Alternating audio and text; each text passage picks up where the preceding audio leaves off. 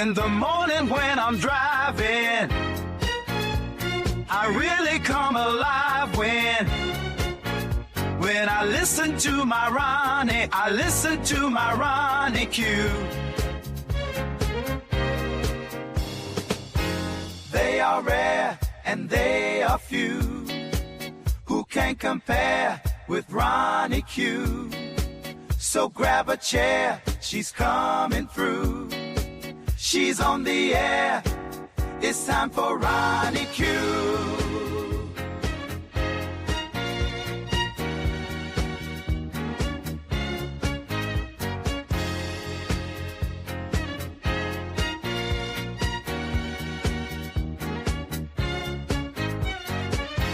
They are rare and they are few who can compare with RonyiQ. So grab a chair, she's coming through. She's on the air, it's time for RonyiQ. RonyiQ. It's time for RonyiQ. RonyiQ. It's time for RonyiQ. In the morning while I'm driving, Ronnie, I really come alive when it's time for RonyiQ. I listen to my Ronnie, I listen to my Ronnie. It's time for RonyiQ.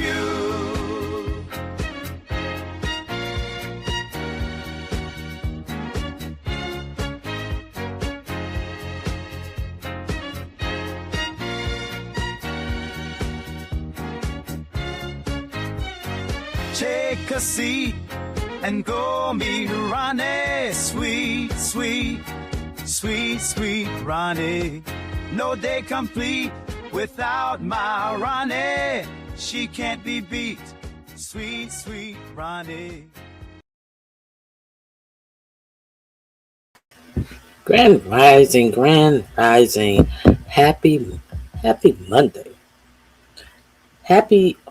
We are in negotiations. Let's get over the hump of these fake negotiations with Iran. Happy Monday. Are the straits open or closed?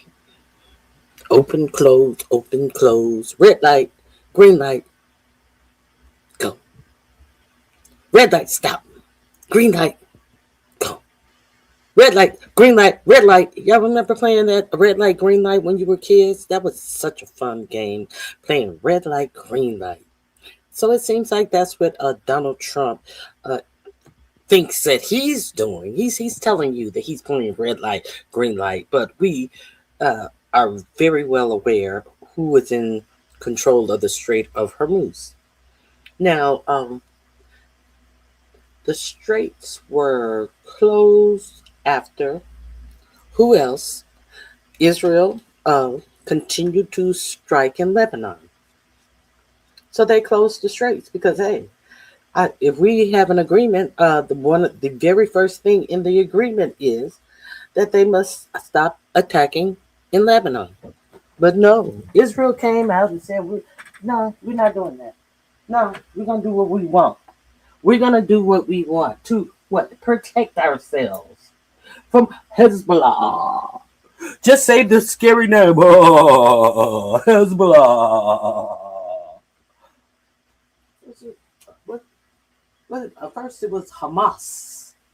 Just say these words and everybody should understand. I have the right. Just say these scary words.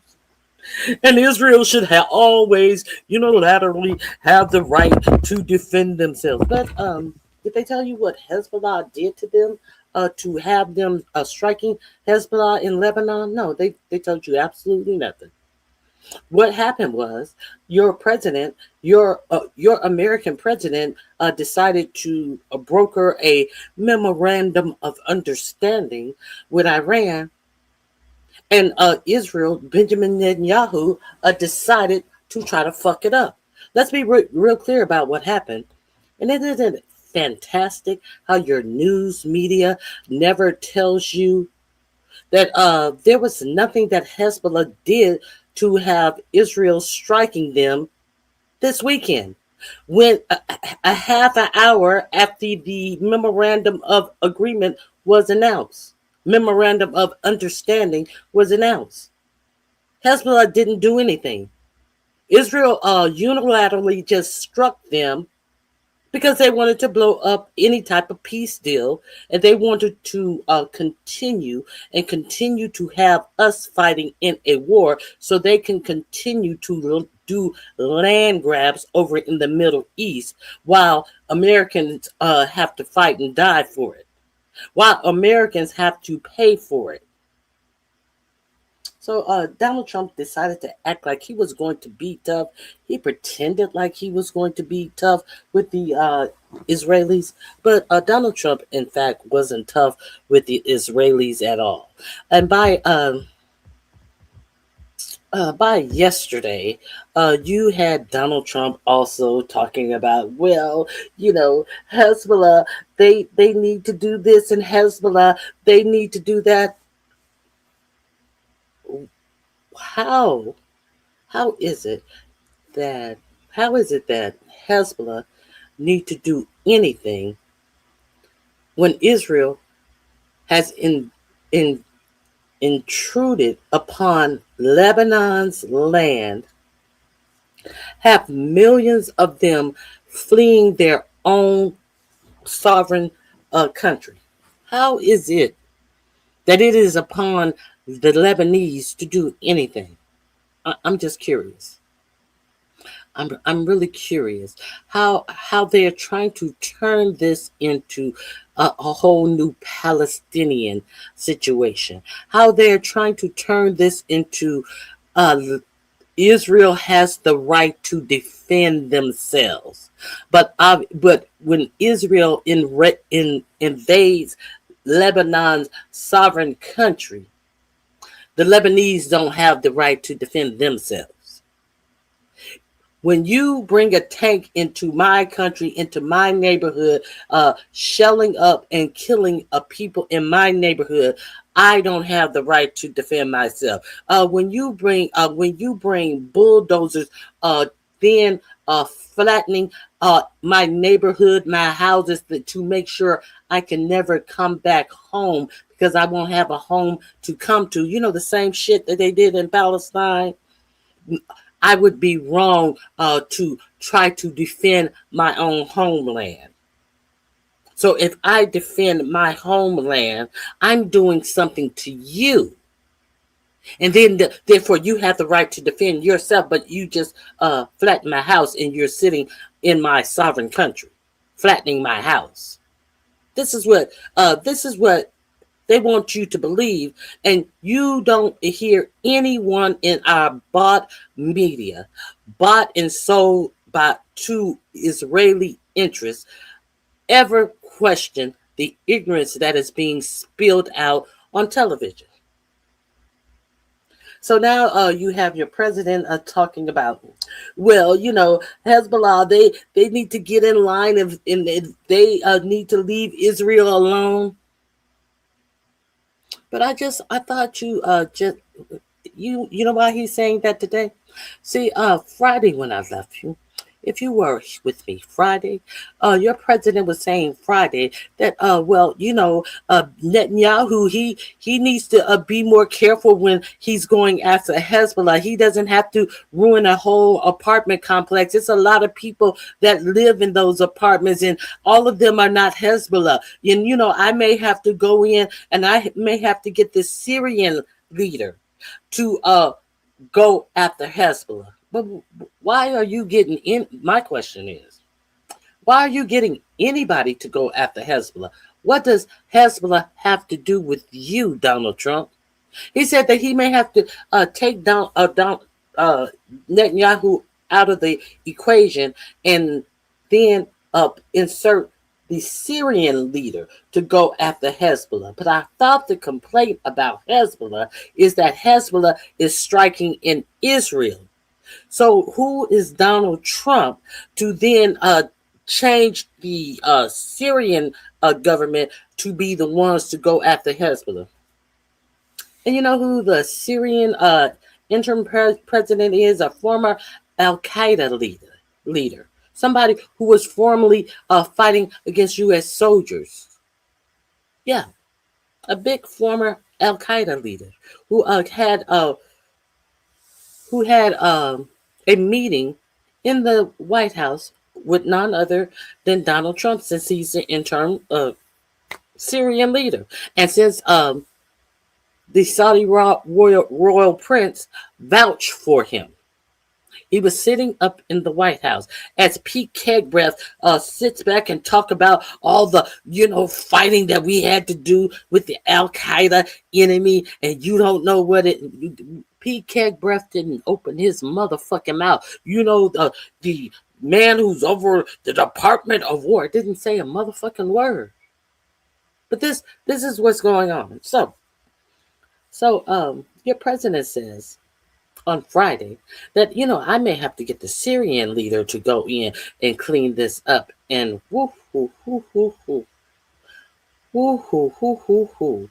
If you did not hear what the Syrian leader said to him, it was amazing. It was absolutely. Let me see if I can find it. It was absolutely heartwarming what the Syrian leader said about. He's like, I'm not going in there. He said, we are tired of war in this, because Syria and Hezbollah were fighting previously, and not about anything about Israel, about Syria and Lebanon.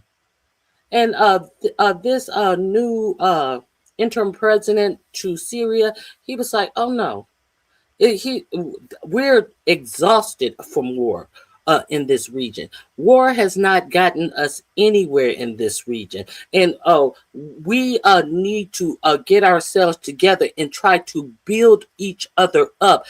We have so many economic opportunities, so why would we continue to go on these follies of war that only destroys our nation? It's time to build, and it is time to have some coalitions, and it is time to have some agreements to enrich our nations, because we have so many opportunities if we work together.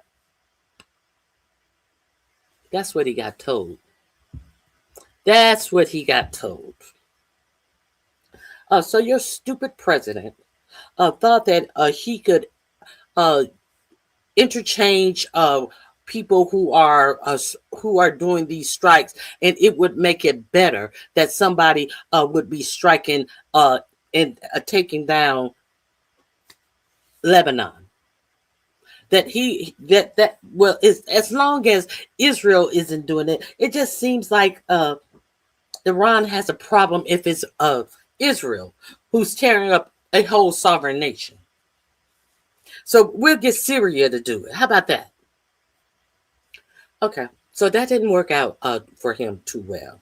Now, J.D. Vance and the Three Stooges, J.D. Vance, Jared Kushner, and the other building motherfucker, Steve Witkoff.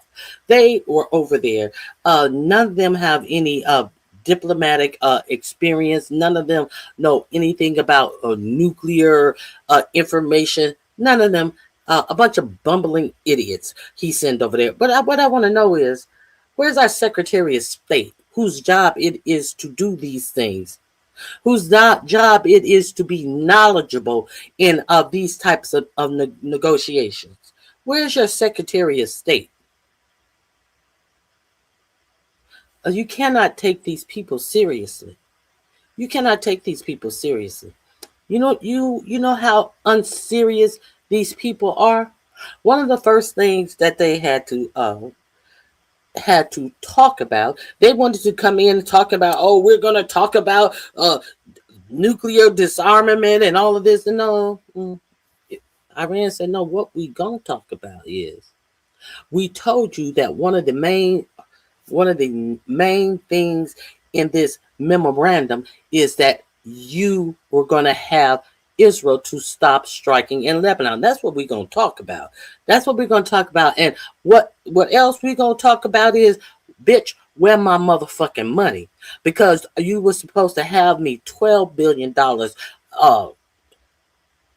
already, and you were supposed to have me $12 billion when I came here to meet with you, because you were supposed to release these sanctions and give me my $24 billion. That is your news media talking about what was really in this agreement, or are they just reshooting you a bunch of bullshit that these people ain't even talking about?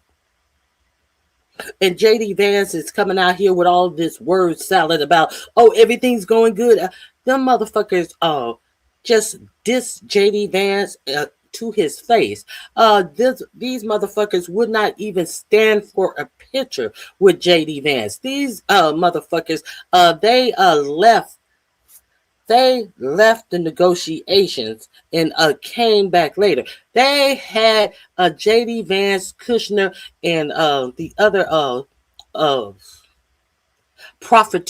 profiteer, Steve Witkoff.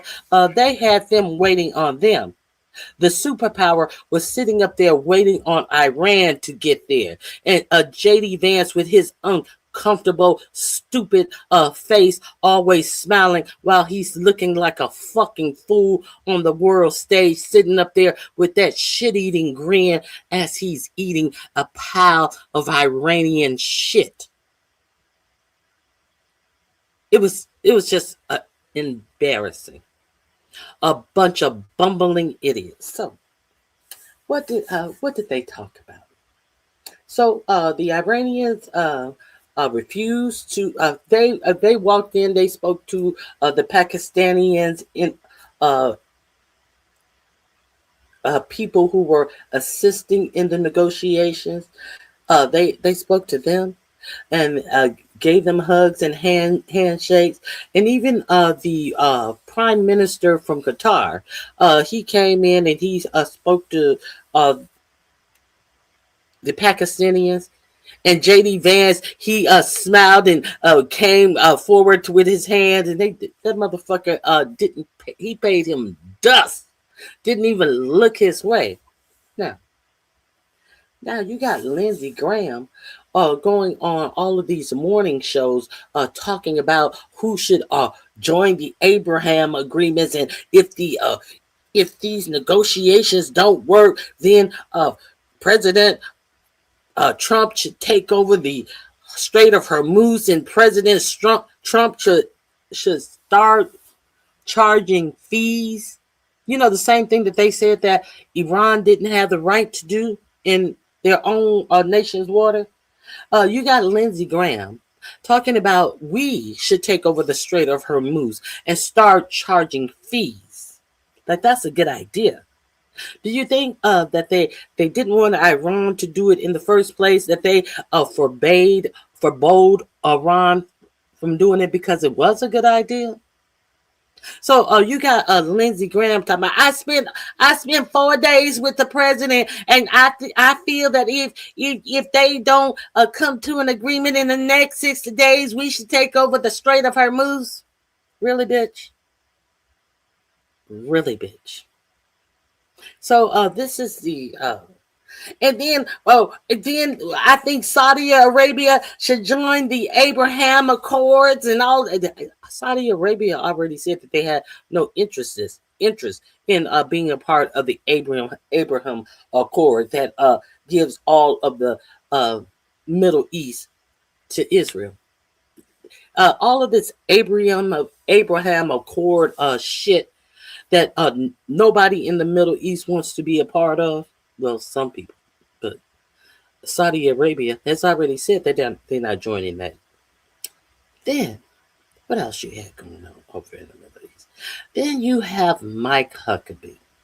You have the Baptist country bumpkin pastor who is full of excess and accessibility to wealth, who lives his whole life in Israel now because he's such a glutton. You remember what a big fat funky pig he was because he's such a glutton. Now he's a glutton on money and riches.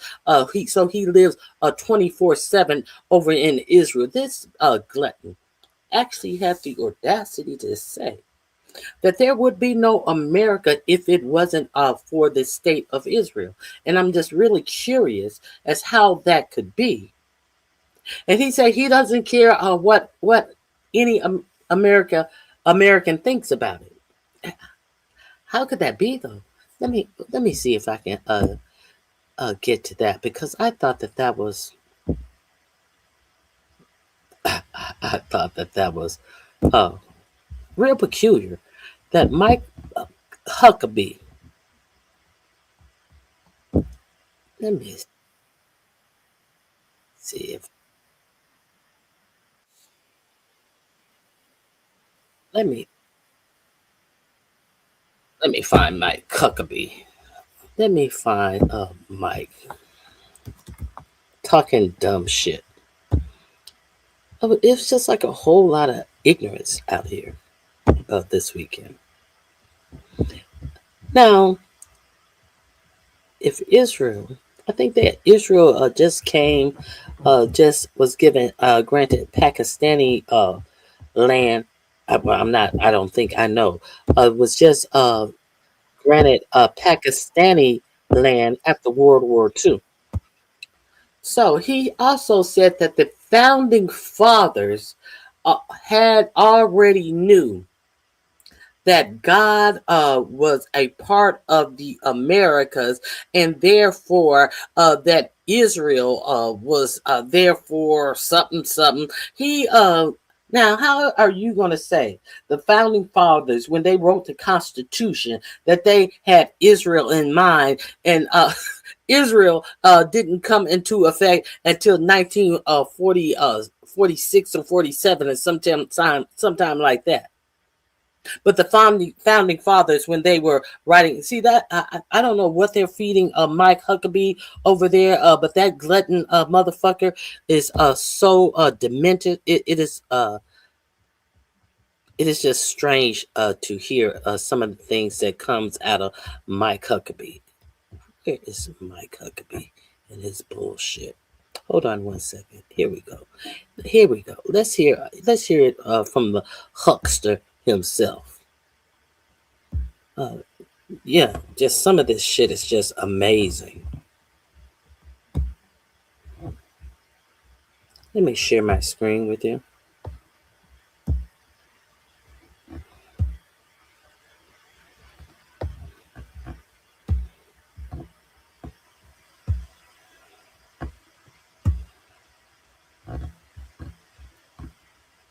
Let me make sure.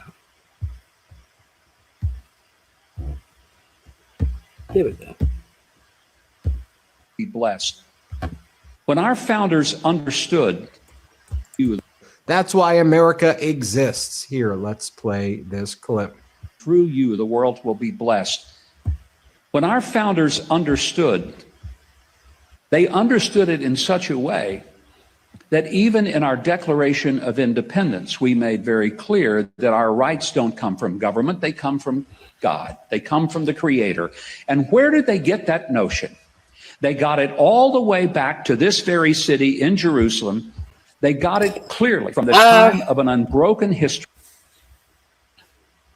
Our founding fathers, if they sat down and wrote the Constitution, they understood that our rights didn't come from the government, as they actually wrote what rights the government would have. They understood that they came from God. Let that sink in. He's preaching to you. Of the Jewish people come from government, they come from God. They come from the Creator. And where did they get that notion? They got it all the way back to this very city in Jerusalem. They got it clearly from the time of an unbroken history of the Jewish people having been connected to God and being a light to the world. And I want there to be no misunderstanding. Americans, whether they understand it or not, need to be grateful to God for the Jewish people and the foundation upon which freedom and the sanctity of the individual was founded, because that is what separates our values from the values of totalitarianism and dictatorship. I want no part of that.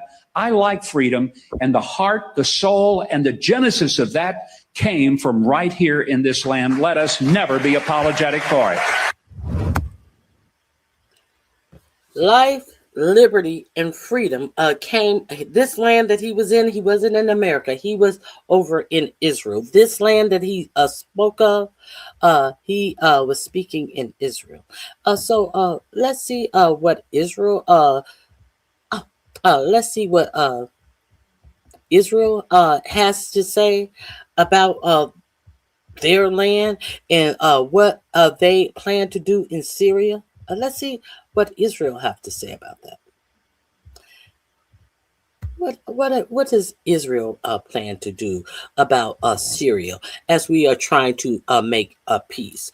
One of their Ben Gvir, Israel's national security minister, Lebanon, all of Lebanon should become our playground. You know, Gaza was their playground.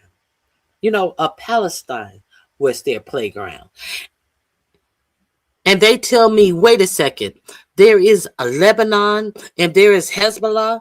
I do not accept this artificial approach. He's saying that there is no sovereign country as Lebanon. There is only Hezbollah. So we should not see the country. We should just see Hezbollah. And we should treat everyone in the country as if they are Hezbollah. Let's be real clear. Now, this is just not anybody who has no power in Israel. He has plenty of power in Israel. Yes. He said all of Lebanon, not just southern Lebanon that they are in now. He said all of Lebanon should be theirs. Okay. So, let me...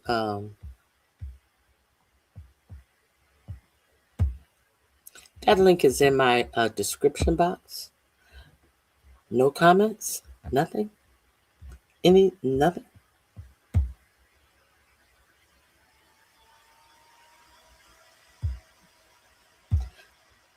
Okay, so let me continue.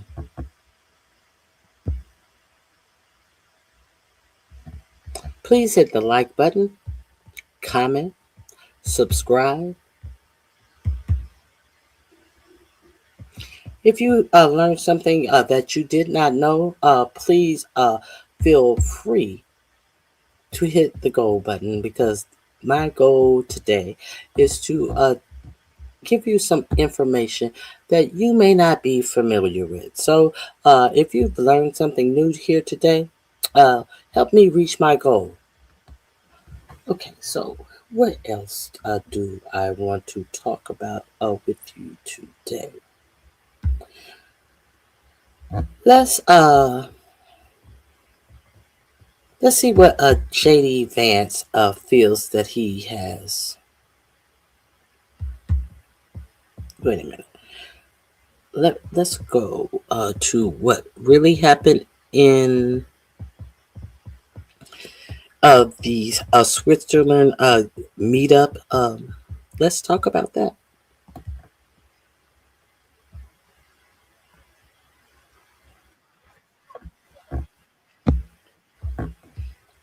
Here we go. Let me share my screen with you.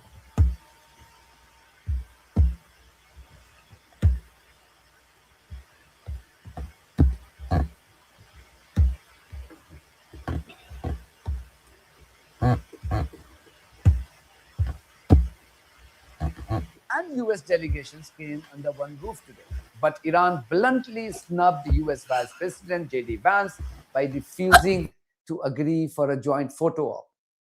The deranged occupant of the White House today threatened Iran after the Islamic Republic announced the closure of the Strait of Hormuz. Frustrated by a series of setbacks, this Israeli slave today threatened to occupy both Iran and the Strait of Hormuz.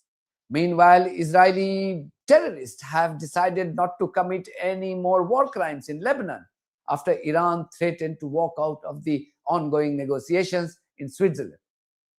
This will be the broad focus of my video tonight. Also in this video, Another example of BBC's editorial dishonesty, as one of its presenters makes a desperate attempt to blame Hezbollah for the carnage caused by Israel. So please stay tuned. So Iranian and American delegations came close to meeting face to face in Switzerland today, as both sides began the negotiations to arrive at a peace deal based on the memorandum of understanding that both Iran and the US signed recently. The US side was being led by Trump's deputy, J.D. Vance, while the Iranian delegation was being led by Parliament Speaker Mohammad Baqir Ghalibaf and Foreign Minister Sayyid Abbas Araghchi. The highlight of the event was the Iranian delegation's refusal to share the stage with the American delegation for a joint photo. This was the moment when Araghchi and Ghalibaf entered the room where Vance was hoping to be photographed with the Iranian delegation. However, Araghchi walked up to Pakistani Prime Minister Shehbaz Sharif and apparently told him that they were walking out as they had absolutely no desire to share the stage with the Americans.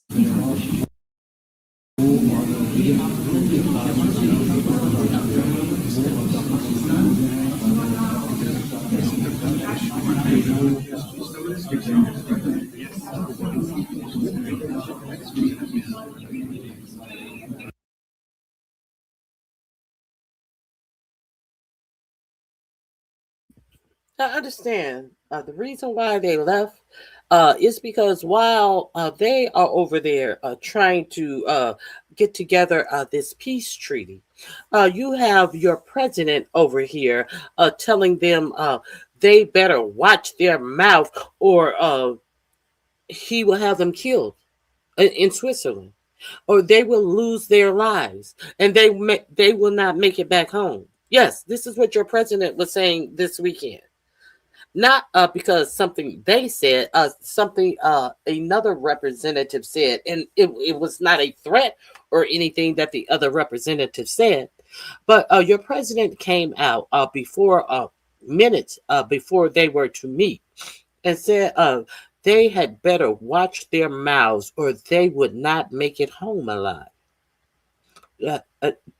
So I'm just giving you the context of what was going on right then and there. But they did come back.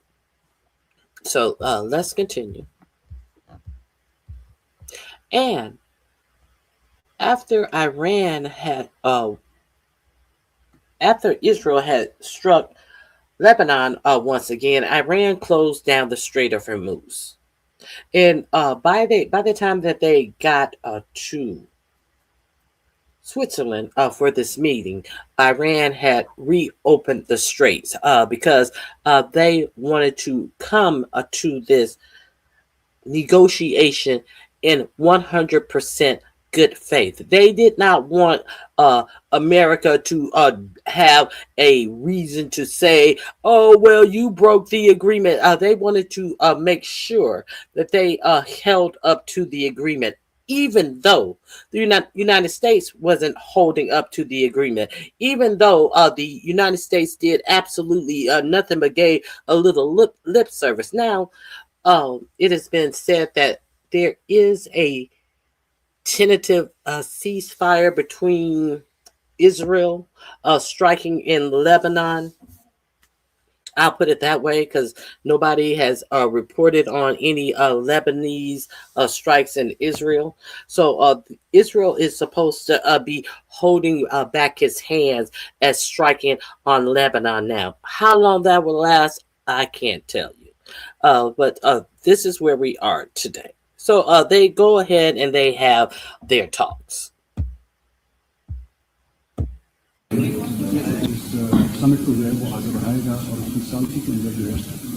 So here's J.D. Vance back there. He's in conversations with someone, but he's like they're like a hoe who saw their somebody who they're fawning over, like their secret crush. He's over there chit-chatting with somebody, but he's looking at the Qatar, the Prime Minister of no, that's not the Prime Minister of Qatar. He's looking at the Pakistani emissaries and the Iranian people who have come in, and he's like, hey, what's going on? Where'd they go? Watch JD Vance. He's gonna damn near knock over a woman after the Iranian people leave to try to figure out what happened. How come nobody came to talk to me?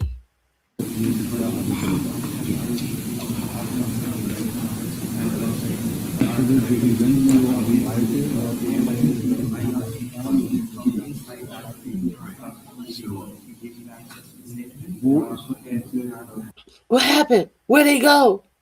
Where'd they go? He almost knocks this woman over. JD Vance. Look, he looks like, oh, they're leaving. They're leaving. Where'd they go? Look at him. Like a little stupid rat back there.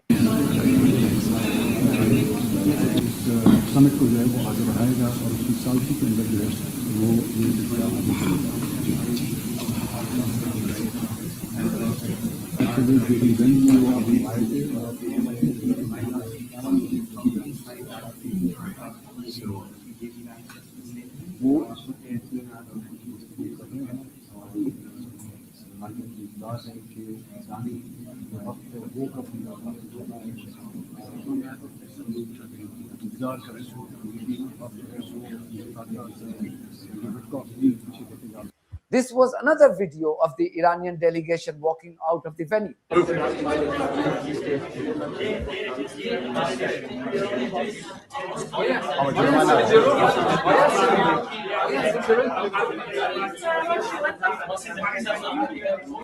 You can't blame the Iranians for walking out of the venue and refusing to share the stage with the Americans.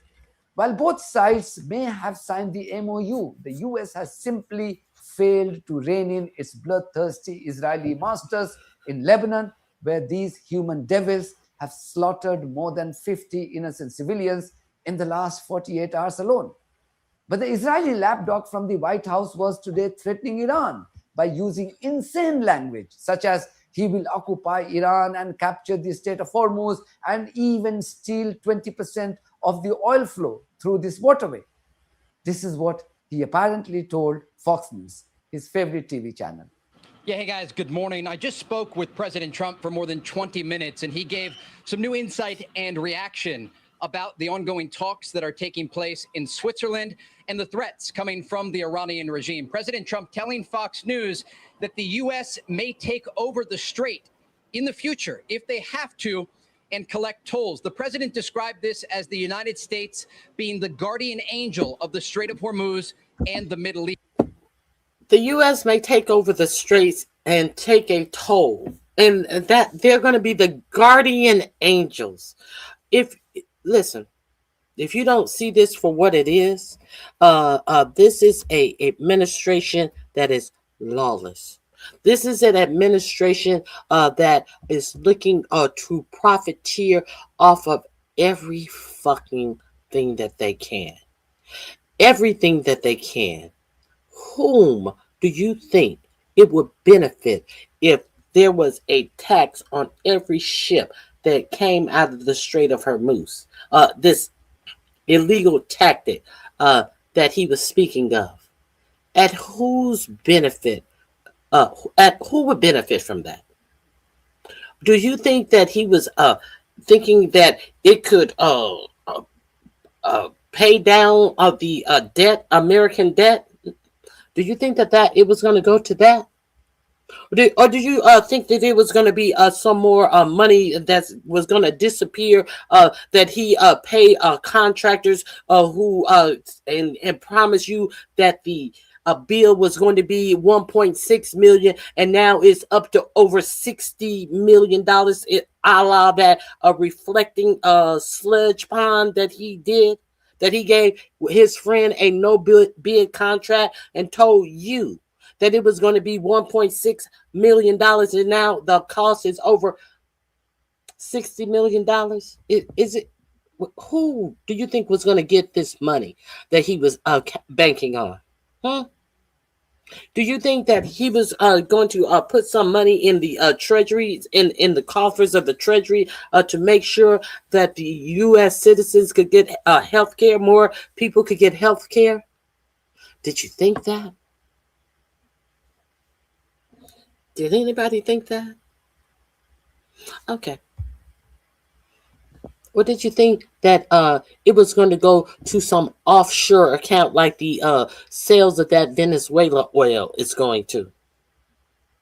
You know, he has been talking about all of this Venezuelan oil, but he has not been telling you how the sale of any of this Venezuelan oil has helped America.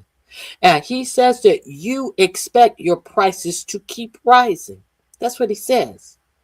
He said that, hey, the sale of the oil was going to help America and it's going to help you. Well, how does sale of oil help you? You're not an oil executive, but some of you guys couldn't figure that out. You are not someone who is getting money shipped to you secretly in a offshore account. So, but you guys couldn't figure that out. But now he is out here talking on Fox News to the Fox News audience as if it would be a good thing to take over the Strait of Hormuz and to do what he said it was illegal for Iran to be doing, charging fees for every ship. Make that make sense. And this is what this man is actually wanting you to hear. And he's still in office. And nobody sees fit to understand that this man is absolutely unfit to be in office. Let's continue. What else did he say? East. And the president said ultimately that would involve the U.S. taking 20% of the oil that passes through the strait. Remember, this comes in reaction to the Iranians saying they will close the Strait of Hormuz in response to. And this comes in response to Iran saying that they will close the Strait of Hormuz if Israel keep striking Lebanon, something that he already knew because it's in the memorandum of understanding. But instead of telling Israel to stop striking in Lebanon, what does he do? He do the same thing that got us in this war in the first place. Because Israel told them that they were going to strike Iran instead of telling Israel, no, don't strike Iran because they're going to start striking our interests and it's going to be no. They said absolutely nothing to Israel. But then he wanted to get tough with Israel. When was that? Friday or Saturday? And says that, we pay for 2/3 of the bombs that Israel used. And there wouldn't be no Israel without us. But I can't tell, Donald. If you can come out of your mouth and say that we pay for 2/3 of Israel bombs, why are we still doing it? Why are we still doing it? If if Iran has a well understood, a written out memorandum of understanding, why can't you understand this memorandum? That the first thing is that Israel must stop striking Lebanon. Why is it hard to understand that a sovereign nation should not be obliterated at will behind people invading their sovereign nation, claiming self-defense as they tear down their whole nation?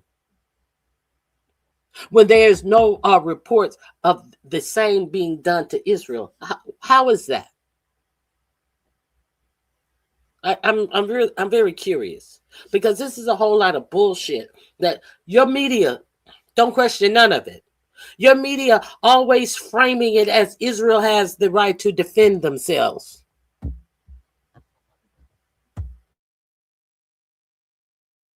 Hey, Fred Shields. your media is always under the guise of Israel. Yes, every sovereign nation has the right to defend themselves, but then all of a sudden, when Lebanon wants to defend their nation as Israel is going in and bulldozing whole neighborhoods, then Lebanon doesn't have the right to defend themselves. They're being terrorists. They're Hezbollah.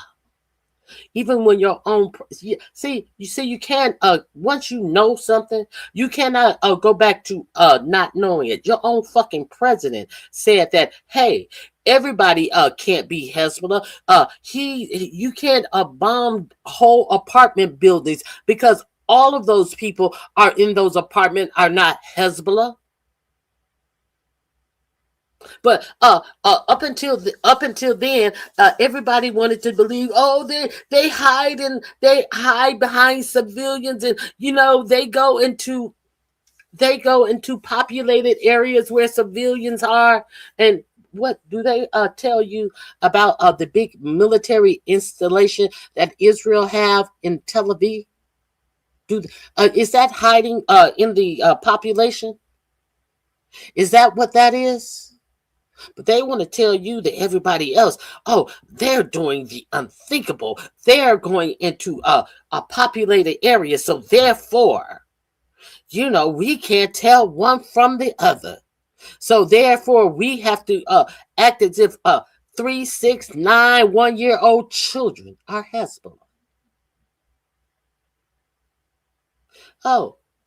But your president finally said the true part out loud when he was mad that his peace deal was about to get blown up. He saw his way out of this bullshit that he put himself into, following behind Netanyahu and his they're about to have a nuclear weapon. Then all of the right wing got upset with 45-47. All of the right wing, they're so mad at him for making this agreement. Damned if you do, damned if you don't. You wouldn't have been damned if you didn't take your damn ass over there following up behind somebody with no fucking factual evidence talking about how easy it would be to rage a war in Iran. You wouldn't have been damned then. So now he's worried about his supporters. He ain't worried about nothing else. He ain't worried about life and limb. He's like, well, fuck it. If this don't work, I'll bomb them what? No, he said, I'll blow them to shit. He'll blow them to shit. That's what he said. Israeli strikes against Hezbollah in Lebanon. The president said ultimately that would involve the U.S. taking 20% of the oil that passes through the strait. Remember, this comes in reaction to the Iranians saying they will close the Strait of Hormuz in response to Israeli strikes against Hezbollah in Lebanon. President Trump tells Fox News he spoke with Iranian officials overnight and said, you close it and you won't have a country. He went on to tell these officials, you won't even make it back to your effing country. Now, earlier today, Iran's President Masoud Pezeshkian said this about Iranian enrichment of uranium. The president also reacting to that. Take a listen. We will not give up our right to enrichment, and they, too, will be forced to accept it. You all know what the so-called President of the United States was saying. He had made a complete 100-degree turn. He was saying that Iran must surrender unconditionally. Iran has no right to do this. It has no right to do that. President Trump, during our call, responded directly to those comments by Iranian President Masoud Pezeshkian. President Trump told Fox News he better watch his mouth, he better shape up, or we'll take over the rest of the country. Iranian expert Negar Mortazavi told Al Jazeera that each time Iran and the US are close to a deal, Trump does his best to spoil the party. The Iranians have gone into the room, as our Osama bin Javed described. They expressed their concerns to the Qatari mediators, and then they walked out, presumably to have a huddle. It's not over. They're not walking out on the whole process. It's not over. They weren't working out on the whole process. they voiced their concerns to the mediators. That this motherfucker was over there raging about they better watch their mouth up about the comment that you just heard. And he also said, or they may not make it home alive. But what should we read into this? What's the takeaway here?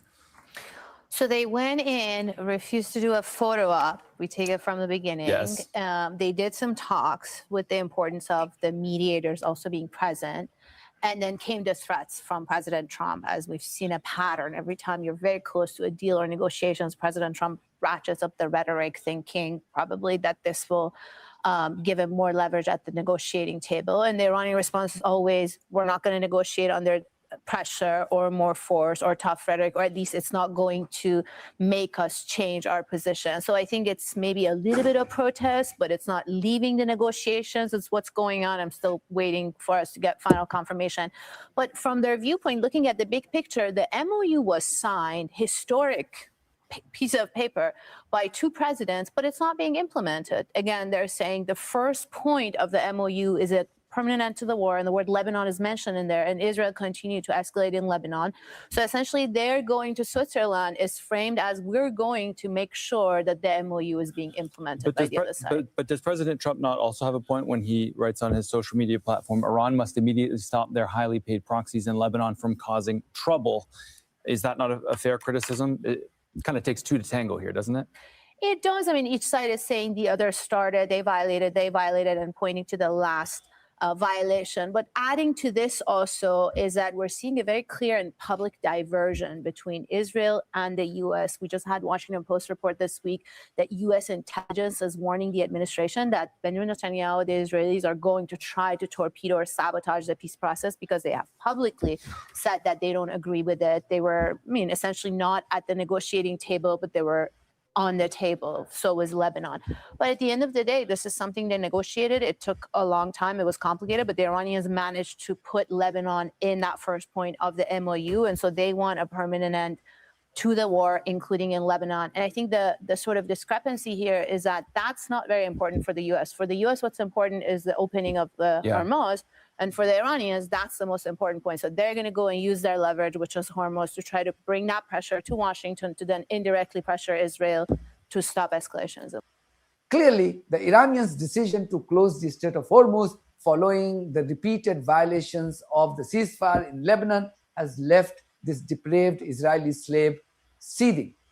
While publicly he was showcasing his fake bravado, privately he was busy pleading to his Israeli masters to not humiliate him anymore. This was evident as Israeli barbarians today held back from their savagery in Lebanon. J.D. Vance too hinted today that Israeli monsters will not bomb Lebanon. Well, first of all, we've seen great progress over the last just couple of days in ensuring that the ceasefire holds in Lebanon. These things are always a little bit messy. If you go back to how much was happening 3 months ago and compare it to 3 weeks ago, great progress has been made. If you go back to 3 weeks ago to 3 days ago, additional progress has been made. The president has committed us to see a full regional ceasefire. We found great partners in working with the Qataris, the Pakistanis, our friends in Israel. We're all working towards regional peace. There, of course, are going to be sometimes disagreements about precisely how to get there, but I actually feel great about where we are in Lebanon. There's still some additional wood to chop, but we're going to keep on working at it. And all of this hyperbole, there's still some additional wood to chop. No, we need to talk about the actual facts. We don't need to put this in some we're chopping wood type of context. No, we need to speak in the context of exactly where we are and what is going on.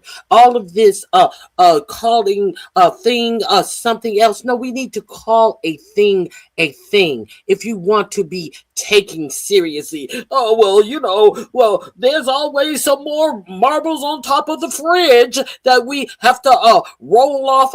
All of this dumb shit. Israeli asset Lindsey Graham today told the people of Lebanon that help was on the way.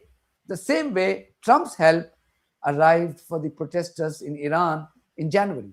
To Saudi Arabia, now's the time to open negotiations yet again for you to expand the Abraham Accords, for you to join.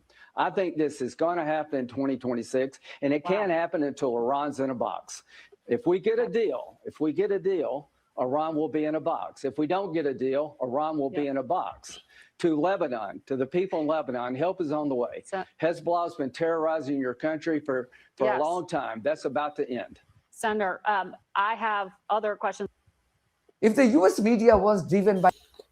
Didn't they tell Iran that help was on the way? And all they did was give a bunch of guns to the Kurds, and don't even know if the Kurds dispersed the guns to the Iranian people, or if the Kurds just kept these guns. Didn't they? Isn't that the reason why so many people lost their lives in Iran? And they told you that the government was killing people in Iran, but they gave the guns, shipments of guns to the Kurds, and they can't tell you what happened to these guns. But they want to tell you that the Iranian government killed. First it was 30,000, then it went to 35. Now it's up to 50 or 60,000 of their own people. They don't mention those guns that much anymore, that they sent to the region. You know, the same old playbook that America always do, clandestinely ship in weapons to some fringe group, to start an uproar in a country. You know, that same old tried and true, but it don't seem like it worked this time. But they want to continue to make sure that you're mad about some shit. And they want to make sure that you'll hear about this 20 years later, when history will finally catch up with what really happened with these guns. You know how long it took for the Iran-Contra shit to fall out? You know how America history is so late, and we have to learn from this, and we never learned a motherfucking thing. But they continue with these tried and true failed tactics. Let's continue. Ethics and morality. This Israeli asset Graham should have been challenged when he said that help was on its way to Lebanon. Help against whom? It should be Israeli savages, because they are the ones committing a large-scale massacre there. Thankfully, not every American thinks like Graham or other Israeli stooges in the US Congress and Senate. Listen to American journalist Crystal Ball, who thinks Israel is a terrorist state. I guess I don't think of it too much in like political strategic terms. I just think about it in terms of telling the truth about what the original sin was here is not now the inevitable deal, which is going to improve Iran's position because they won the war. The original sin is the war, right? That's where the problem really lies. And that's where the criticism should go. So, for example, I saw your post about how this is a quote gift to the mullahs, which I don't know if you're trolling. I don't know if you're like relapsing to some of your neocon ways, but it is a gift to the mullahs. Is it not a gift? No, it's not a gift. It's what they secured. I mean, the mullahs on are the stronger now than they were before the war. And also, they're going to have more money than they did before the framing war. Is also very right-wing coded. But in any case, they are mullahs. But it's I mean, they're bad, though. We can agree they're bad. Sure, but like Israel is the biggest terrorist in the region. We funded a genocide. Okay, so I'm not really feeling too confident in our ability to moralize about really any regime in the entire world. But Tim, it's more. I mean, Iran killed like 42,000 unarmed protesters earlier this year. I'm not here to I don't want to live in Iran, right? I don't want to live in Islamic Republic. But I also think that us bombing them has. Here we go. Now, understand. Tim used to be some right-wing fanatic, and it seems like he has been more and more talking this dumb shit. This is a gay man who got his feelings hurt by the right. But now when it comes to taking the lives from people in another region, he wants to talk about all of this tribalism shit. And he knows all the facts about things that affect him and how he live his life. So I guess it makes him easier to ignore the story about the weapons that were given to the Kurds. I guess it makes it easier for him to ignore the reports that came in about civilians being shot up by Kurds. I guess it makes it real easy for him. And talking about somebody's winning. And so how would they be winning if they shot up 40,000 Iranians? What about that would make them winners? Nothing. See, it's easy to have these stupid ideas and attitudes when your lives are not on the line. Has that helped the protesters? No, I'm sure it's given them pretext to be able to crack down even more aggressively if that's what they want to do. But the framing of it's a gift to the mullahs, it's not a gift. They won the war. This is what is going to be required to end the war. Is it a disaster? Of course. But the disaster comes from starting the war in the first place. Really, the disaster comes from getting out of the JCPOA to begin with. The root cause of the insane and wild reactions of Trump and his Israeli boss is their inability to digest the defeat at the hands of the Iranians, both militarily and on diplomatic front. Retired American Colonel Douglas McGregor thinks that the current conflict has led to the rise of two superpowers in the region, namely Iran and Turkey. The two powers that are going to emerge from this war and will dominate the Middle East for decades to come, maybe longer. One is Iran, there's no question about that, and the other is Turkey. They are not the same. They are very different people, very different states with very different histories. And I spent many years of my life visiting Israel back and forth, and I tried to tell them on more than one occasion, you're barking up the wrong tree, as we say. Your existential threat is not Iran. Iran, Persian civilization, the Persian world and Persian culture, those things aren't your enemy. You've got a real problem further north and to the east, and that's called the Turks. They're very different. This is a resolutely martial people of great courage who are innately inclined to fight. These are natural soldiers. I mean, I've seen them, and I had the good fortune to work with the Turks. I think the world of them militarily. They are great people, but you do not want to go to war with them. In Iran, you're dealing with someone who is rational. Whether they like to think so or not in Israel, they are. They will coexist with you. You can talk to them and do business. But if you provoke the Turks, it's a fight to the finish. I don't think President Trump wants to be involved in that. And the frustration is being witnessed everywhere in the American media. Just watch this analyst on the ABC. We give the president all the credit in the world for the June bombing of the nuclear sites. But now we get to February. He tells us this is about regime change, unconditional surrender, eliminate the nuclear threat, and eliminate their missile capability. That's what he tells us. He then does 5 weeks of war, less than what the Pentagon wanted him to do, and then he stops. And he stops and fills the air with a whole bunch of empty threats.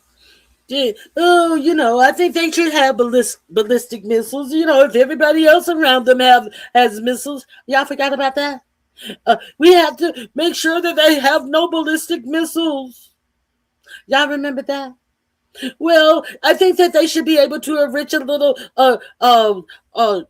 nuclear energy for energy and things like that. They can have no nuclear weapons for energy or anything else. Y'all remember that? And that was, I think that they should be able to have a little nuclear energy. We are going to go in and we are going to get all of the nuclear dust. Well, nobody knows where the nuclear dust is. And, no one has the equipment to get it. Maybe China and stuff, but, nobody knows. There's nothing you can do with it now. You notice the before arguments and the after arguments that has come from your president. All of these were quotes from your president as he spent billions of dollars a day in this fool's errand for Netanyahu. About when he's going to restart. Then he gets to the point where the Iranians have him in a corner because of the economic calamity that's caused by something that apparently his geniuses in his national security team didn't anticipate, that they would close the Strait of Hormuz. How they didn't anticipate that, John, I don't know. So now... let's be real clear. They did anticipate it. These 4-star generals, they did anticipate it, and they were quickly fired by a idiot named Pete Kegbreath. Those 4-star generals that lost their careers behind a drunken lick ass fool, Pete Kegbreath. Yes, but the you can't just blame Kegbreath, because who chose him to be over the whole motherfucking military in the first place? You got to blame them all. What they say,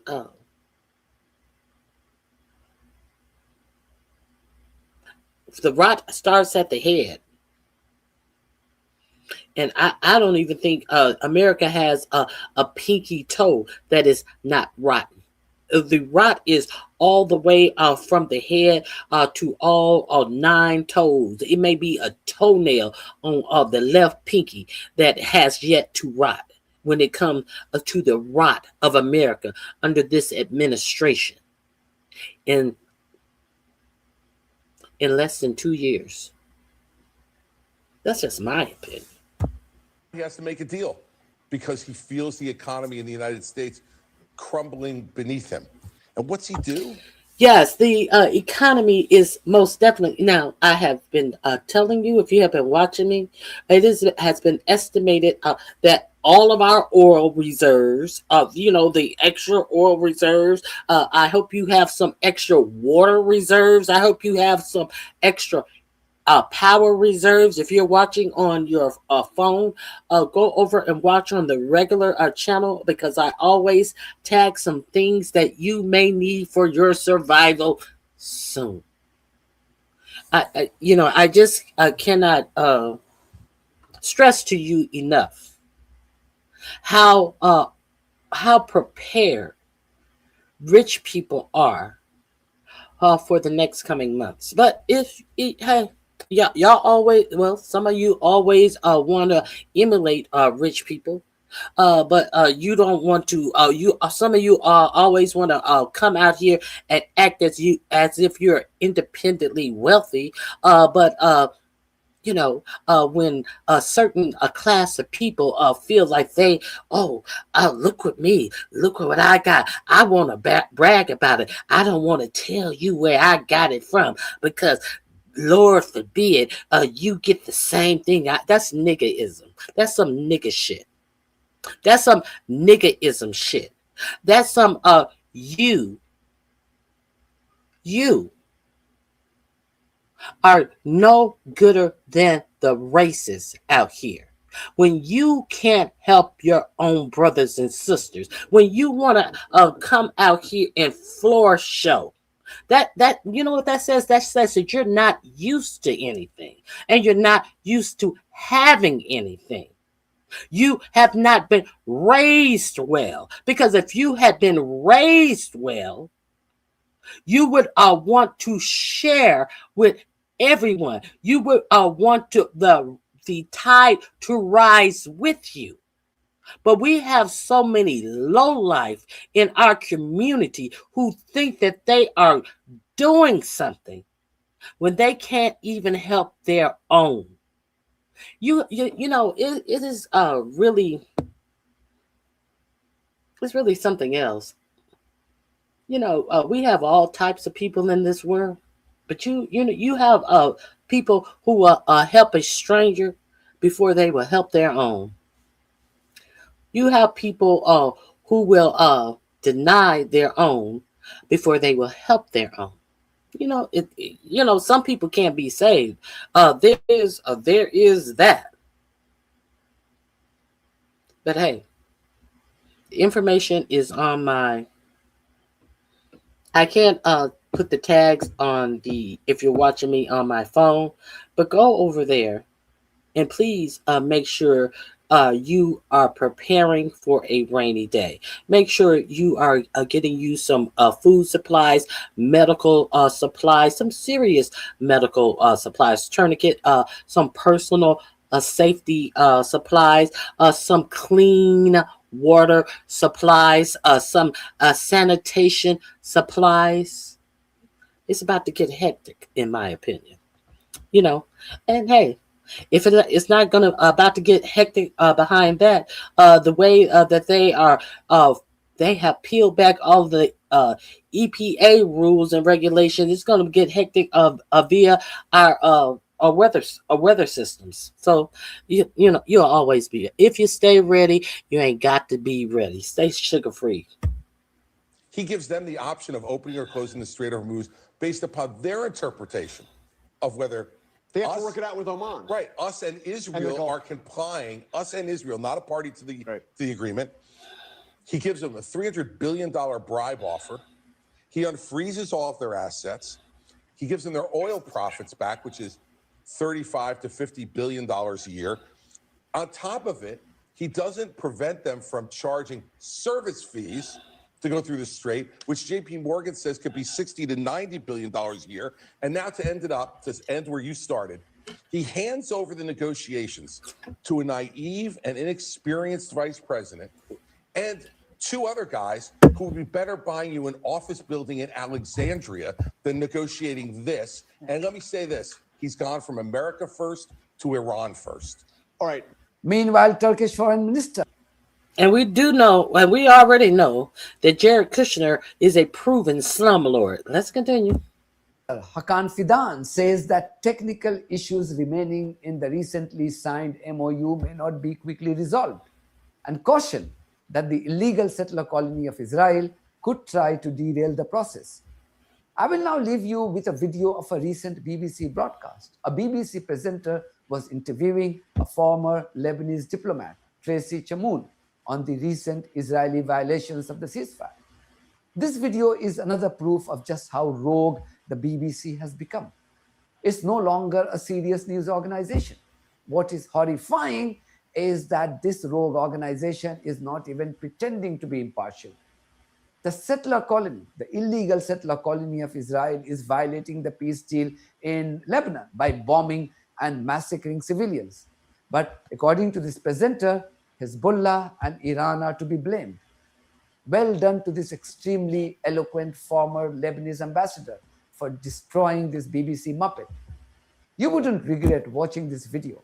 Lebanese ambassador to Jordan and the second woman ever to see Lebanon's presidency, and she's speaking to us from Beirut. I was interested that the statement that came from Iran, Tracy, talked about a flagrant breach of the agreement because Israeli soldiers were 10 miles inside Lebanon. But you could flip that on its head and say that Hezbollah, supported by Iran, was undermining the sovereign government of Lebanon. I wonder what you make of Iran's role in this.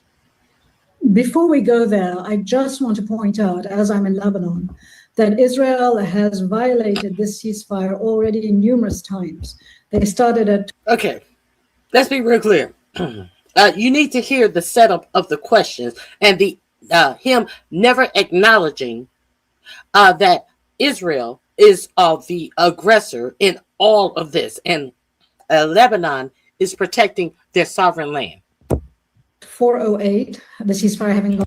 I wonder what you make of Iran's role in this. Before we go there, I just want to point out, as I'm in Lebanon, that Israel has violated this ceasefire already numerous times.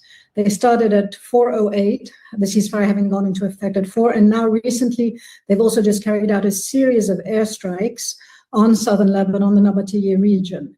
And also they've made it very clear that the military spokesman has said that they're still reserving the right to defend themselves where they see appropriate. Now, this is the clause that got them into the trouble from the start. So I don't know how they're going to abide by this ceasefire if they're reserving for themselves the right to attack and strike at will still. Right. But does Iran have a role in keeping the peace in Lebanon?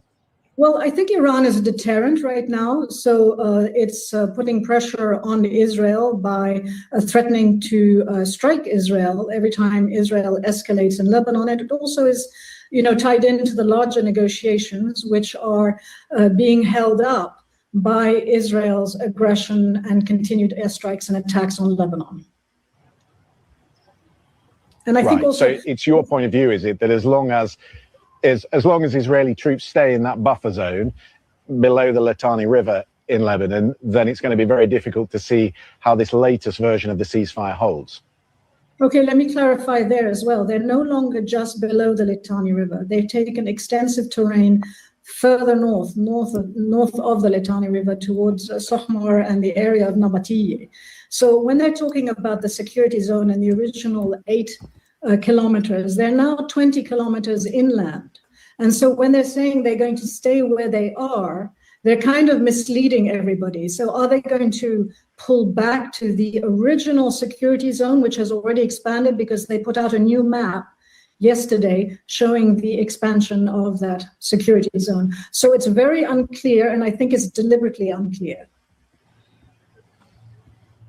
But it is fair to say as well, I take your point on the Israeli role in this, but it's also fair to say that the weapons Hezbollah are using have historically flowed from Tehran. They've historically flowed from Syria, certainly the funding has come from Tehran, but all these armies are funded from somewhere. Israel is funded by America, Hezbollah is funded by Iran. So it's not a road anybody really needs to go down right now. We know who the protagonists are. We know who the players are.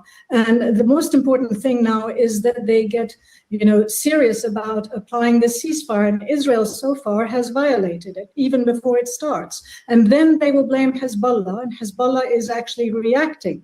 Let's hope this time that Iran has put enough pressure on Hezbollah that they don't react, and that it becomes, unilateral, and at some point Israel has to stop.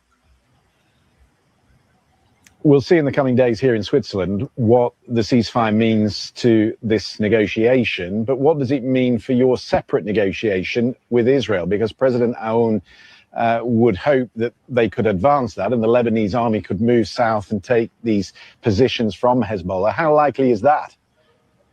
Well, I think that if Hezbollah agrees, Hezbollah has always said that if Israel pulls out of Lebanon, then they're willing to sit down with the Lebanese government to negotiate a national defense strategy regarding their arms.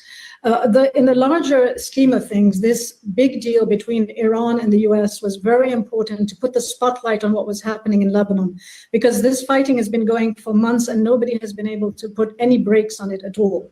The secondary negotiations, which the president is going to undertake in Washington, are also important if the Israelis pull back. If they pull back to the border, or at least the security zone, then you have a starting point to negotiate. And also if they abide by the ceasefire, a comprehensive ceasefire. If they don't, then there's nothing to negotiate. Tracy Shamoun, really important detail. Thank you very much indeed for your time this afternoon. We've had correspondents from other networks. The world's media is here in Switzerland coming over saying, what does all this mean? I think there is a lot of confusion at the moment as to what it does mean for the negotiation, but we'll continue to watch. This is BBC News. Oh, he's confused. That's it for me. Thank you very much. He's confused. I think there's a lot of confusion. What you confused about? I think she spoke plain English, but he thinks there's a lot of confusion. If they go back to this alleged buffer zone, why is the buffer zone always inside of another sovereign country's land? How come the buffer zone isn't a buffer into your own land? Why is that never the buffer zone? Or if how come isn't it 10 miles or 5 miles inside your own borders? How come all these buffer zones that you create always go deeper and deeper and deeper into another sovereign nation's land? We know why. Because it's not about no fucking buffer zones. But, now, somebody wrote something in the chat that was interesting. About Candace said that they are raiding Iraq for Nimrod's tomb.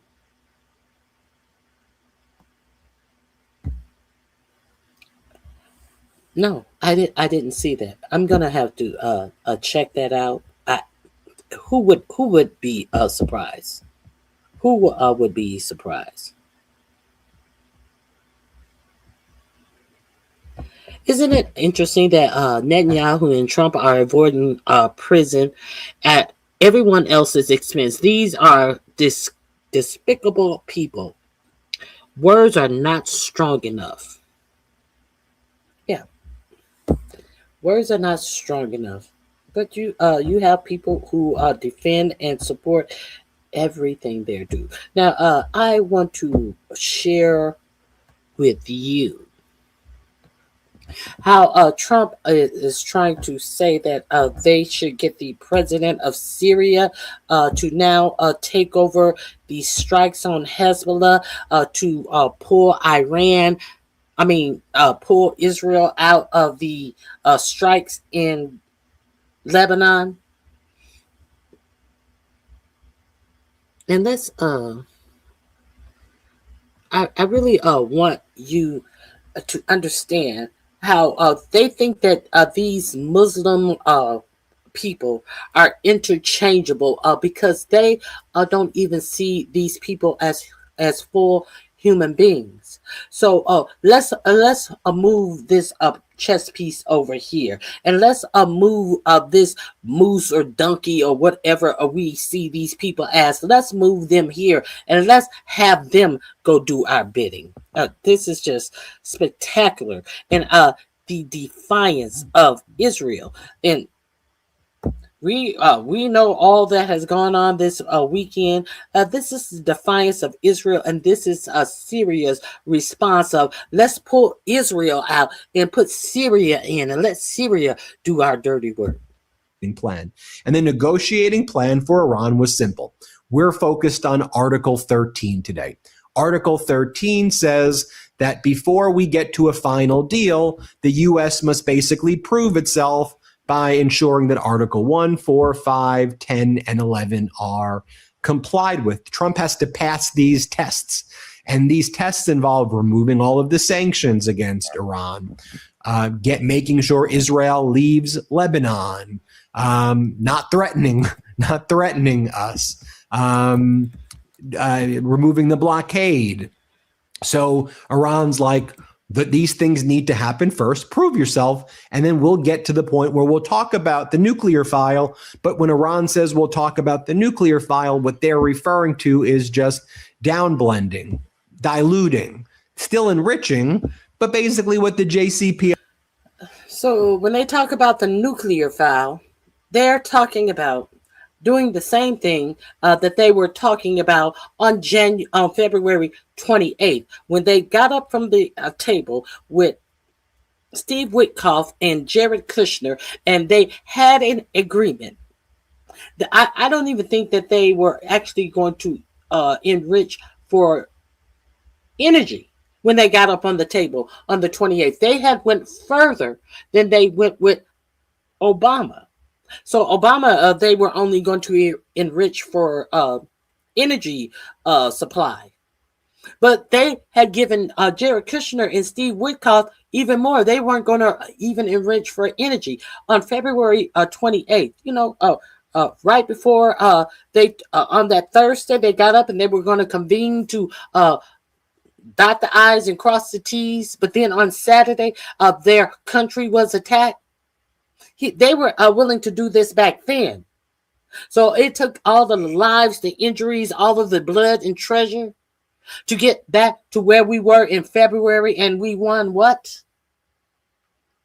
Now, no, I take that back. We are not getting what we had in February because they are going to blend down their nuclear supply, which means that they will still have nuclear supply. You remember your president? They cannot have no nuclear. They will still have nuclear supply. How do you know this, RonyiQ? How do you know this? I'm going to tell you how I know this in a second. Let's finish this. OA had. So we'll get to the point where we'll talk about the nuclear file, but when Iran says we'll talk about the nuclear file, what they're referring to is just downblending, diluting, still enriching, but basically what the JCPOA had. So, you have late at night going into the early hours of the morning, you see Iran's delegation in this hotel in Switzerland. You have J.D. Vance, Al-Thani, and Jared Kushner. I mean, they look like, as a lawyer. So it reminds me of a scene when I was like working as a third-year associate at a law firm. This is what this reminds me of over here. But and look at this. Jared Kushner standing back there with his hands in his pocket. J.D. Vance, who is supposed to be the biggest dignitary from the United States, he's sitting on his laptop typing like a little dumb bitch. Let that sink in. Let that sink in. As Jared Kushner sits back with his hands in his pockets. I guess he's waiting for Steve Witkoff to get done with whatever Middle East person that is at these negotiations that they can get over in a corner and beg for billions of dollars from. I guess he's waiting on his chance. Let's continue. You have that image of them together working through these, statements. You have the MAGA influencers who are, seemingly kind of with the station Vance, J.D. Vance. I think that would be putting it lightly. I despise the guy. I think that he also has a sore attack to try and move the ceasefire. We will never withdraw Netanyahu. Now, this is what, in the middle of the negotiation, this is what's coming out of Israel. Israeli Defense Minister Israel Katz says, there was not and there is not any restrictions on IDF soldiers in Lebanon from acting to remove threats as they sit in Lebanon's country. This ceasefire that was announced yesterday leaves the IDF in all of its positions within the security zone. This security zone that is own country. This leaves the IDF in all of its positions within the security zone that protects the communities of northern Israel. So, if they are protecting the communities of northern Israel, why are these security zones in the country of Lebanon? That's what I'm really wanting to know. So, what gives you the right to protect Israel by going into Lebanon and tearing down their communities under the guise of protecting the community in northern Israel? Wouldn't it be better if you felt that the communities in northern Israel was in such danger,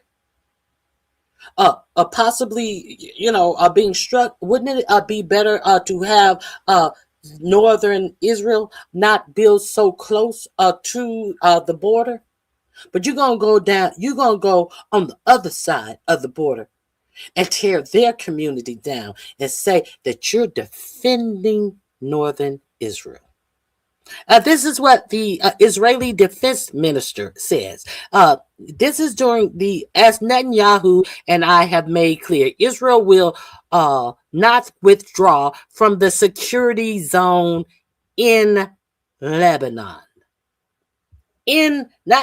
Not on the border, in Lebanon. This is what I wanted you to see what they are saying. And I already showed you this Ben revere. Israel National Security Minister said, Lebanon, all of Lebanon should become our playground. All of Lebanon should be our target.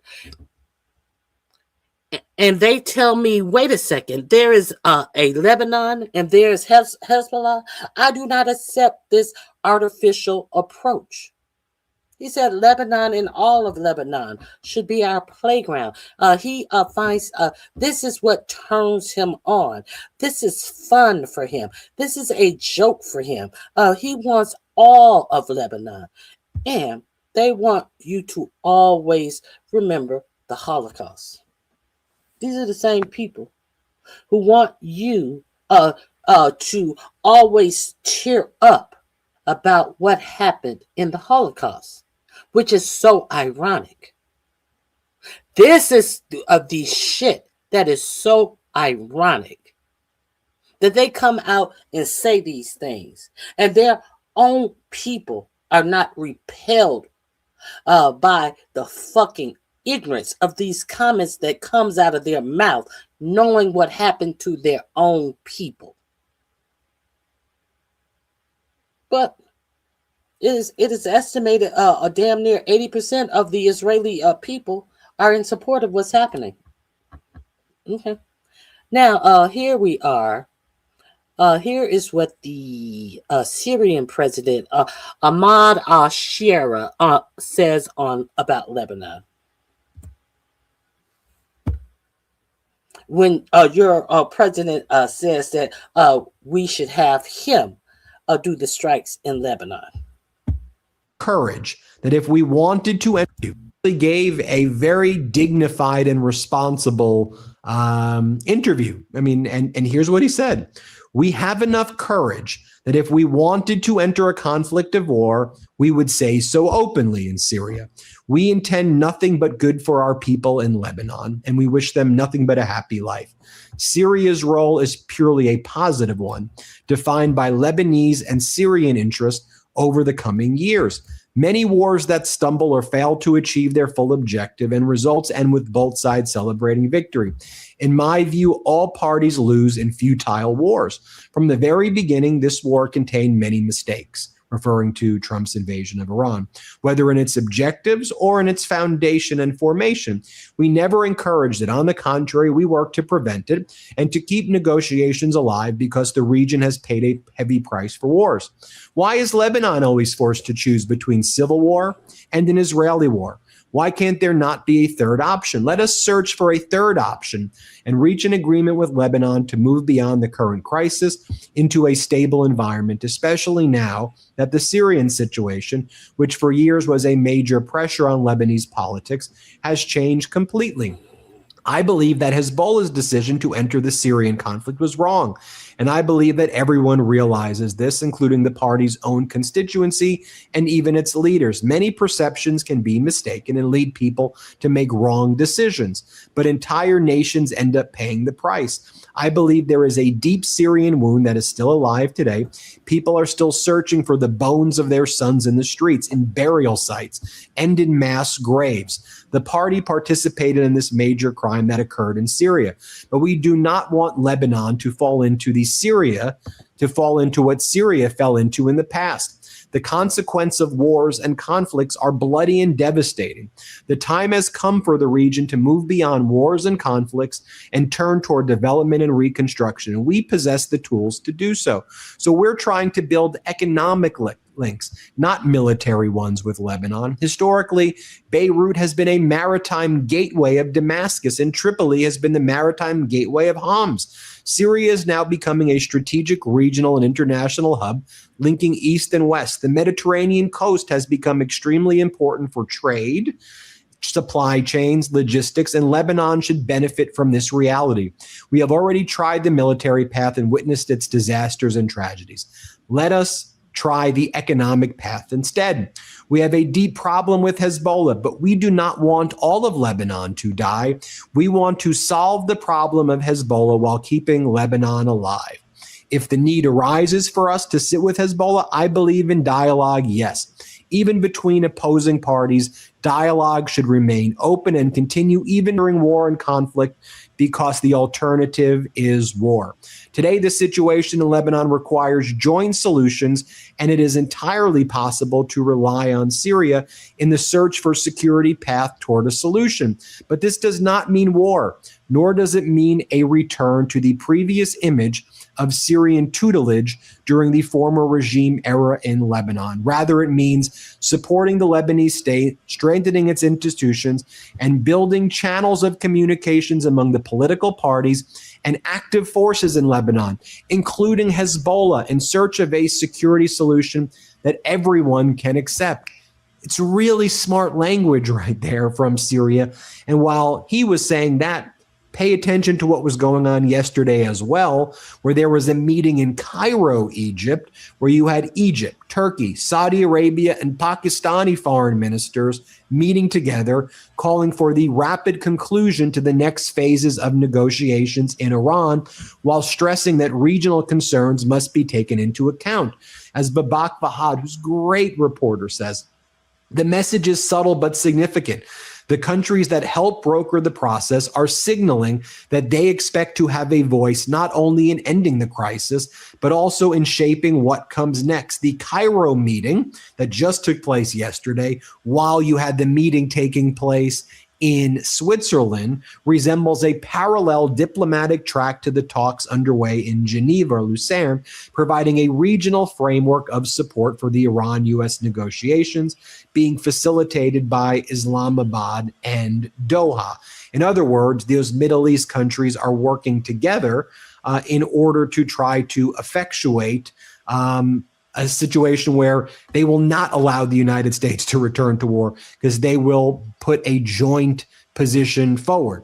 Now, finally, Foreign Minister Aragchi announced success at the negotiation in Switzerland for Iran. This is what they were after, and they achieved goals and objectives for Iran. Here's what Aragchi says. Tireless Pakistani and Qatari mediation has delivered major progress to end the Lebanon war. Oil and petrochem exports are waived, blockade lifted, some frozen assets released, and major reconstruction and development plan launched for Iran. The first real test now, Lebanon deconfliction cell. In other words, getting Israel out of Lebanon and ensuring that there's a real ceasefire.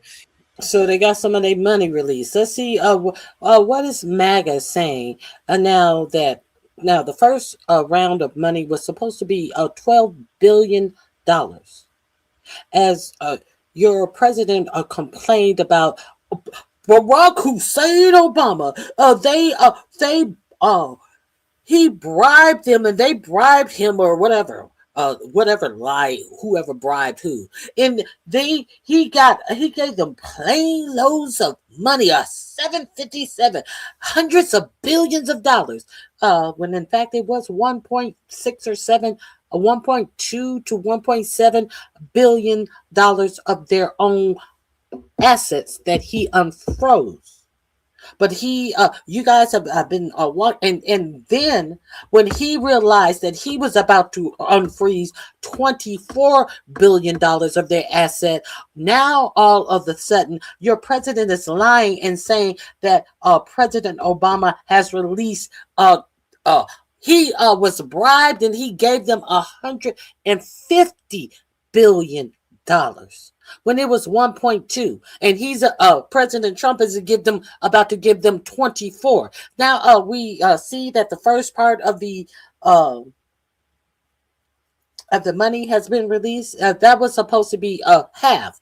I want half of that. So are we saying that Iran just got $12 billion released? So can we go and now start to say that Trump was bribed out of $12 billion?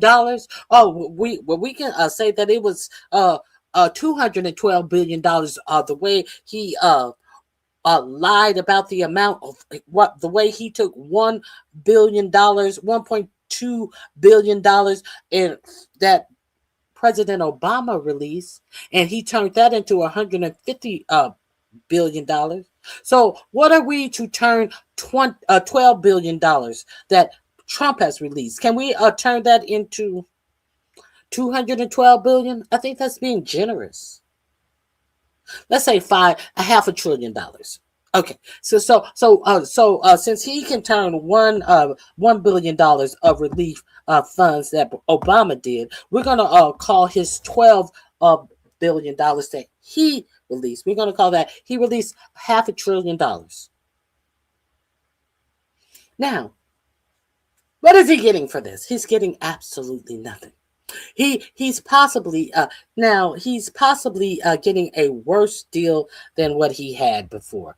How do I know? All these links are in my description box. This link is in my description box.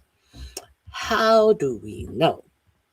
JD Vance did a little press conference and tried to make it seem like everything is peachy keen.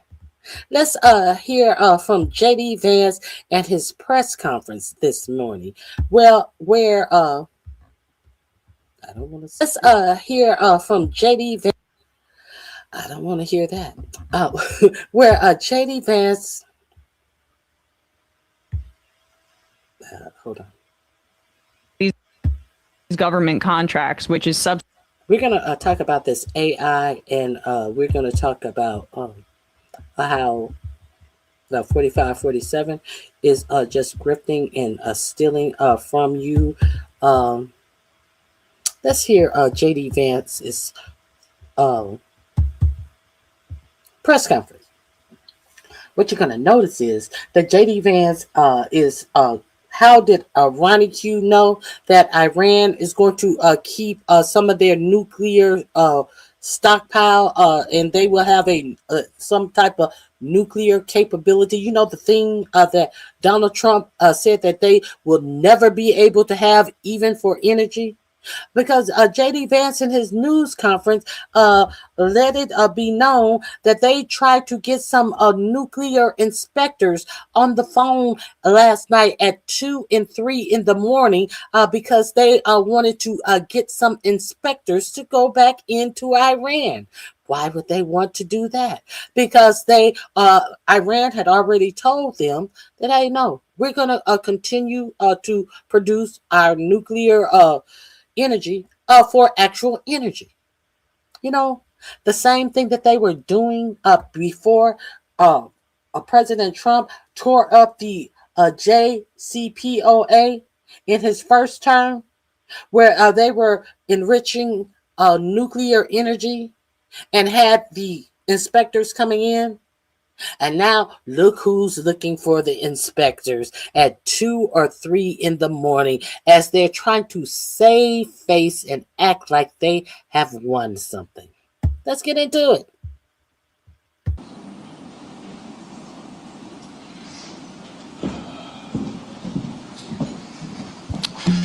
Hello, everybody, and good morning to everybody back in the United States.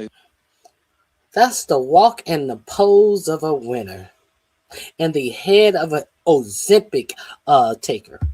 I guess good afternoon to the folks assembled. So look, yesterday was a very, very good day. We made a lot of good progress. We did exactly what we wanted to do, which is accomplish 4 things for the American people. First, we wanted to build a mechanism for keeping the Strait of Hormuz open. It is open. We've seen, of course, gas prices and oil prices come down, millions and millions of barrels of crude and natural gas flowing through the Strait of Hormuz that weren't flowing before. But we also wanted to make sure that we actually set up the coordination mechanism so that we could demine the Straits of Hormuz, so that when there are the conflicts that inevitably come up, we can make sure we work through them rather than that leading to escalation. And that is exactly what we did yesterday. Number 2, we also wanted to build a mechanism, a similar mechanism for deconfliction for the regional ceasefire. As the President of the United States has himself said, sometimes these ceasefires just mean you're... Now, we're not going to pretend like we've seen oil prices go down. JD Vance was on Fox one morning show, and he said that the straits were open. And an hour, 50 minutes later, Iran had reclosed the straits. But he comes out here today like all of that never happened.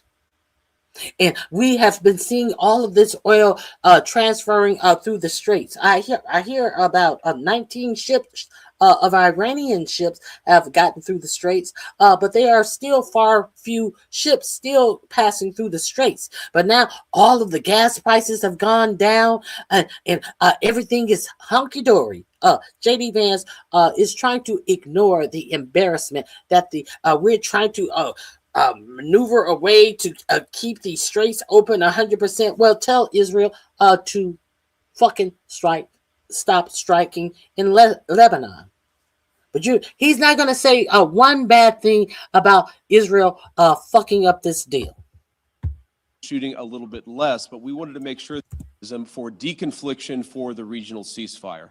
As the President of the United States has himself said, sometimes these ceasefires just mean you're shooting a little bit less, but we wanted to make sure that we had the proper coordination set up so that if there is shooting, if Hezbollah fires at Israel or if Israel responds, if there are other conflicts that arise in the region, we're actually talking to each other and figuring out how to stop the shooting, how to make the region safer, our allies and everybody else. We set that up as well.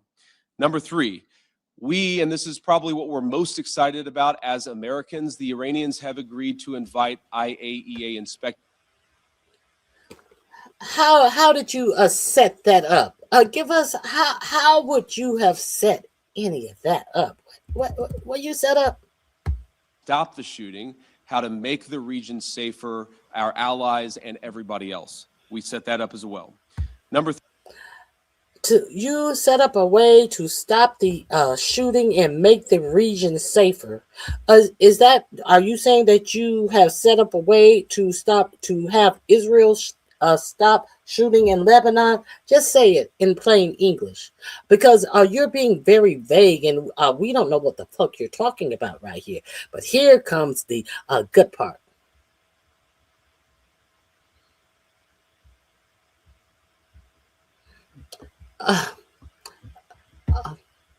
Oh, you are so hurt and you are so dumb. You can't stay on topic.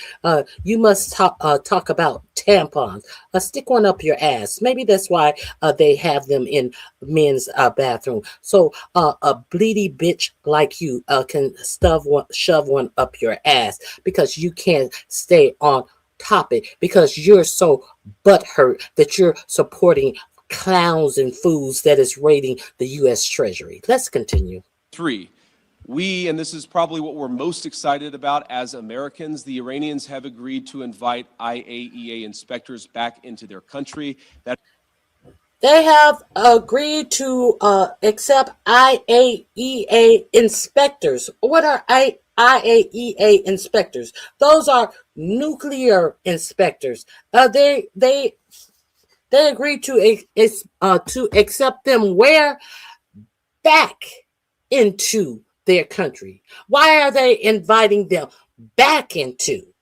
Because when 4547 was in his first term, he tore up the JCPOA deal that had the nuclear inspectors coming in their country and inspecting their nuclear arsenal that they were using for energy. So now you want a round of applause for unfucking up some shit you fucked up in the first place? Is that what we're doing? Is that where we are? Is that where we are with it? You are sitting up here announcing that you have finally. I thought y'all didn't want them to have. Anyway, I ain't gonna repeat myself. It is a major milestone for the American people and the first step in. That's a major milestone for the American people. Y'all felt that milestone? How is that a major milestone for us? Sir, how is that a major milestone for the American people, bitch? Really, bitch? How is that a major milestone for us? You motherfuckers went in there and fucked up and broke some shit. And then come going through a whole motherfucking war, lying about how quickly Yeah, first of all, first you never said that how quickly they would have a nuclear war. It wasn't until that bumbling president was at the G7, he actually had the audacity to say Iran was going to have a nuclear war within 2 weeks. He said that at the G7. But now we should be so grateful and thankful that you have finally fixed the shit that you fucked up in the first place after going to a war, losing motherfucking aircraft, helicopters, lives, money. And we should be thankful. Why? As our citizens are losing health care, as our country, a lot of our people in our country have to decide if they're buying medication, if they're buying things to clean their homes, or how much food they're gonna buy, or what type of sanitary products that they're gonna buy. I got a bitch in my chat that needs some tampons to shove up his ass. He probably gotta roll up some paper towels and shove up his ass because he can't stay on a bloody topic. So there's that. So we what we get out of this deal? What did we get out of this deal? Permanently denuclearizing or permanently ending a nuclear weapons program in Iran. And that's exactly. Iran already said that they didn't want a nuclear weapon, permanently denuclearizing. And then you see he stopped and he corrected himself because they are not permanently denuclearizing Iran. They are going to allow Iran to have nuclear power for as a energy source. You know, the same thing that the JCPOA allowed them to do. You know, that same thing. All of this to do the same thing and give them more money, to give them a $300 billion reparation plan. And don't let them fool you into, oh, well, you know, we're not giving them the $300 billion. You know, people can invest in it. No, yeah, they can invest in it. And if they don't invest in it, what does the actual wording of this $300 billion investment program say? It says that it is insured and guaranteed by the USA. Which means if nobody decides to invest in it, you know what's going to happen? If nobody decides to invest in it, it's on the United States to pay that money, you dumb motherfuckers. While you sitting around and listening to all of this word salad that is coming out of their mouths, do any of you ever bother to read anything? Or are you just take the cliff notes and the bullshit and the propaganda that comes out of these liars' mouths? Okay. So, we haven't even gotten to the good part. I just want you to know that there is absolutely something in here for the American citizen. And whom other than Jared Kushner to find something. Nobody ever thought about this, and this is going to help some group of people so much. It seems like Jared Kushner, while he's over there begging the Saudis for $5 billion, he could have found a way to think of something to help this group of people before then. Because Jared Kushner and Steve Witkoff and Donald Trump are so busy trying to enrich their own personal coffers that nobody can have a second thought about what it's going to help the American people. As your president tells you, he don't give a fuck about inflation. He loves inflation. He don't think about the cost of things to you. Okay. Jared Kushner got something special in this deal for a segment of the American population. I want you to tell me how you feel about this. Exactly what we wanted to do. That's exactly what we asked to happen. We made a lot of great progress on other nuclear talks. And that leads me to the final thing that we wanted to accomplish, which is actually set up the process for the technical negotiations that will follow. Our teams working with the Iranians, the Qataris, and the Pakistanis made great progress yesterday. They will continue to work at the technical level with the teams here in Bergenstock. And then those technical negotiations are going to continue over the weeks and days to come. We wanted to set up a structure for that so that you could have proper political oversight, but obviously, as much as this place is very beautiful, I can't stay here for the next 60 days. I'm about to go back home to the United States, but the technical teams are going to be working with proper oversight to make sure that we're accomplishing the objectives that matter for everybody. So those are the things that we wanted to accomplish. We came here, we did exactly that. The way that I think about it is very simple. We laid a very good foundation. In other words, we don't have the Department of State. I don't have the mind set or the breadth of knowledge. And God knows that Witkoff and Kushner don't know a goddamn thing about any of this. So we're going to have to send real people over here to talk about real issues. We are the pomp and circumstance of an agreement that to better position Steve Witkoff and Jared Kushner to get Saudi money and Middle Eastern money for their private businesses after this administration. Or we don't even have to wait until after this administration. We're wholeheartedly giving them all of this access to money during this administration. Yeah. For a successful final deal. The final deal is the house. We set the foundation. We haven't built the house, but we've laid a successful foundation to get to a good place for the American people.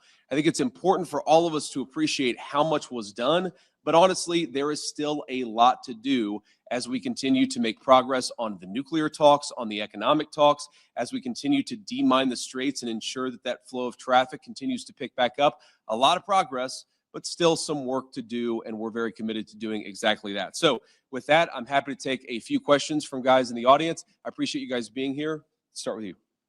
Thank you, Mr. Vice President. Did the president's threats yesterday really throw a wrench in negotiations? There were reports that the Iranians walked out at one point. Can you just clarify and tell us what happened? No, they didn't throw a wrench in the system. The thing with the Iranians, yes, they did threaten to walk out, or at least there were social media threats that they would walk out. But we were negotiating well past 1 a.m. yesterday, so they didn't walk out. And their technical team is still here in Bergenstock working with our technical team actually as we speak, though I imagine maybe some of them are taking. Did the president's threaten? Now he's talking all about the Iranians. They threatened to. No, we're talking about the president's threat. The president threat that they may not live to go get back home.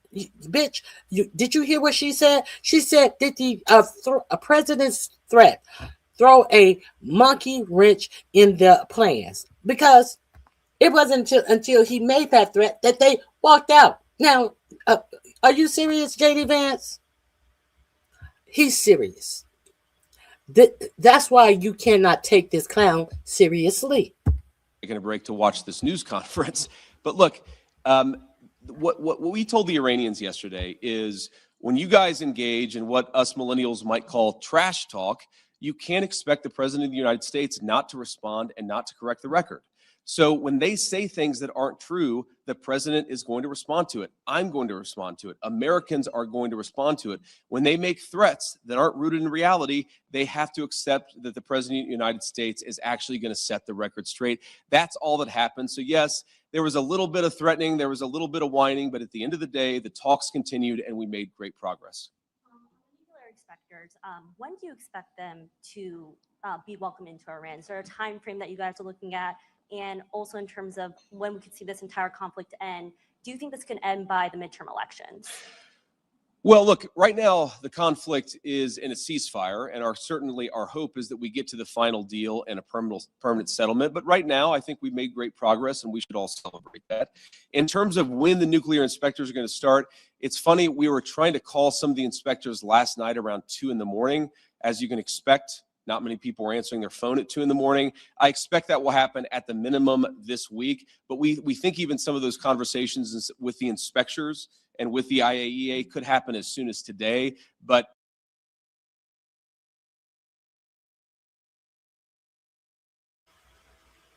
The Three Stooges negotiating the end of a war, calling nuclear inspectors at 2 and 3 in the morning. Why would a nuclear inspector be on hold, thinking they are going to get a phone call from anybody in this negotiations when the hard line was Iran cannot enrich nuclear power ever for anything? So you thought that they were going to be in nuclear inspectors hanging by the line. I'll be hanging downtown just in case. JD Vance, give me a call about nuclear waste. I'll be hanging downtown. Nobody was waiting on you to call, JD Vance. What are you doing? Are you serious? I think you're serious. See, that's the scary part. He's serious. He's very serious about this. We were calling at 2 or 3 in the morning, and that's why you're going home. And that's why you're going home, and the serious people are about to come in and finish up these negotiations. But the scary part is, you can't take anyone serious in this administration, so God knows who we'll get next. Let's continue. I haven't checked in with our team since we made that 2 a.m. phone call to some of those inspectors. Sorry. Mr. Vice President. Thank you, Mr. Vice President. Did you going in expect the Iranians to make Lebanon as much of a linchpin as they ended up doing? And how would you describe the... Just one second. Bitch, don't get it fucked up. I do no drugs and I do no alcohol, bitch. Do not get it fucked up. Just because you and yours have to live your life out of your fucking mind, I don't do drugs and I don't do alcohol. I am very satisfied and comfortable in my full state of mind, you bitch. Let's continue. Progress on Lebanon. I know Mr. Arachi said it was very good progress, but what's your characterization of it? Yeah, I would describe it as very good progress, too. I mean, look, we want a regional ceasefire, right? We want Hezbollah to stop firing at our friends in Israel. We want Israelis to be able to live in peace. We also want to make sure that, you know, when things happen, they don't spiral into a broader escalation.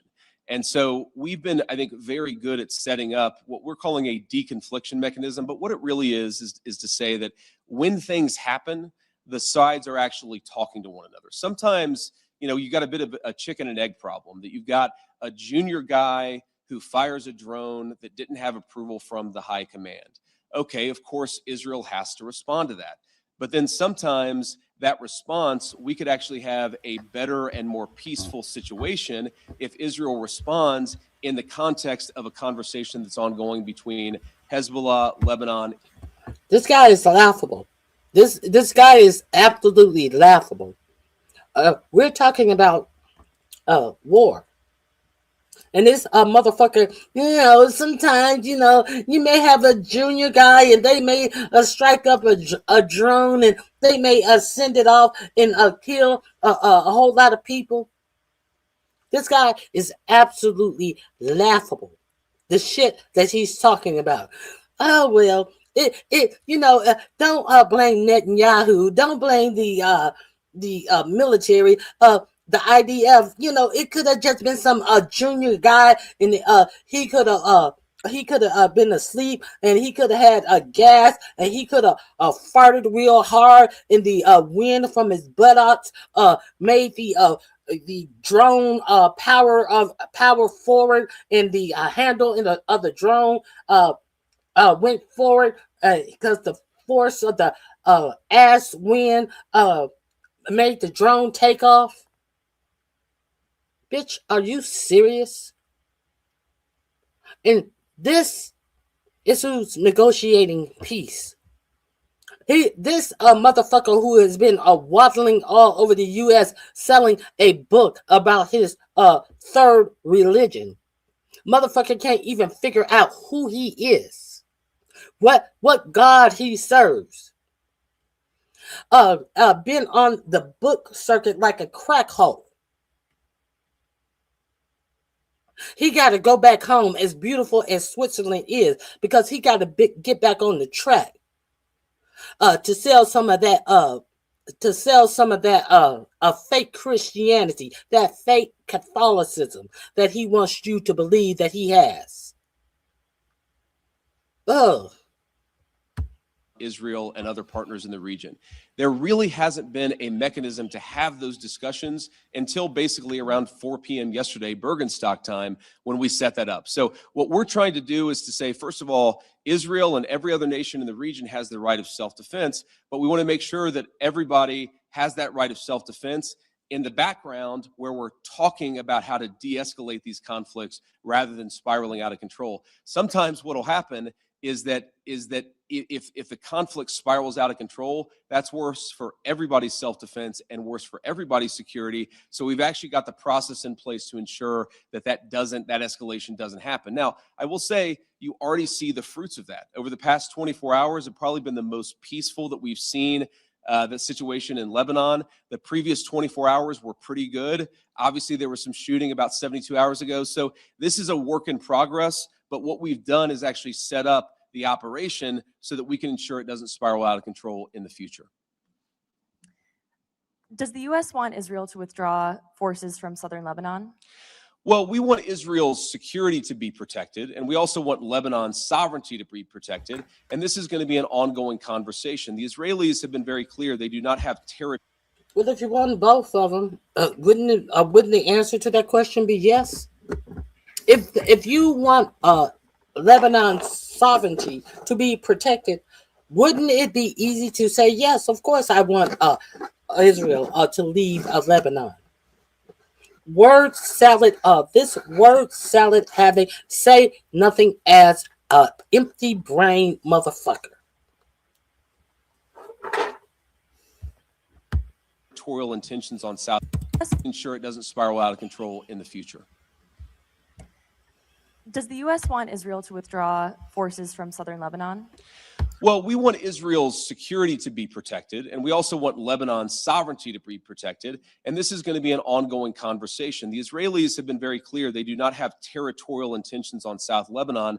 The reason they feel they have to be there is because they're worried about Hezbollah fighters in South Lebanon firing into Israel. We do believe, of course, it's going to require a lot of hard work, that we can get to a place where Lebanon's territorial integrity and sovereignty is protected, Israel's security is protected, and that's going to require some coordination with the Lebanese armed forces, and also it's going to require the Iranians to rein in Hezbollah. That's all the sort of things that we were talking about yesterday. And again, I think that we got... Can anyone give me an example where recently Israel sovereignty, their security was threatened by Hezbollah by way of Lebanon? Anybody? Did anybody bother to ask J.D. Vance that question? Anybody? Are we trying to conflate what was happening in the middle of the war to these alleged peace ceasefires when Lebanon has always been included in the ceasefires, but it has always been Israel who has continued to encroach themselves upon Lebanon? Can we be specific about that, Mr. Vance? Oh no, we can just try to conflate something into what it absolutely is not. Oh, okay, I got you. Much further compared to where we were just 24 hours ago. Have you spoken with Prime Minister Netanyahu during any of this process at all in the recent days? Yeah, we were in constant contact with the Israelis yesterday, but also, of course, with the Saudis and the Emiratis and others in the region. We talked to the Lebanese yesterday as well. So we're constantly trying to keep our regional friends updated about this. This is not a deal that the United States is imposing on the region. This is a deal that the region has desperately asked the United States to put in place. Obviously, the headlines have been very focused about what's been going on between the United States and Iran, but this region has been a basket case for a very long time. And what the president has set us to do, again, lay the foundation, see if we can get to a permanent peace. If we can't, the president of the United States still has a lot of options to accomplish America's security objectives, but he has certainly committed us to this pathway for now, and we're going to keep on working and seeing what we can accomplish. And then I want to just, before we depart here, I want to say one last thing. I've seen some misreporting about frozen or unfrozen Iranian assets. One of the other things that we wanted to do, and wasn't as high of a priority for us for obvious reasons, but we wanted to make sure that we set up a process where if we have Goody. Here we're getting to the juicy part, the Jared Kushner idea. And guess who is going to be over this? Qatar. Did you guys see your president introduce his Qatari jet this weekend? The free Qatari jet that he got, that your tax dollars had to pay billions to retrofit, because, of course, hey, if you can get it done free, and it's you're gonna take it from your presidential library, why would you not get it retrofitted for free when you already have 2 Air Force Ones and 2 Air Force Ones on the way? Why not get an interim Air Force One jet and say that the ones that you have been flying safely on all of this time are inadequate and not up to snuff, when you can get this free luxury Qatari jet retrofitted by the taxpayers? Did y'all see that introduction of the new Qatari jet in the middle of a war where there was many much more important things to talk about? Are you amazed at the clip that your president is blowing through money for his own personal projects? Okay, let's see what Jared. Speaking of that, Bob, that made me think of that when he this Jared Kushner idea. I think Qatari has given Jared Kushner $2.5 billion. Don't quote me. I think it's Qatar. $2.5 billion for his personal business as well. Let's go. Ever unfreeze Iranian assets, we can ensure that that money, that Iranian money, goes to help the people of Iran and not to fund terrorism. So Jared Kushner actually came up with a very interesting solution with the Qataris, where basically, again, if there is any frozen Iranian assets that are unfrozen. The Qatar said they already got their first installment. Now, you notice that J.D. Vance always has to lie and try to make it believe that there are all of these hoops and levers that Iran is going to have to jump through to get that first written down in the memorandum of understanding money. If it's understood, we don't need you to try to explain something that is in a memorandum of understanding. We understand what it is.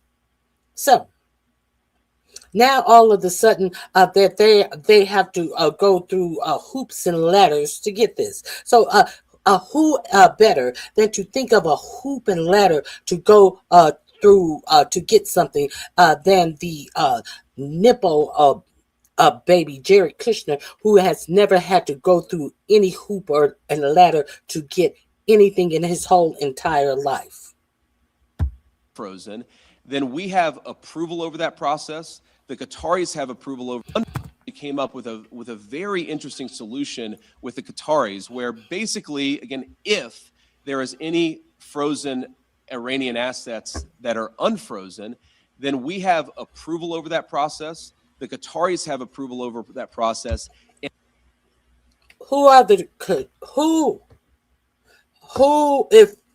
the agreement is between Iran and the United States, and the condition of the agreement is that they release sanctions and give them their money, then who is Jared Kushner to say that the Qataris have approval, any type of approval over this money?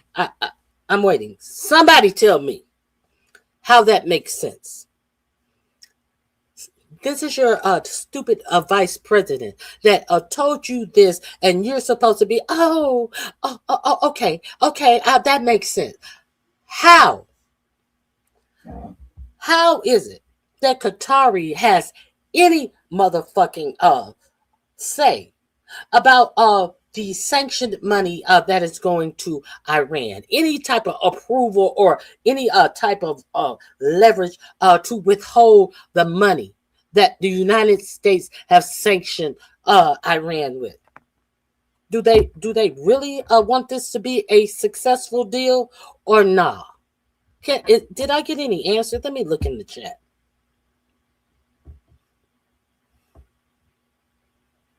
Did I get any answers? Get some while you're off topic. Get some. Can you get on topic? Answer the question. How does that make sense? Thank you, Melissa. I appreciate you becoming a new member, Melissa. Can anybody tell me? How does the Qataris have any type of overriding authority over sanctions being lifted on Iranian money that the U.S. is sanctioning? Jared Kushner thinks it's a good idea. Do you think that Jared Kushner is getting a kickback from the Qataris? Why wouldn't you think he is? Let's hear this. They presented this to you like you boo-boo the fool. That's what they think of you, MAGA. They know you boo-boo the fool. There's any frozen that money, that Iranian, one of this reporting about frozen or unfrozen Iranian assets. One of the other things that we wanted to do, and wasn't as high of a priority for us for obvious reasons, but we wanted to make sure that we set up a process where if we ever unfreeze Iranian assets, we can ensure that that money, that Iranian money, goes to help the people of Iran and not to fund terrorism. So Jared Kushner actually came up with a very interesting solution with the Qataris, where basically, again, if there is any frozen Iranian assets that are unfrozen, then we have approval over that process. The Qataris have approval over that process. And then the money would actually go to buy American soy, American corn, and American wheat for the benefit of the Iranian people. And as much as I see some of the press misreporting on this, and of course, buttressed by what the Iranians are saying, or not all Iranians, I want to be clear. There are a lot of Iranians We're gonna help the farmers yesterday, but you see some social media reporting that gets this wrong. But fundamentally, what Jared and the Qataris and the entire we're gonna make this make sense because we're gonna say we're gonna help the American farmers. Don't think about none of that. Just hear the part that we're gonna force Iran. We're gonna release a sanction on the Iranian money, the money that we had sanctions on. We're gonna release the sanction, but we are going to have authority over how they spend their money. Not just us. Qatar, they're going to have authority over how they spend their money as well. And one of the things that we are going to demand that they must spend their money on is buying corn and soy from the American farmers, because our president 4547 fucked us, the American farmers, so badly, and now our American farmer has silos and silos upon corn and soy with this that fucking tariff trick that all other nations have made agreements to buy their corn and soybeans everywhere else but America. See what we did for you, American farmers? Let's give Jared a round of applause. But they told you, American farmers, that they were going to make it all better after they fucked you. They told you that they were going to make it better. Is this how they decided to make it better for the American farmer? Can you believe the bullshit? Team here in Bergenstock accomplished is, to me, a classic Trump deal, where if Iranian assets are ever unfrozen, they're going to go to make American farmers richer and to feed the Iranian people. That's a very, very good and very classic Trump deal. But who's going to feed the American people? Who is going to feed the American people as this economy goes upside down, as there are fewer people employed? No matter how many times you hear this this administration lie to you and tell you that there are more people employed in the United States than ever, and that the salary of the American worker is gone up. That is a bunch of bullshit and lies. There are so many people in the United States who don't have jobs, can't find jobs, who are getting out of college and are educated and can't find jobs, have lost jobs when they're closer to retirement and cannot get hired. As your president continue to tell you that everything is okay because the stock market has reached new highs, and lie to you about the job markets. But farmers, everything gonna be okay because half of y'all killed yourselves off and lost your farms while I was having my thumb up my ass and telling you, oh, I can't make a deal with the farmers while the Democrats have the government closed because they want to secure, make sure that the American people don't lose their Medicaid health insurance. But it's all the Democrats' fault. Okay, but who's gonna feed the American people? While you worried about who's feeding the Iranian people. You're letting Qatar tell somebody what they're gonna use their money on, as Qatar is funneling money into Jared Kushner's private business. Oh, okay. That's great for our people, great for the people of Iran, and fundamentally, again, will contribute to this regional security architecture that we've built and that we're going to work very hard to ensure that it endures. So from Switzerland, thank you all for being here. I appreciate the questions and I appreciate the engagement. I'm looking forward to going back home, and we'll certainly keep everybody updated on what happens in the days and weeks to come. Thank you all.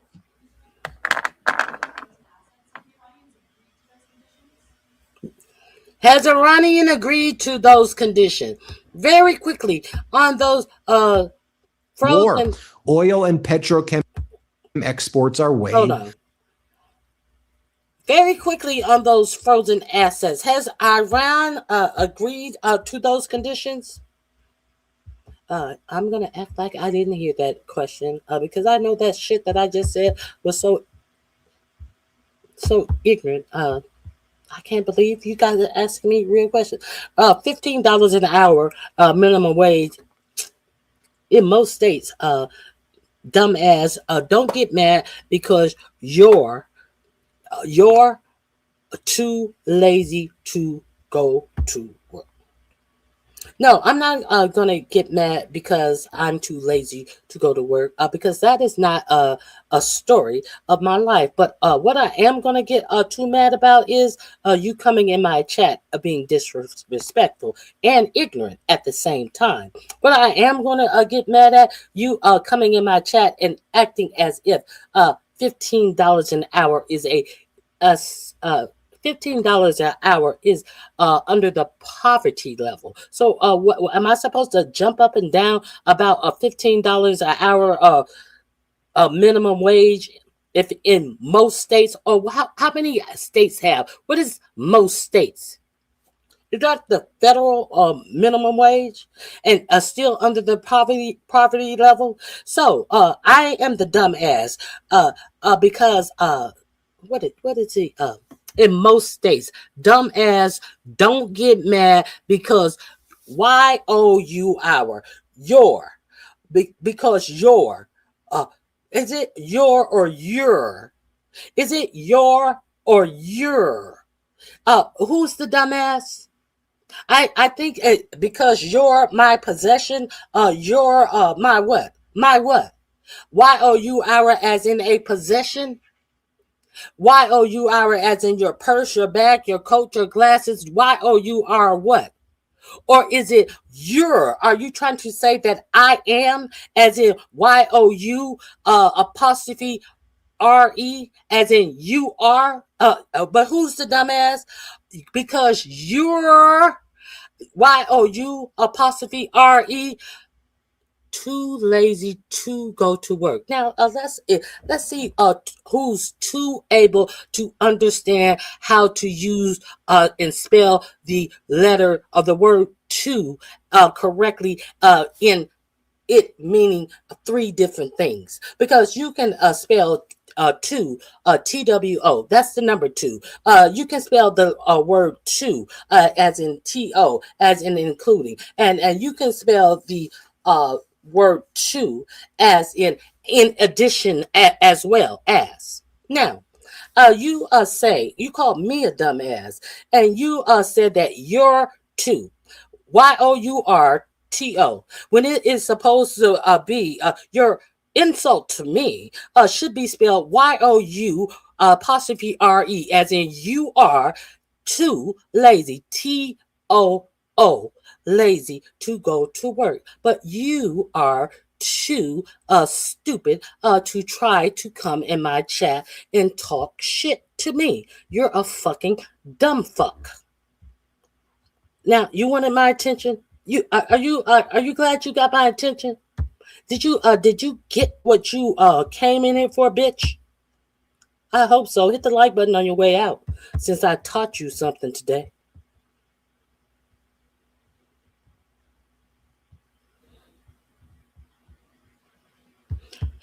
Hello, everyone. Welcome to the chat.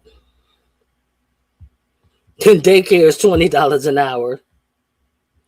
Girl, these people are $15 an hour. What do they call that? Working poor? What do they call that? The working poor? And there are no jobs.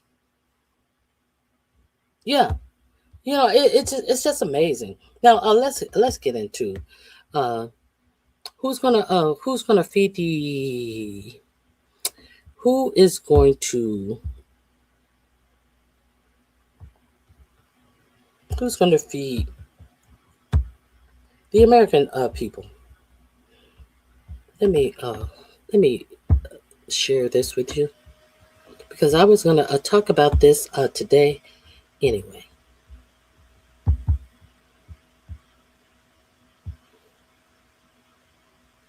Here we go. Let me share this information with you real quick. Let's talk about things that really matter to you and how you live your life. I understand that some people don't care about how what is really going on in America. While all of this pomp and circumstance and bullshit and self-dealing and your government officials enriching themselves, this is what's going on in the real America. You know, as your president tell you that he don't care about affordability, and affordability is a hoax, and affordability is something that was made up, and then JD Vance comes out there. He did not say that. He never said that affordability was a made up thing, and then he comes out there a day later and tell you that affordability once again was a made up thing. More than seven, let me make sure you guys can feed me. This will be in my description box under Hungry Americans.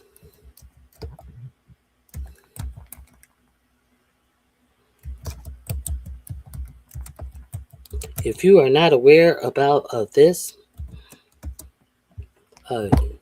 this is what your government has been up to. Let me drop this in the link.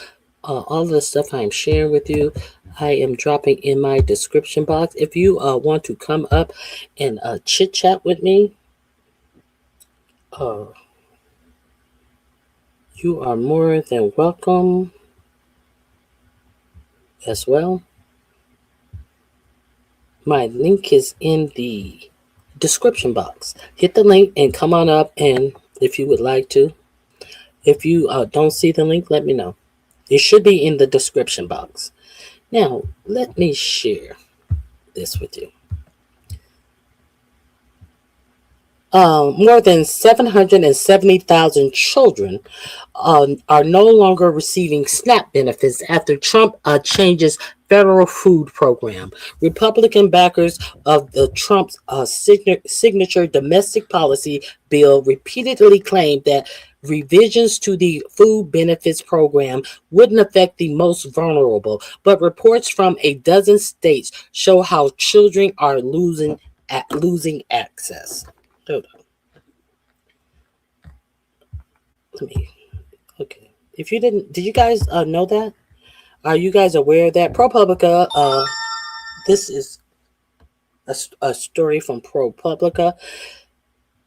As a House committee debated President Donald Trump's signature domestic policy bill last year, Republican backers repeatedly emphasized that its changes to the SNAP program, also known as food stamps, wouldn't affect vulnerable people. SNAP reforms would restore integrity to the program and ensure it works for the most vulnerable among us, including the children, said Republican Glenn Thompson, a Pennsylvania Republican and chair of the House Agriculture Committee.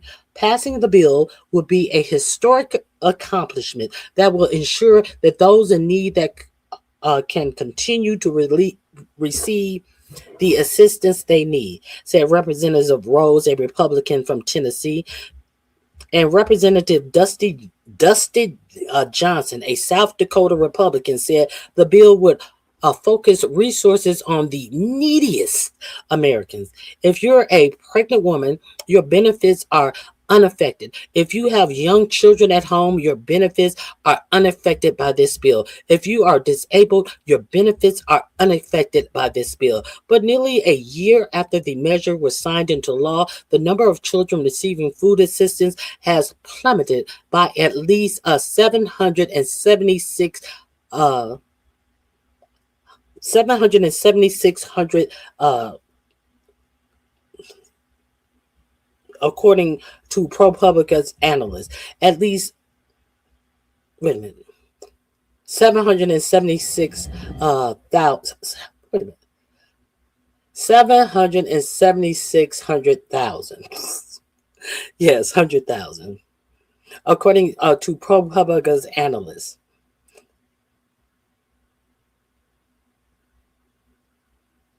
At least 12 states break down the program participation by age, and of the 1,670,011 people who are no longer receiving benefits in those states, 134,000, or 46%, were children. So over 776,000 children have lost food assistance. Another analyst reached the same conclusion just last month. The Nonpartisan Center on Budget and Policy Priorities found that there were 700,000 fewer children receiving food assistance. Arizona has seen the nation's largest percentage decline in SNAP participants. 205,223 children are no longer receiving the benefits since July 2025, a 55% drop. Louisiana had the second largest percent decline. Now, among children, a 22% drop in Poas, one of the poorest cities in poorest states in the country, Louisiana, 22% decline in children getting food assistance. The U.S. Department of Agriculture, which oversees SNAP, hasn't detailed the impact on children aided by the program. But initial figures show that compared to February of 2025, 4.3 million fewer people received SNAP nationwide in February of 2026, leaving 37.8 million participants. Now, the average amount that a food stamp on average is what's it? I think 178, somewhere between 178 and $200 a month on average. Although children weren't the intended targets of the legislative changes. Wait a minute, let me see. Although children weren't the intended target of legislation's changes, they are increasingly collateral damage, said Katie Burrow, a senior policy analyst at the Center on Budget and Policy Priorities. If states are trying to comply with the law's changes to SNAP, they're not likely focusing on making the program accessible, Burrow said. And other experts said that people may be pushed off the program because of increased paperwork requirements to remain eligible. States are requiring to impose work requirements for most adult recipients while preparing for two major cost shifts. In October, states will begin covering 75% of the program's administrative costs. States have been paying 50% of those costs. So the states are going to have to pay an additional 25% of their own costs. And so the administration who wanted to get rid of bureaucracy and have fired a overwhelmingly amount of jobs, the few jobs that they have left, they want to load down with more bureaucracy when it comes to paying out food stamps. They're going to take 25% more of the money that would go to the people who used to food stamps to pay the bureaucracy. Instead of the money going to the people, it's going to go to the bureaucracy. But this is an administration that hates the bureaucracy. Isn't that interesting? It was put in the bill to give hungry people less money. Food stamp, the states are going to have to pay for their own bureaucracy. Where do you think they're going to get the money from?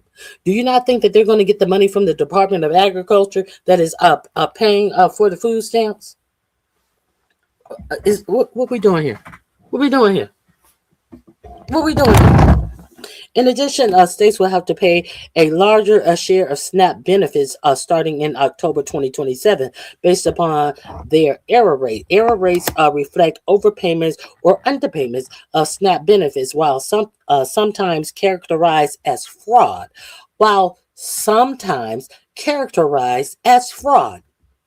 Now, they know that sometimes this can be overpayment. They know sometimes this can be underpayments. But we know 100% of the time that Brooke Rollins will bring her ass up on TV and tell you how many cases of fraud that they have found in the SNAP program. And we know that Brooke Rollins recently told you, I think it was like, there are 4 million fewer people who have left the food assistance program, and hopefully they left because they have found a good paying job and they have pulled themselves up by the bootstraps. But we understand that Brooke Rollins know that a vast number of people who are on food stamp are already working. How would this even make sense? Because they have all of these people information. How else would this make sense? Because they know that they are making a work requirement themselves. So therefore, if you are making a work requirement to receive food stamps, the work that these people are going to be required to do is still not going to allow them to be free of the need to have food assistance. So what are we really playing these games? Is this what we're doing? 4 million people have left the food stamps roll. And she gonna try to pretend. And thankfully, hopefully they've gone on. But what if they haven't? What if they haven't? What about the working poor who still qualify for food stamps in the United States? But what about the people that you are requiring to be a working poor to get food stamps in the United States? Where are the jobs in the United States as all of this AI is being propped up as something that is inevitable? As it's being presented to you as, oh, well, you're just going to have to accept that this is what's coming. And nobody can explain to you what's coming when they take all the jobs away. There's no explanation. Nobody even tries to broach that topic. But they want to demand that if you need assistance with food, that you get a job. And they don't broach the subject about AI gearing up to take all your jobs. If you didn't know, now you know. This is what's going on. Who's gonna feed the American? Well, J.D. Vance and Jared Kushner has ideas how to demand who's going to feed the Iranian people. Who's going to feed the American people?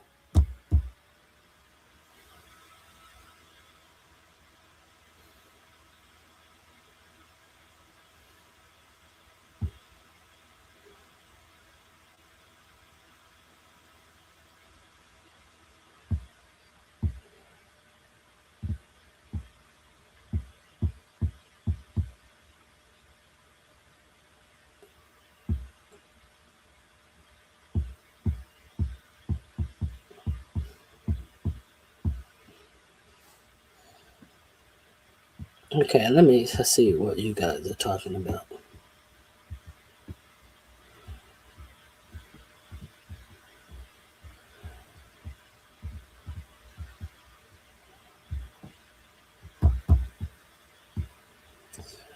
Byron is talking about a whole lot of nothingness. Okay. What about what I just said? What about 1.4 trillion at Illinois taxpayers are paying for illegals to study here in the United States? What about the 600,000 undocumented immigrants that your president said that he wanted to bring over from China and give visas to come to the best universities over here? What about that? What about that? Because he said that American students are too dumb to go to the best universities in the United States. What is he doing about that to smarten up the American students as he tells you he is going to bring over 600,000 students to go to our best colleges? What about that? Since you want to talk, what about that? Do you have anything about that, Byron? I'll wait. And since we playing the what about it game,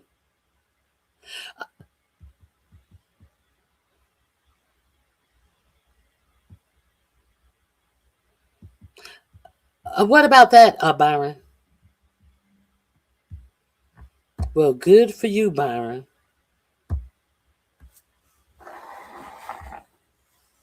But is that the American story, Byron? Is that the American story? So, because it happened to you, you think that is the American story? Is your way the way of everyone, Byron? Is that what you think? Let's move on. I can't take some shit seriously. Now you notice that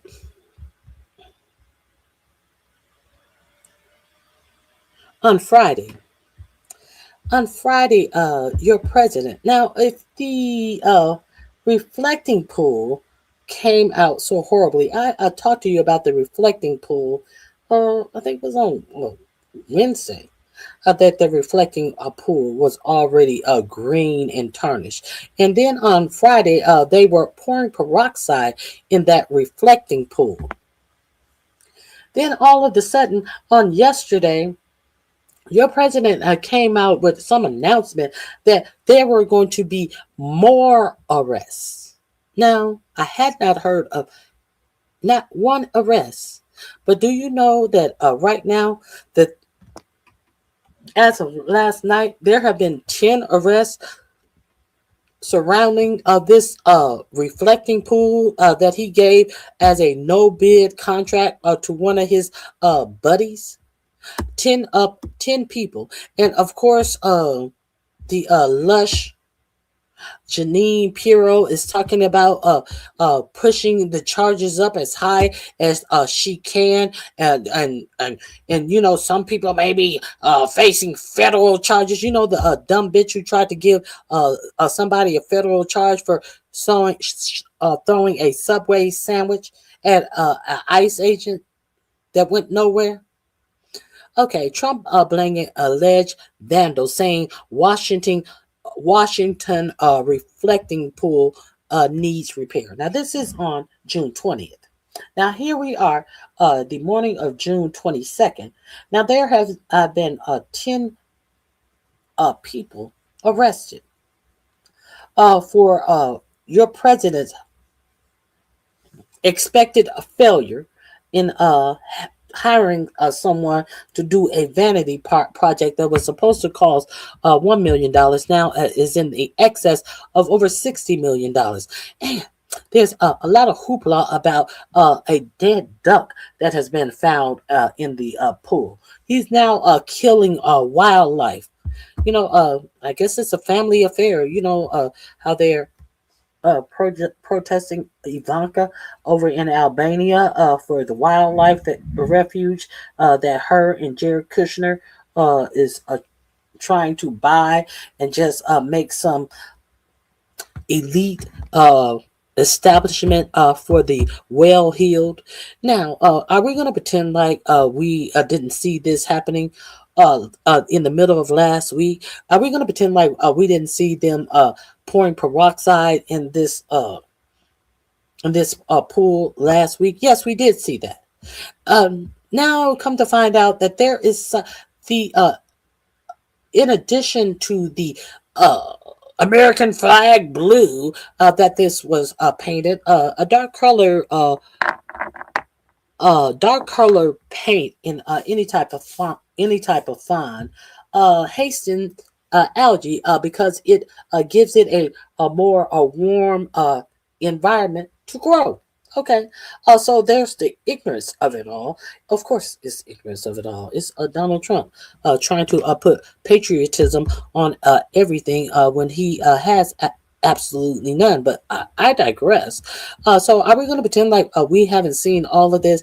Now, then it started piling up. Come to find out that there was some type of epoxy that was put down, and then when the swamp got filthier and filthier because it had the hands of the Trump administration on it. What else was it supposed to do? It got swampier and swampier. So then Donald Trump decided that, hey, you know what I'm going to do? I'm going to have them pour peroxide in it. Now, peroxide and epoxy, especially epoxy that hasn't had time to cure, there's a problem right there. So big pieces of this pool just start lifting from the ground, and now they're trying to lie. Your president said that that people have been vandalizing the reflecting pool. He also wrote a post that somebody had put a 250-inch cut in the I think he said the liner of the pool. I didn't understand that the reflecting pool had a liner, but your president said that somebody had went through and put a 250 foot cut in the reflecting pool. Now, in 2026, wouldn't you think that somebody would have been able to catch that on some type of video? Some type of video? No, but your president said that happened. Now, let's get into this story. Okay, Washington, June 20th. President Donald Trump said on Saturday that much of the water at the newly renovated Lincoln Memorial reflecting pool in Washington probably has to be drained for repairs following what he called vandalism of the site. We met with contractors today. We'll probably be forced to release and drain much of the water in order to do the necessary repairs, but we'll have them done as quickly as possible, Trump wrote in a post on the social media website Live Social. So what else did he say? Several alleged vandals have been arrested, according to Trump. Now, this was on, was this on Saturday? This was on Saturday. Now, there had been no arrests. Several alleged vandals have been arrested, according to Trump. Many additional people have been arrested having to do with the disgraceful vandalism of our beautiful reflecting pool, he wrote. So several alleged vandals have been arrested. Many additional people have been arrested having to do with the disgraceful vandalism. So did he say many people have been arrested? Several have been arrested, and many additional people have been arrested. What does that mean? What does that mean? It means absolutely nothing, because nobody had been arrested. But now 10 people have been arrested. Understand, this is what the leader of the true world is talking about. As we're trying to get a peace deal. The simple fact that he is even verbally talking about the failure. Can you imagine if that motherfucking reflecting pool looks that bad? How horrible is that ballroom going to look? Is that ballroom going to sink into the depths of hell? What is this ballroom going to look like? His little project that he wants to impress you with, as he get unqualified workers with no bid contracts. How is that worked out? And how does that improve you and how you live your life? Trump did not provide evidence to support his allegation of vandalism. Of course he hasn't, which he said included someone pouring corrosive chemicals into the pool. Now, if somebody had poured corrosive chemicals in the pool, wouldn't we have seen that? You know, much like we saw boxes and boxes of 1 gallon side peroxide being poured into the pool. Is that the corrosive that he speaks of? That he had his why is this parks people now putting peroxide in the pool? Why is this parks department now managing the greenness of the pool when he had his private contractor of the parks department? Oh, you know, he couldn't fuck with them. Oh, they didn't know anything. They couldn't do the job. And now that his job has been fucked up, and do you think he got to cut back from the amount that he paid this smoothie, this grease job, this motherfucking big greasy motherfucker who looks like shit. He looks like a 70s mob. Well, come to find out, he is a former criminal who got this no bid job. He was somebody who he was a rat. He rented out. I think his name, the politician, was Trafficant, John Trafficant, and a whole moolie. He has a whole moolie out here getting overrides on a contract. And now What I have not heard, from the Donald Trump who don't pay contractors. I have not heard anything about this Mooly not getting paid. I haven't heard anything about this. I haven't heard anything about him withholding the contract. He has taken the the Wall Street Journal, and a different publication to court for less. You mean to tell me that our big U.S. government, that is the government of by the people for the people, are not taking this shyster to court to recoup your tax dollars? You ain't heard nothing about that. You mean to tell me that they're not even demanding a refund for a poorly done job? I mean, the least of what a consumer would do.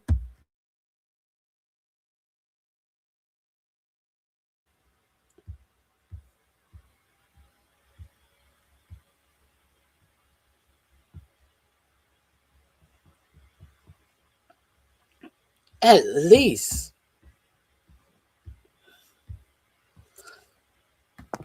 Byron, I've heard about a lot of things, but can you prove that? Where did cite your source, Byron? Cite your source. How about that? I heard. Cite your source. I'm showing you my source. This is what we do here, Byron. This is what we do over here.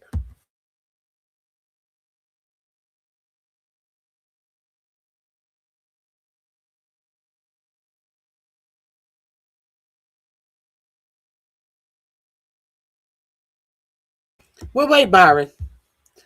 See, you think you have a point when you have none. Well, wait, Byron.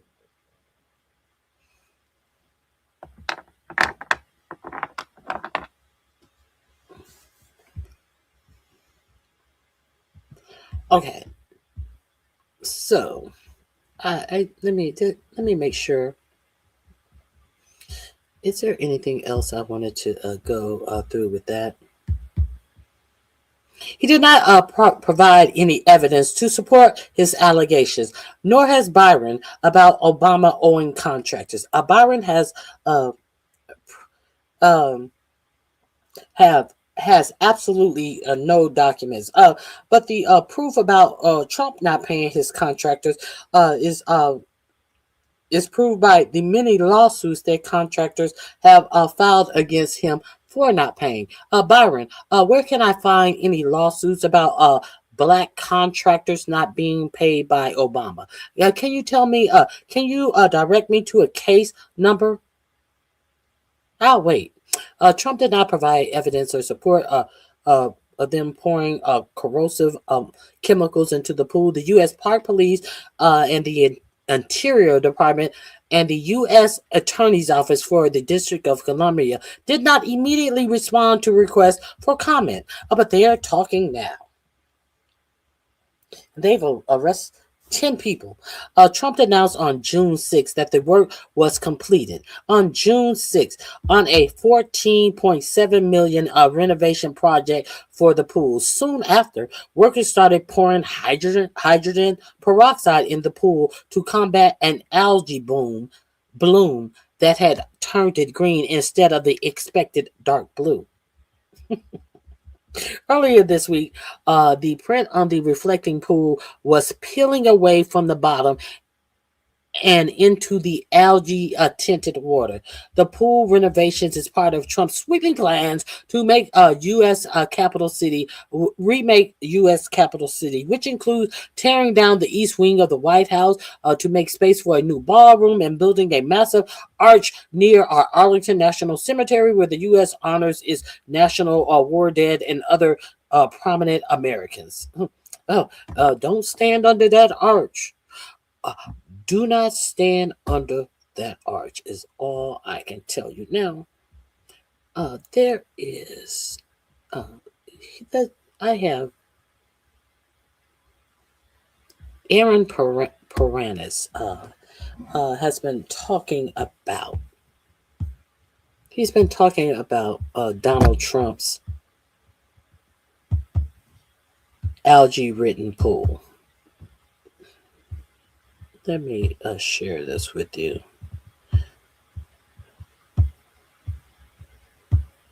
Give me 1 second.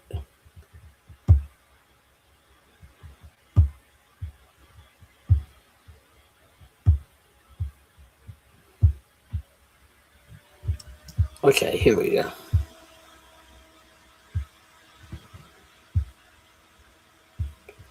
No.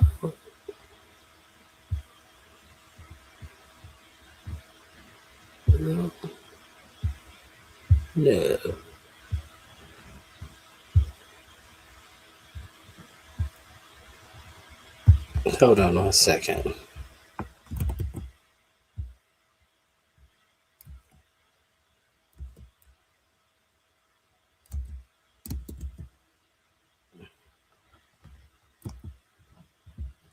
I think it's right here. Here we go.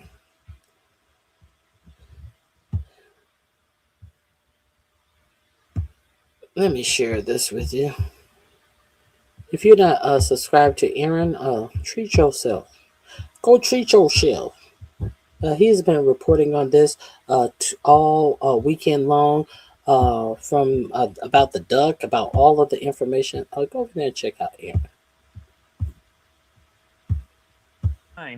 5 more morning. It's going to be a busy week, and we already have some big news this morning. In the United Kingdom, Keir Starmer has resigned after a tumultuous 2-year term. Pretty stunning, given the fact that Starmer was elected in a landslide in the United Keir Starmer is resigning after bowing and doing everything Israel has told him to do, after arresting a senior citizen for supporting Palestine, after forbidding people to come into his country. Now, I don't support everything that, what's that, Cenk Uyghur's nephew, Hakeem Piker.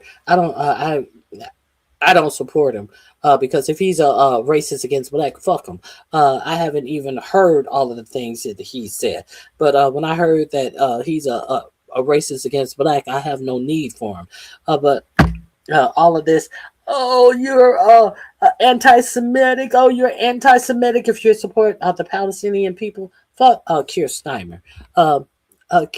Why is he is the same one who wanted to have the ambassador to the United States, one of the Epstein class people. And he knew that he was in the Epstein files, and he knew this man piled around with Epstein before and after his first case, and he had this man in a high position, and this man wound up arrested.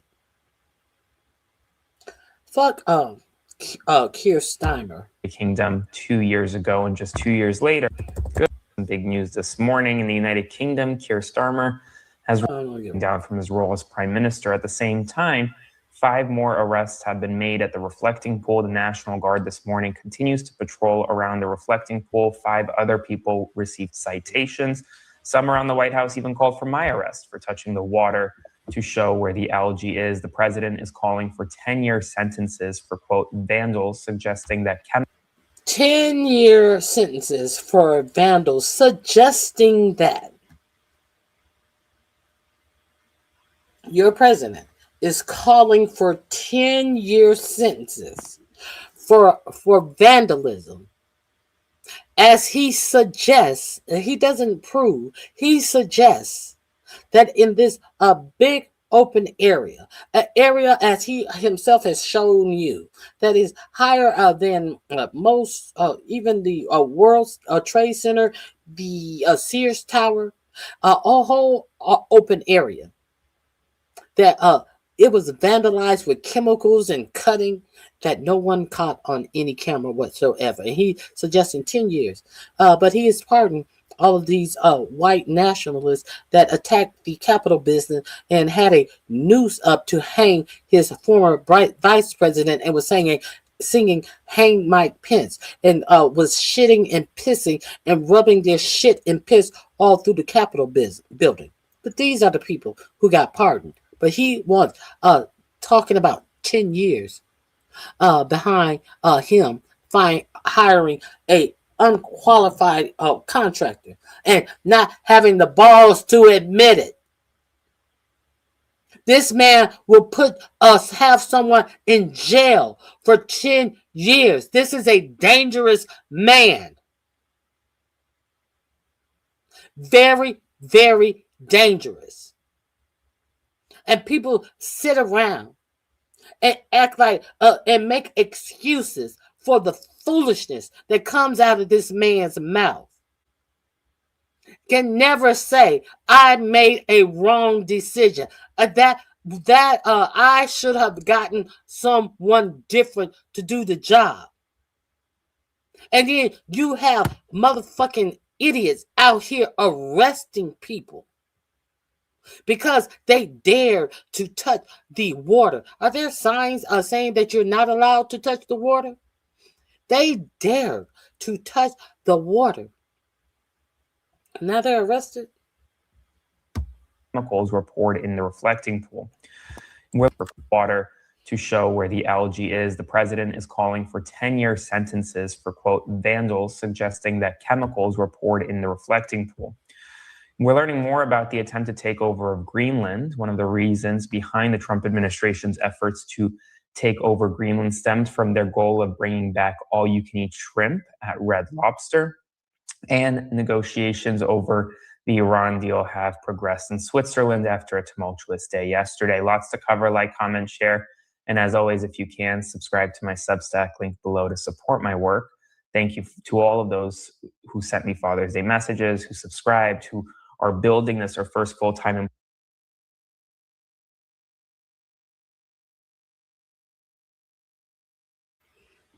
He got to be kidding.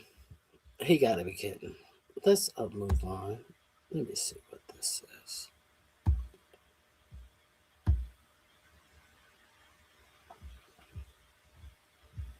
Let's watch this as I look for what I really wanted to show you. That isn't the one I wanted to show you. It was on Instagram. We have a new candidate in the race. Did you guys know that he was running? I didn't know he was running. It should be interesting.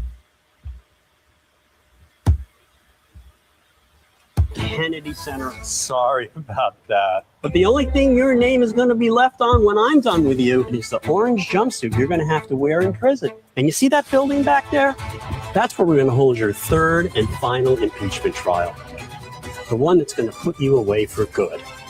And I'm going to enjoy every minute of that. We've got a lot of serious problems in this country, including and especially the price of gas, which is hitting $6 a gallon in some places. And that's all because of you, Donald Trump. But we can't fix those problems until we impeach you and convict you. And that's why I'm running for Congress. And you are going to regret that. I'm George Conway, and I approve this message. Hi, Donald. It's me, George Conway. I cost you $88 million, and I've only just gotten started. I know you like putting your name on everything, from your plane to the Kennedy Center. Sorry about that. But the only thing your name is going to be left on when I'm done with you is the orange jumpsuit you're going to have to wear in prison. And you see that building back there? That's where we're going to hold your third and final impeachment trial. I didn't know George Conway was running for anything. So there's that. So let me share. Let me find what I really wanted to share with you. Excuse me for 1 second. Here we go.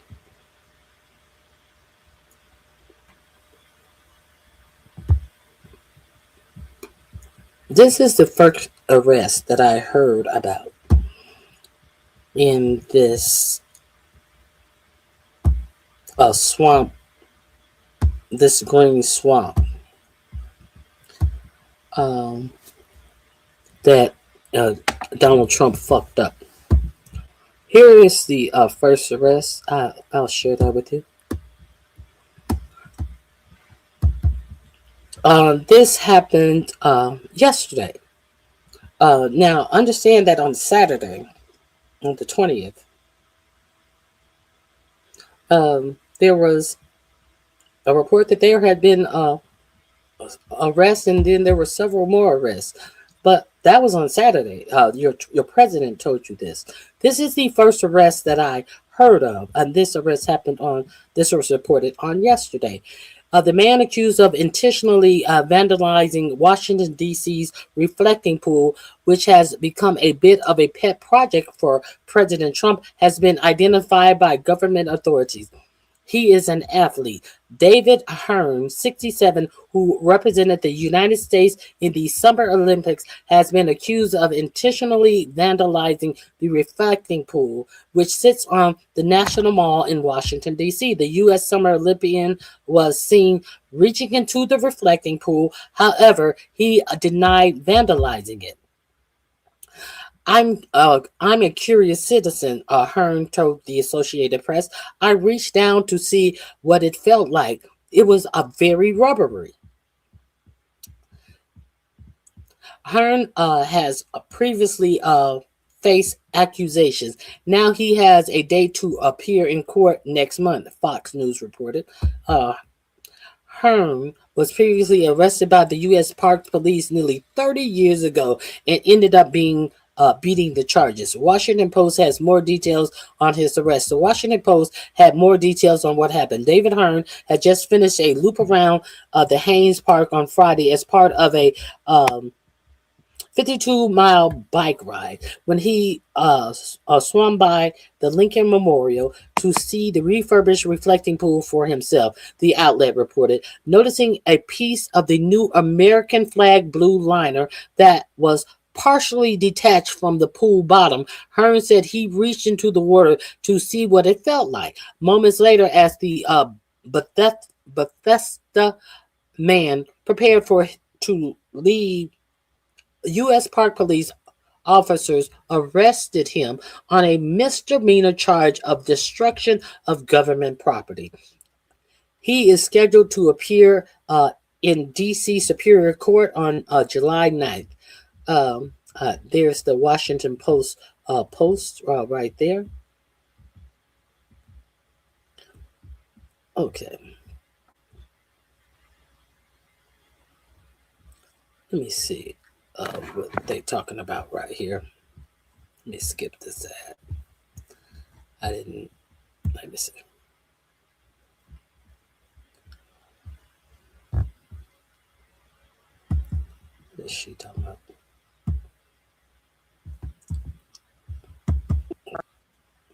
Oh, this is should be good and bullshitty. It's Fox News. People are the fuck? in custody. I don't know. It's not paying. It's playing every She's removing material from the reflecting pool near the Lincoln Memorial. And Melanie Allick, she's been out there this morning. Mel, what can you tell us? So listen, I was just speaking with someone confidentially who has inside knowledge of the process here at the reflecting pool. And what that person tells me is these ozone bubblers that you see right here, these are a very effective method for getting the algae out of the pool. He says there is no longer an active algae bloom. And now what they're doing is they are vacuuming the bottom of the dead algae, and that they are skimming the surface to remove what's on the top. So they are making progress here, and he says the water is perfectly safe. But certainly over the weekend, Saturday is when we had that big algae bloom, and let me show you some of the video of that. And we also have the issue with the blue paint peeling off. A lot of people posting on social media about the situation. Law enforcement Stop letting them increase your rates. I used to let them raise my car insurance every year until I found this. Now warning the curious not to try to collect pieces of the paint as souvenirs. They say taking material from the pool could lead to felony charges. President Trump on Truth Social suggesting the botched reflecting pool is the work of vandals, posting on Truth Social that work will begin immediately to fix what, quote, deranged, sick people have done. And so, to be honest, guys, there's just no proof that vandalism happened here at the reflecting pool. There is some issue issues with the paint bubbling up and peeling. But what we're not seeing this morning are those large floating flaps of paint that you had seen on social media. It looks like much of that has been either peeled or cut away. Maybe I've seen a few little chips here and there floating in the water, but we're not sure yet. President Trump had talked perhaps about possibly having to drain the pool again to fix it. We don't know yet what the steps are going to be, but you can see, you're still seeing a reflection here in the surface. It certainly smells like an old duck pond, sort of, but kind of that's what the reflecting pool has been for a long time. So they're doing the best they can, but there's still a lot of questions about people that were allegedly arrested over the weekend for removing some of those pieces of paint. We've asked the National Park Service for documentation of that. How many people were arrested? What were they charged with? Those sorts of things. So far, the park police have not responded to our requests.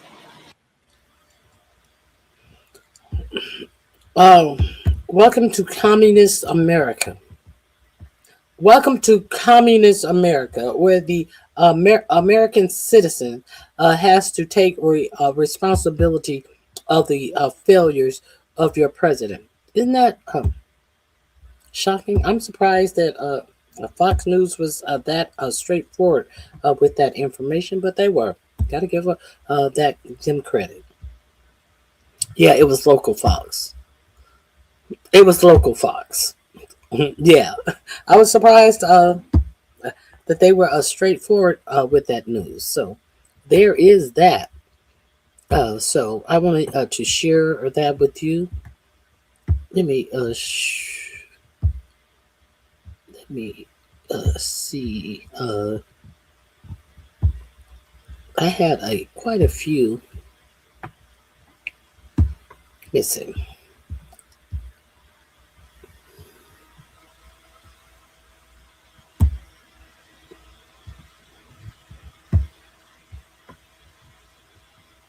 Here we go. Hold on. Let me find.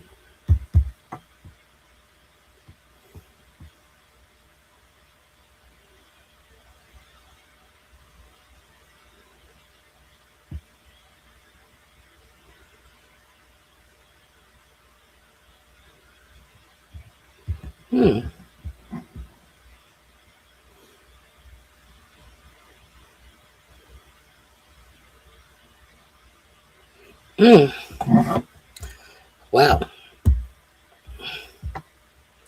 Let's get into Aaron Paranis. If you guys are not familiar with him, familiarize yourself with him. Some very interesting things he is reporting on. This one, Trump to withhold funds used to stop terrorist attack if states don't implement Trump's approved election changes. So he will give you no money to fight against terrorist attacks. Now, we do know that Bill Pulte, the unqualified Bill Pulte, who he put over HUD, Bill Pulte, Pulte Homes that got ousted from his own family's Pulte home building monopoly. He got ousted out of there. That Bill Pulte, we do know that he came and he put him over HUD and Fannie Mae. And he went in and he had somebody to pull up information that he was not supposed to pull up. That did not show what he purported it to be, and tried to have Letitia James, Lisa Cook, and I think it was,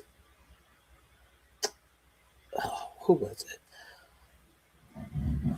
I tried to have, who was it? Oh, God. Another, a Congressman, Adam Schiff. He had tried to have them, two of them, one, Lisa Cook, lose her job, and tried to have Adam Schiff and Letitia James brought up on criminal charges because of him alleging that they had did something illegal when applying for their mortgages on their second homes, which was untrue. In the simple fact that he did not have the authority to even go into their paperwork.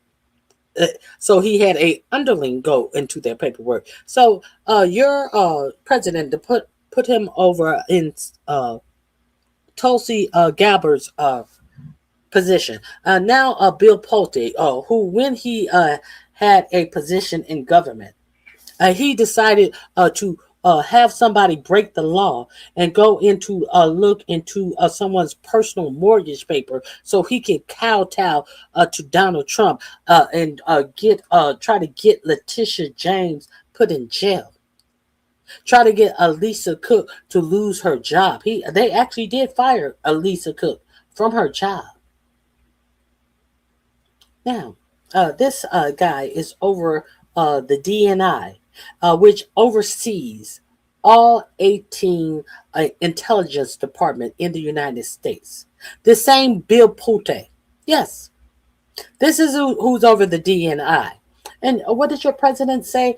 They said, "Oh no, we're not approving him." He said, "Oh well, I don't want him to be the full-time DNI inspector. I'm just going to have him to be the interim DNI inspector." I don't know why the Dems. It's not the Dems. It's all of the senators and the congresspeople are in an uproar about somebody who doesn't even have a security clearance himself, being over all 18 of the U.S. Security apparatuses, the security departments, all 18. Somebody who don't even have his own security clearance.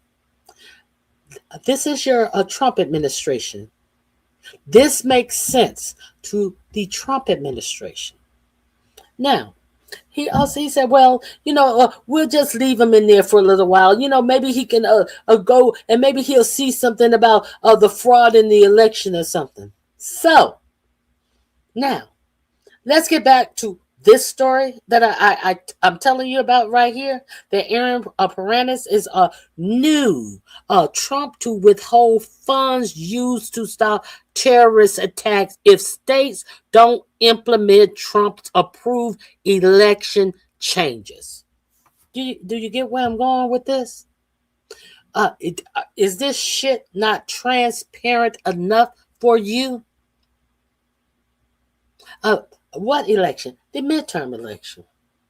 What election? Maybe he can go in and do something. Let's hear it. Millions of dollars from state and local governments, money that is used to prevent terrorist attacks and respond to major disasters like hurricanes during hurricane season, unless the states impose Trump-approved election changes. According to CNN, these election changes include phasing out certain electronic ballots and also running state voter rolls through a controversial system that is supposed to verify citizenship run by DHS. Right now, DHS provides millions of dollars to state and local governments, grants that are designed to prevent terrorist attacks, designed to help with infrastructure, designed to help with responsiveness after a major disaster, like after a hurricane hits, for example, Louisiana or Florida.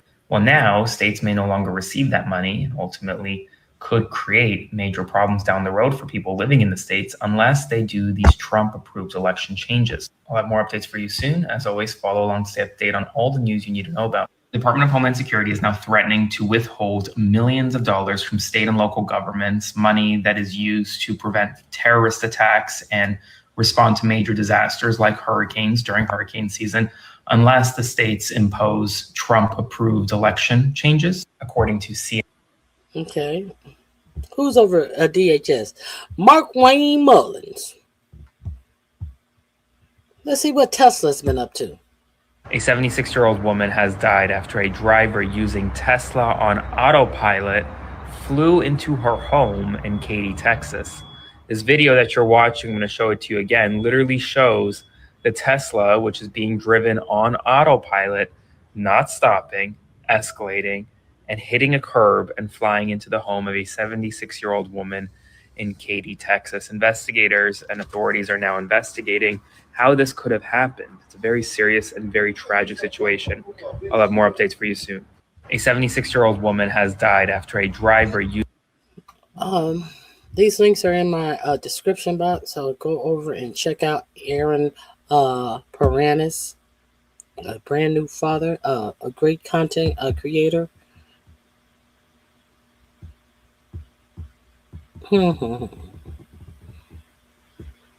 Let's see about the duck.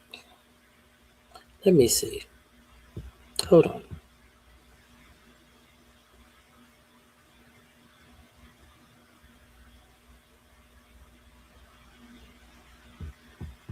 Hold on 1 second. Here's the duck. Poor ducky. I have some really sad news to share with you this afternoon. A follower of mine went to the reflecting pool in Washington, D.C., shared this image with me of what appears to now be a dead duckling inside the reflecting pool, surrounded by green algae that has yet to be cleaned up. We have seen hydrogen peroxide be poured in the pools. We've seen the Trump administration try to re-renovate the pool. We obviously don't know what the cause of death is, but this is just a very sad image right now. I was previously at the reflecting pool and talked about how a mom duck and her little ducklings refused to even get in the water. It appears as though one of them did get in the water. And as you can see from this image, it appears as though that the baby duck is dead. This image isn't the only one circulating on the internet. Multiple other people have also seen it. So there. Just in case you didn't hear about that, but he wants to give people 10 years because they are sabotaging. They are allegedly sabotaging the reflecting pool. Bullshit. So I'll go over there and check out Aaron Paranis if you haven't already. Now, speaking of X, let's speak of X a little bit, shall we? Now,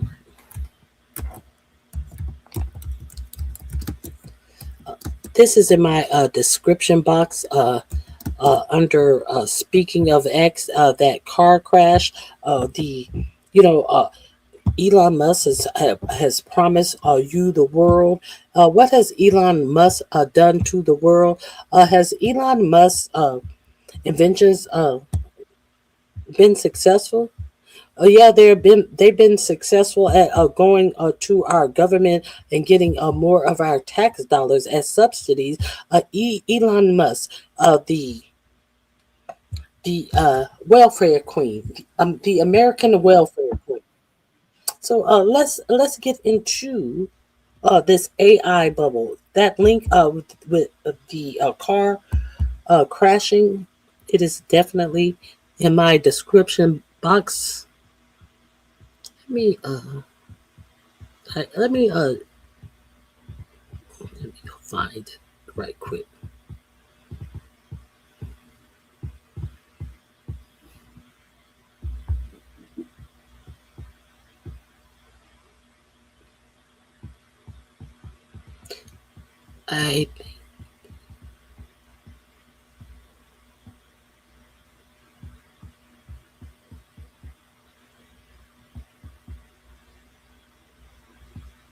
I want to talk about this economy, this false economy that they have. I think this is it. Hold on.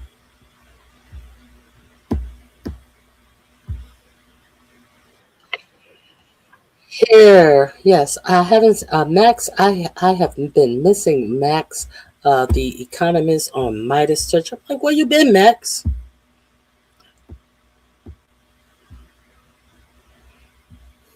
Where have you been, Max?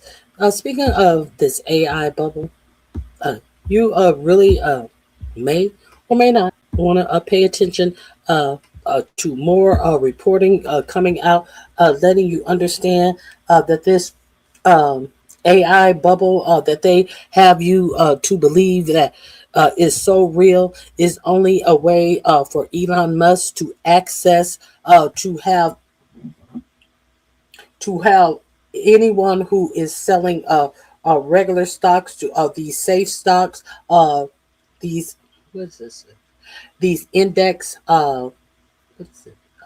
Index funds to have to that they must buy this X stock, and therefore the first get out date for the old investors, the investors that have not been making money because Elon stock has not been making money. Of these billionaires and millionaires and billionaires who had bought into Tesla and it had not been making money, who had bought into which one? X, and it did not make money. Those people. They are going to have a exit date. The first exit date, I believe it's going to be in August. Now, Elon Musk is only offering a get in of up to 4% of all of his stock. So when these people sell, there's going to be a big race to the stock because people are dumb, because people don't know, this is all smoke and mirrors. Some people don't know. Some people don't even are not even inquisitive to know enough to know that this is all smoke and mirrors. Some people don't pay attention to the fact that they have set it up easy for you to lose your retirement and your 401k fund because all of these index funds are going to have to buy this X stocks. And when all of these millionaires and billionaires who have been holding on to this worthless stock get out, and all the dummies get in, and then the value of the stock is going to go down and down and down because it's just going to be a bunch of common folks in there and a bunch of hedge funds people who don't give a fuck about the everyday man who done worked 30-40 years of his life and thought that he was going to put something aside for his retirement so he can live a decent life, and these greedy motherfuckers then ate you up in the fees where they trading on some worthless ass Elon Musk stock. See, people are telling you that the writing is on the wall for this bullshit. Why do you think the SEC changed their rules? That there is no longer a seasoning period where you as a passive buyer cannot buy into this stock for 1 year. Why did it go from 1 year to 3 months to 15 days? Because they need your money. They need your money. So while all these millionaires and billionaires are talking about what you are not to them, you're everything to them. But see, because these millionaires and these billionaires, they're not putting their money into this. All of this AI and stock market and this, that, and the other, all of this shit is propped up on motherfucking loans. All of this is propped up on investment promises of investments. But what they cannot do, they cannot create motherfucking real dividends. They cannot create real money. And they certainly cannot create real American money when China and all other big countries, China who buys most of U.S. bonds, who holds most of the U.S. debt, is not buying up our bonds anymore. Who was that? When France, I think it was France. Who was that?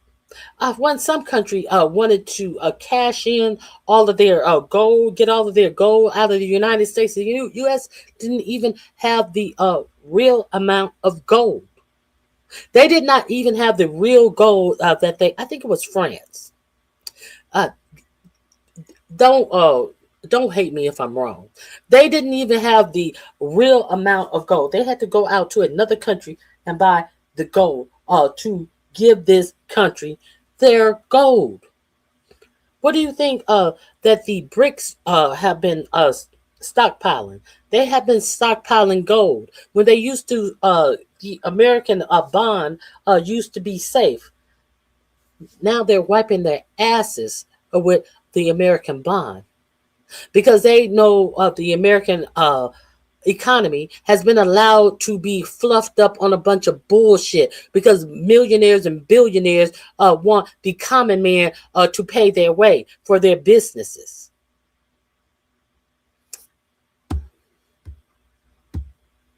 Back from a brief hiatus and here to talk to you about the largest IPO in history. SpaceX just hit the NASDAQ at a $2 trillion plus valuation, and it's only grown in size since it listed, making it one of the most valuable companies in the world. So I think we need to unpack this word value, which has apparently lost all meaning. We also need to address what this company actually is, because it is not what it's being sold as. And most importantly, we need to acknowledge that we just handed an immigrant from South Africa an unlimited war chest to continue destroying the very government that made him the wealthiest person on the planet by a mile. All right, so let's talk about value. What does that word even mean? But he's a white immigrant. So, hey, we can stomach that. He may be an immigrant, but he's a white immigrant. We want all the immigrants out of the United States. But what did he say? 17,000 immigrants have been allowed to come in? Oh, but they're white Afrikaners. Oh, well, that's okay. Before we get into the mechanics of this preposterous IPO, one that broke every rule of public offerings just to enrich Elon Musk and his cadre of early investors, many of whom are also hell-bent on the destruction of U.S. democracy and the rule of law, let's talk about value. SpaceX opened at $135 a share on June 12th, but its current valuation already puts it way above $2 trillion, which makes it more valuable than Amazon. So SpaceX had $18 billion in revenue last year, but it lost $5 billion. Amazon posted net operating income of around $80 billion on more than $700 billion in revenue. And SpaceX is more valuable than Amazon. Makes total sense, right? So let's move on. Wall Street has a long tradition of twisting itself in knots to justify these fantastical valuations. And in SpaceX's case, the logic is fundamentally flawed and built on lies. But the value proposition, right, in spite of those lies, comes down to two things: upside potential and fear. The fear of betting against somebody who's done it before. But has he? See, when Tesla went public, it quickly gained a valuation that topped every major American automaker combined, despite being a fraction of their size and also losing money. It became an investment juggernaut. So for a lot of people on Wall Street, this is a case of once bitten, twice shy. They missed the Tesla rocket ship, or maybe they didn't, and they're not missing this one. But the bigger upside isn't rockets, it's AI. Elon has promised to transform SpaceX into the leading AI company in the world. But here's the thing. SpaceX is currently dead last in this AI race because Grok, its flagship AI product, ranks 4th behind ChatGPT, Gemini, and Claude. And Grok's primary claim to fame, per a Common Sense Media study, is generating nearly 6,700 sexually deviant image requests per hour by design. And yet somehow people think Elon is at the cutting edge of... And everybody ignored this. Everybody ignored the fact that Grok was making explicit images of children in suggestive or lingerie or lack thereof in adult situations. Everybody ignored this. Nobody sees this happening, and this is this is the best thing that their AI is known for, and people are buying into this. Okay, artificial intelligence. Here's the thing: he wasn't even in the game until relatively late. According to Ronan Farrow's piece in The New Yorker, Musk had to be convinced by the others who were already well along the path that AI was the only path to computing power that would be necessary to someday leave the planet. That's what brought him in, not a genius insight or something, some divine inspiration, just a conversation with people that are like, hey, Elon, if you want to go to Mars someday, it's going to take AI. And he's like, oh, okay, I'll do it. But nobody's talking about any of this when they're buying SpaceX at a $2 trillion valuation. So let's look at what SpaceX says it's worth and where it says they're going, because the math here is fascinating. And by fascinating, I mean impossible. In its prospectus, SpaceX.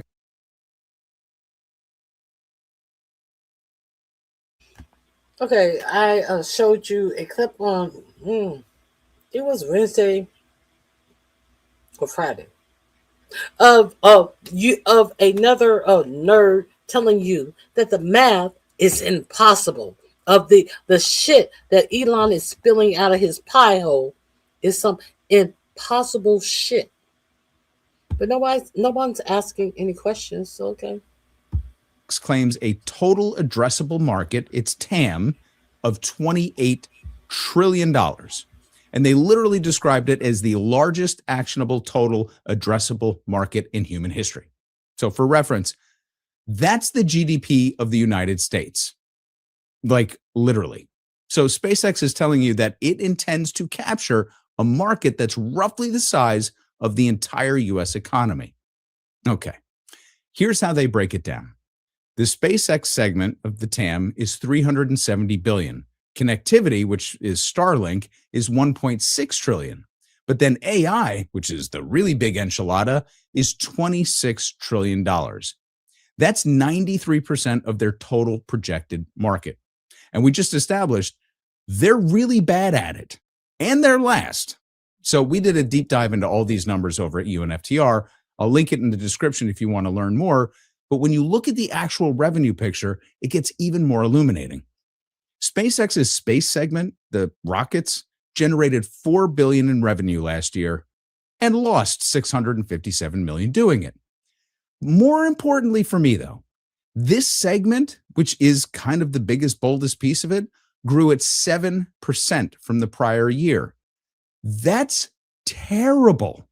Connectivity, which is the only business that actually makes money, is $11 billion in revenue with $4 billion to the bottom line. But where did all the money go in these big losses? SpaceX spent $9.5 billion building Grok and only brought in $3.2 billion in revenue. So the average revenue for a company that's in the NASDAQ 100, where they are now, is somewhere between 30 and 35 billion. SpaceX isn't even half of a normal company that's on this exchange already. Its core business is growing really slowly. It's hemorrhaging in others, and its only profitable division is a satellite internet company. Now it's more valuable than Amazon. The only independent valuation that made any sense, and it was still a stretch, was from Morningstar, which put the value at $780 billion, which is 56% below the IPO price, and now a fraction of what it's worth because of all the market activity. So 1/5 of SpaceX's total revenue comes directly from the federal government. That's an important piece that we'll come back to. But before we get to what this company really is, I want to establish something that should be front and center in every single conversation about Elon Musk, the man. Elon Musk is a product of government subsidies. So according to the Washington Post investigation, Musk and his companies have received at least $38 billion in government contracts, in loans, subsidies, and tax credits over 2 decades. 2/3 of that came in the last 5 years. So in 2024 alone, federal and local. 2/3 of it came in the last 5 years. This is an immigrant to the United States who came through our government and slashed and burned jobs. And now these people who have been on these jobs for decades, many of them, who are close to retirement age, are about to have their retirements in their 401k plan pilfered by this Elon Musk stock. Isn't that ironic? Not ironic. These are people who may have been close to retirement age, but not ready to retire. Are those people? who thought that, well, I'll go out there and I will get me something else, a consulting job or some other job, can't find the job. Isn't that ironic? Isn't that interesting? Probably having to go into their 401k plan to survive in this Trump economy. Isn't that interesting? But all of their retirement funds are going to be sucked off by Elon Musk, and the laws and the rules that protected the consumer. Well, shit, the Consumer Financial Protection Bureau was eliminated by Elon Musk. So, isn't that interesting? You don't find this interesting? You don't find the devil in the details of this design? This link is in my description box under Speaking of X, and we have one more. Local government contracts committed at least $6 billion to Musk's enterprises. That's a record high. Now, SpaceX has received $22 billion in government contracts. NASA alone has paid SpaceX nearly $15 billion for crew transport, supply missions, and the Lunar Lander program. The Pentagon kicked in another $7 billion. And Tesla's story is just as telling. Tesla received a critical $465 million Department of Energy loan in 2010. That money kept it alive just long enough to build the Model S. It's generated roughly $11 billion. That's a third of its total profits from selling regulatory credits established by government clean energy policy. Democrats' clean energy policy, by the way. And Tesla buyers received an estimated $3.4 billion in federal tax credits before that program eventually wound down. Solar City, same story, built entirely on federal. And well, where did he get that $400 million loan? What grant? It wasn't a loan. It was a grant, government grant. Where did you get that from? 2010. Who was in office? Who could have given him that? Barack Obama, and all of the billions of dollars that he made on clean energy subsidies, and then this motherfucker turns around and put a Nazi salute up on Inauguration Day after he paid to get 45, 47 back in office and support all of this overt racism against black people on his platform of Twitter. Let that really sink in. Because had not they got the subsidy from Obama, there would have been no more Tesla. And this is the gratitude. This is the gratitude. Let's continue. Renewable energy credits. And then there's Doge.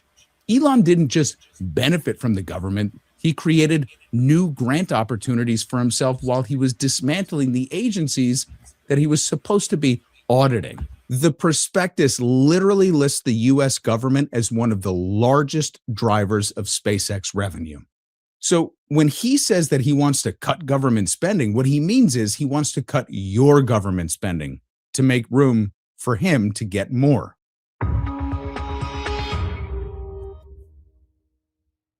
So here's what I really want to convey. SpaceX, not a space company. SpaceX is a SPAC company, so much so that the E in space might just be a typo. So if you hadn't heard of it, a SPAC is a special purpose acquisition company, basically just a shell company designed to raise a massive war chest from Wall Street so that it can go out and play Pac-Man and buy other companies. It's just a consolidation vehicle. And everything about how SpaceX was structured and taken public points directly to this. Many financial market observers, including the institutional investors who bought into the offering, have been pretty open about the real reason that they're in. They expect SpaceX to absorb Tesla. So Elon controls both companies, right? Combining them under one umbrella and one balance sheet means just putting it in one pocket. Now, that's not a theory. It's the obvious next move.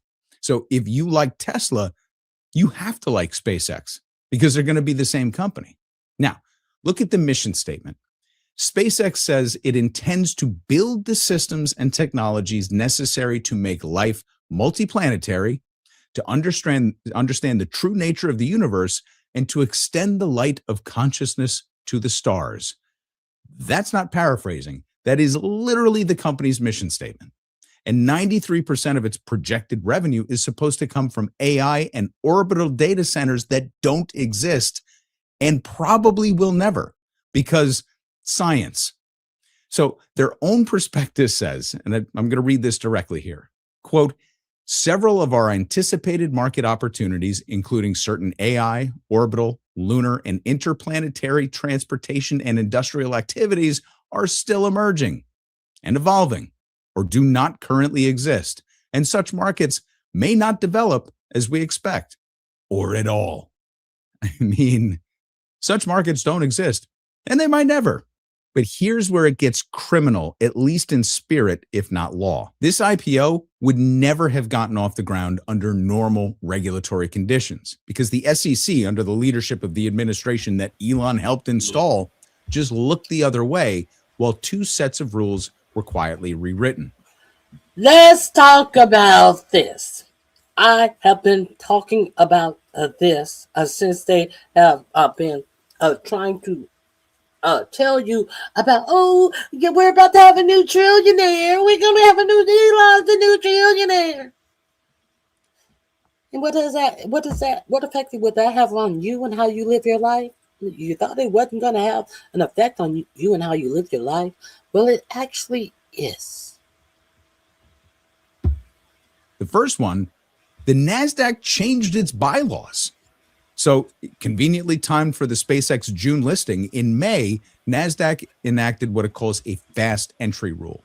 So under the old rules, a company had to season for at least 3 months before joining the NASDAQ 100. Most cases, it was up to a year, and it needed a minimum 10% public float, meaning 10% of the shares had to be available to the public. Under the new rules, top 40 companies by market cap can just enter the index in 15 trading days, and that float minimum totally eliminated. So SpaceX floated about 5% of its total shares, which was an artificially very thin slice designed to create scarcity to drive up the price. Now, under the old rules, it could never have entered any major index. So NASDAQ literally rewrote the rules so SpaceX could get in, and this is hugely important.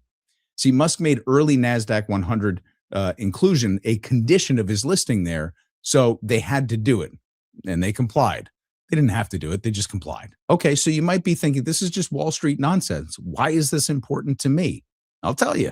It means that every ETF, every index mutual fund, every passively managed retirement portfolio that tracks the NASDAQ 100 is now required to hold SpaceX. Is now what?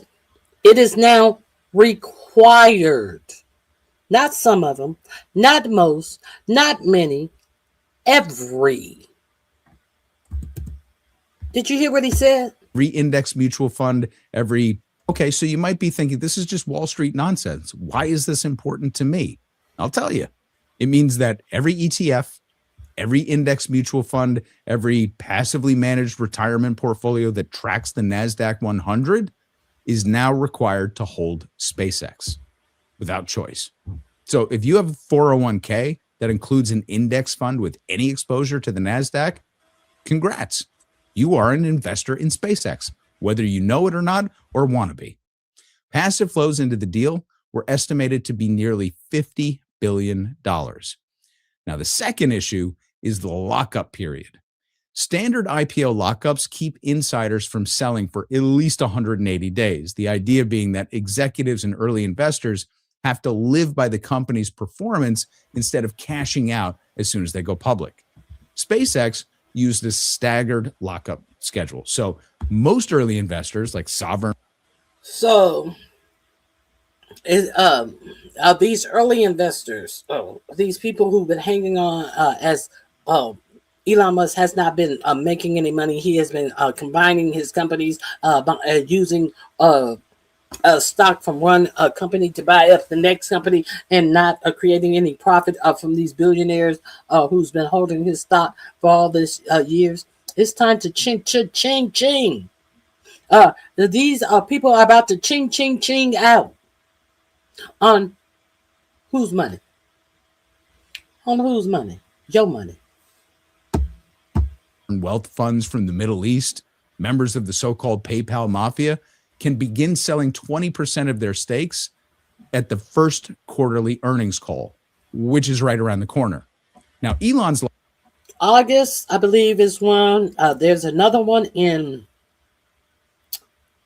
August, November, August, October, and December, I believe. Somewhere like that. They're going to have 3. lockup is just this year alone. Longer. But early investor exit liquidity was essentially baked in from day one.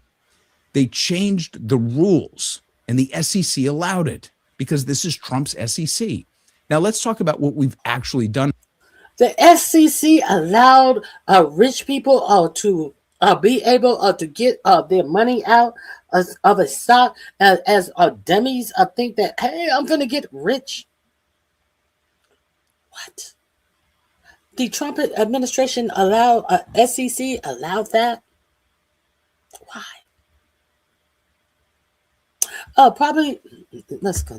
Here, because beyond the IPO mechanics, beyond the accounting tricks and the rule changes and this bizarre mission statement about extending the light of consciousness to the stars, we've handed one guy an unlimited war chest. And look what he did the last time he had a pretty sizable one. He contributed $200 million more to the 2024 election. And analysts have subsequently determined that it was about roughly 115,000 votes in key swing states that determined that outcome. So did his money make a difference? You tell me. But here's the scale. 200 million today represents 0.02% of his net worth. What are we doing?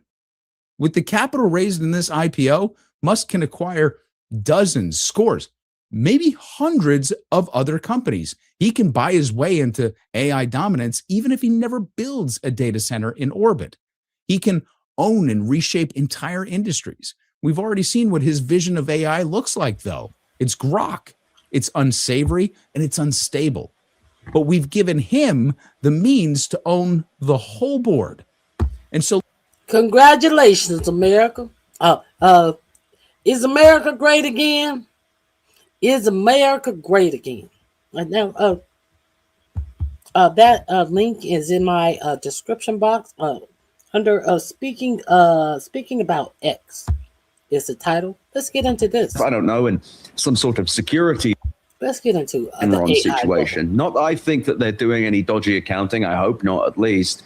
But you've got regular people, like you mentioned, being Sam Cedar, Emma Vigeland on the Majority Report. Pleasure to welcome to the program Ed Zitron. He is the publisher of Where's Your Ed At, which is a newsletter, and host of the Better Offline podcast. Ed, welcome back to the program. Thanks for having me. Let's start with, we got some big IPO news, obviously, and let's start with SpaceX. I guess the biggest IPO in history. And also involved just sort of like, there's a little bit of like arm twisting happening on a regulatory side. And then sort of, I don't know, I don't know of any IPO in the past where people that I know, and I don't know billionaires, were like, I may have access to this IPO. And I'm like, what? So tell us about all that's involved there. So Elon Musk is doing exit liquidity. So SpaceX is actually several different companies stapled together. You've got X, the Everything app, which is, of course, the social network, which features a CSAM generator and non-consensual porn. It also loses tons of money and makes AI services under grok.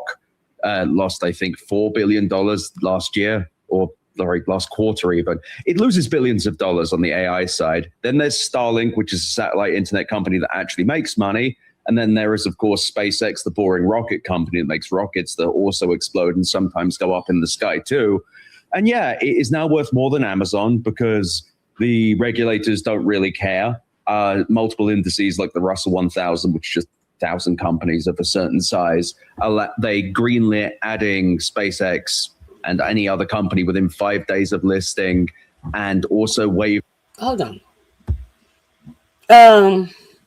Darren Coleman, for example, whom is broadcasting misinformation? I think we're hearing the same information by several different people. Is there something that is being broadcast here that you would like to dispute? Cite your source. Back to the facts. The profitability requirement, because SpaceX loses billions of dollars a quarter. And so, crony capitalism won on this one for now. I fear an Enron situation. Not that I think that they're doing any dodgy accounting. I hope not, at least. But you've got regular people, like you mentioned, buying into this IPO. Now it's popping again. Well, now everyone's going to buy into it. And I fear that the underlying economics do not make SpaceX work. And he's going to try and merge Tesla into it. He's going to try and merge a company called Cursor into it. This is just Elon Musk's attempt to escape the kind of collapse of Tesla. Tesla selling less cars every year. Their largest purchaser of Cybertrucks is SpaceX. It's all part of the big, giant Elon Musk circular financing jerk-off session. And I'm deeply tired of watching. I don't think the public should be witness to this. It's horrible. But yeah, regulatory authorities, I don't know. I thought they were meant to stop garbage IPOs, but I guess inflating them is what this administration does. Well, actually, that is what a regulatory authority is supposed to do. But we are in the administration of no regulation, deregulation. So in this a big push for deregulation, this is what you get. You get a bunch of dumb motherfuckers talking about what is so cumbersome to them about having billionaires to pay for everything that involves their fucking business instead of pushing it off on the regular consumer. When have you ever heard a small business having the consumer to let's say pay their dumpster bill? But you have these big oil executives, and we're going to talk about this today too. These big oil executives in Oklahoma having the oil leaching out all of this goo into the pipes of the people who vote overwhelmingly for Republicans. Make that make sense. But hey, isn't that what government for? They want small government. So I guess they want gas byproducts oozing into their water. I don't know. Well, I mean, let's the value of SpaceX too. You mentioned those three planks. You have the private Twitter. Twitter being folded into this /X, which you had a lot of wealthy people take private, including Andreessen Horowitz, including, I believe, a Saudi prince, among others, including one of MGX as well, who's I think they were involved. Yeah. You mentioned in the first part that Twitter and Grok and that whole, it's losing money hand over fist. So those investors, those really important investors that took Twitter private need to make their money back. So Elon has folded Twitter into SpaceX, and that's why this IPO is such a behemoth. But what's also alarming, and on the regulatory side, if you could talk about this, Ed, how right now one of the major indexes, I'm forgetting if it's S&P or I have it written down here actually. It's the Russell 1000. Okay, gotcha. One of the major indexes is saying that they're indicating that they're going to loosen their rules to allow SpaceX to be a part of the index, which would really harm, if it is to pop, the retirement funds of so many people who invest in indexes, which are supposed to be a very safe vehicle for your investment. Can you talk about that part of it? Yeah, that's kind of what I was previously mentioning with the Russell 1000. So they already agreed to that. I think they did in the NASDAQ. The S&P 500 did not waive their requirements, thankfully. But yeah, exactly. What is meant to be a really boring, stable investment in like the Russell 1000 or what have you is now going to be plagued with whatever meme stock SpaceX becomes.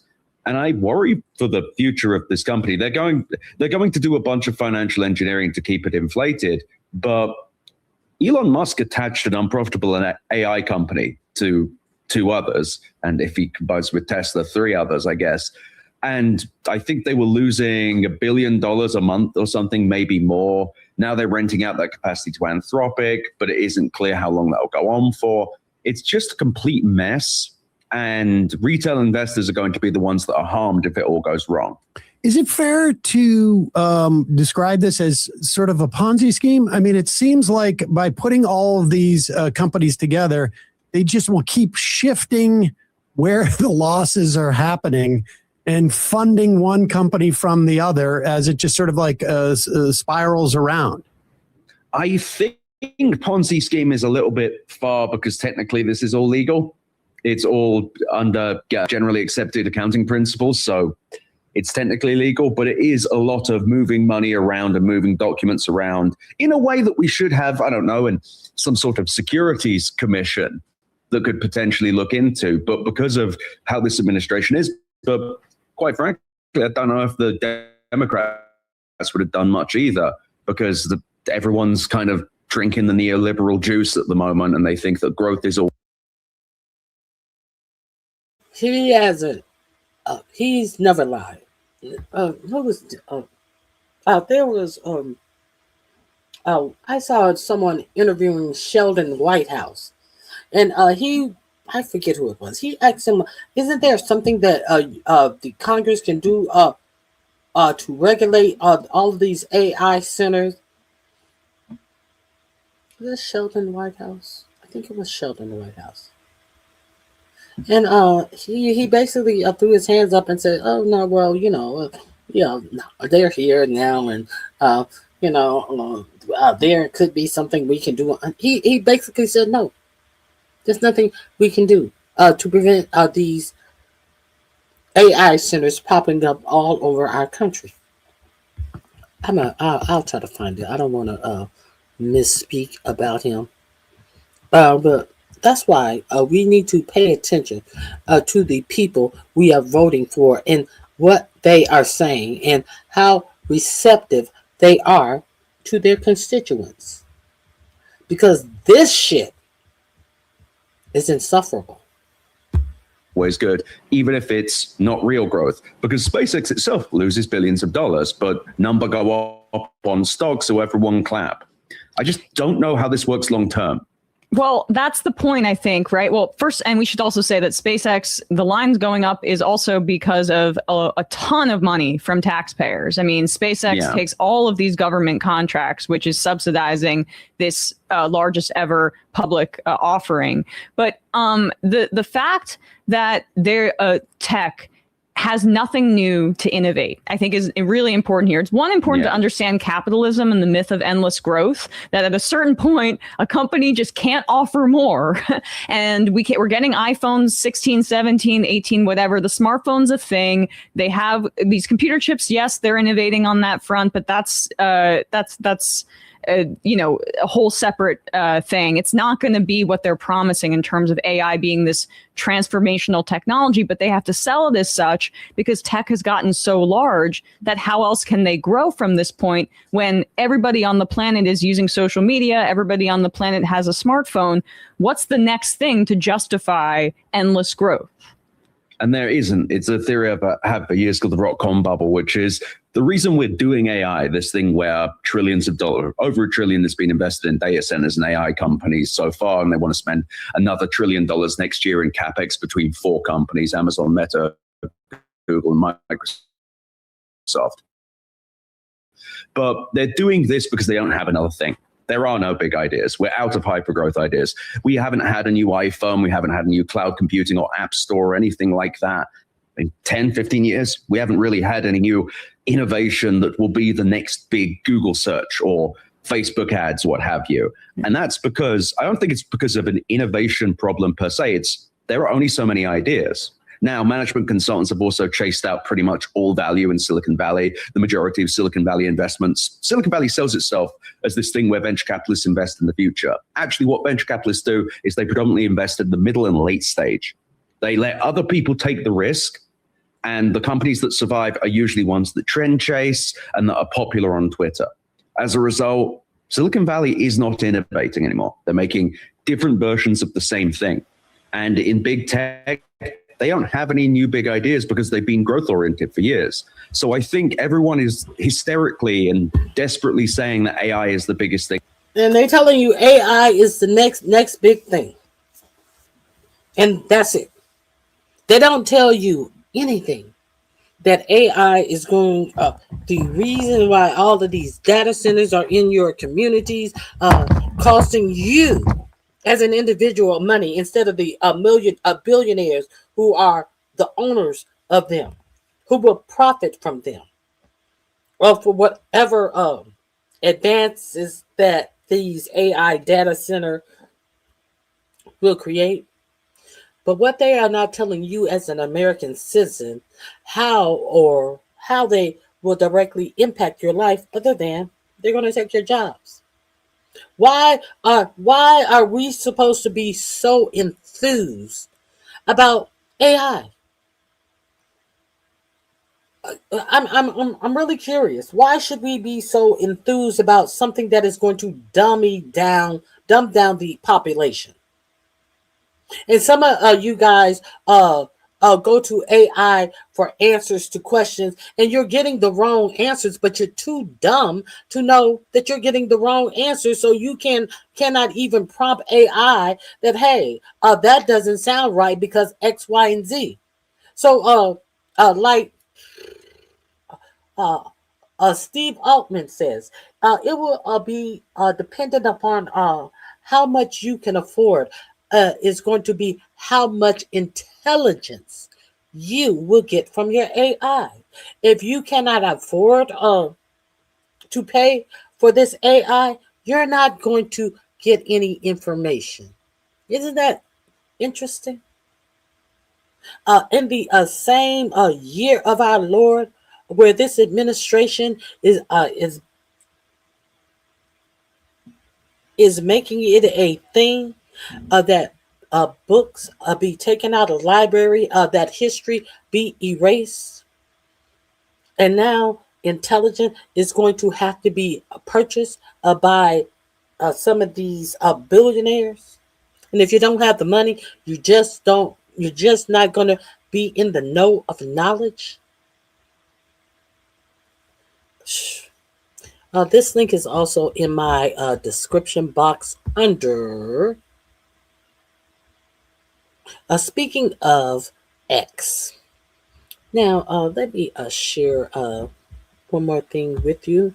I think this might be, it may or may not be the last thing, but it is something that I want to share with you. This is what your administration has for you. It has a lot of self-dealing, a lot of threats, a lot of changing the laws and the rules to allow the rich to get richer. It also has a lot of rules to make you a domestic terrorist in your own country if you want to practice your fucking rights. If you're not aware of this, you may want to Google NSPM7. I have spoken about it numerous of times on my channel. Go check this out. In New York, because Governor Hochul signed legislation that ended our 287G agreement. This has to do with the election. They're deploying more ICE agents across the country, and it has everything to do with the election. Let me break it down for you. Over the last couple of weeks, we've seen escalated violence from ICE at Delaney Hall. The violence we've seen from ICE outside Delaney Hall mirrored the violence we've seen in Minneapolis outside the Whipple Federal Building, only it was even worse in New Jersey. And now Tom Homan is saying he's going to send more ICE agents to New York than New York has ever seen. He blames it on the governor ending a 287G agreement, but it has nothing to do with that. ICE is currently hiring more agents. 10,000 more agents are to be hired between now and November. When asked would he deploy ICE to polling stations, Donald Trump said, "I will do whatever I need to do." And when he says whatever I need to do, he means whatever he needs to do to win the election. Listen, I'm not here to tell you that voting alone will save us. I know it won't, but that does not mean that we don't vote. And that does not mean that we sit by quietly while they plan exactly how they are going to take over this election and rob it from us. And let me tell you why it's so important. If Donald Trump can win the 2026 midterms, we are cooked. They know that if they lose the majority, that there is accountability around the corner. They would not be going through all these elaborate steps of doing these unconstitutional things and plotting things that have never happened in American history if this vote wasn't that important. They would not be gerrymandering the black vote out of existence if it didn't matter. They would not be gutting the Voting Rights Act if it didn't matter. They would not be trying to rob us of our vote and voice if it didn't matter. As soon as the gubernatorial election was over in California, they called it rigged and said that mail-in ballot was a fraud. The fact is, though, that study after study shows mail-in voting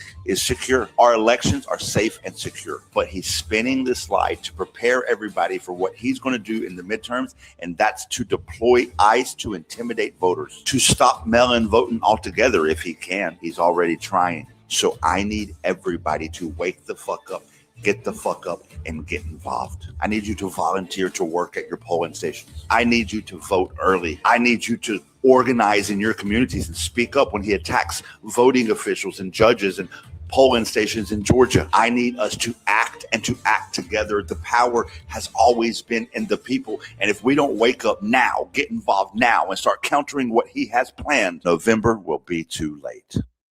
You can expect more ICE agents to go to New York because Governor Hochul signed legislation that ended our 287G agreement. This has to do with the election. They're deploying more ICE agents across the country, and it has everything to do with the election. Let me break it.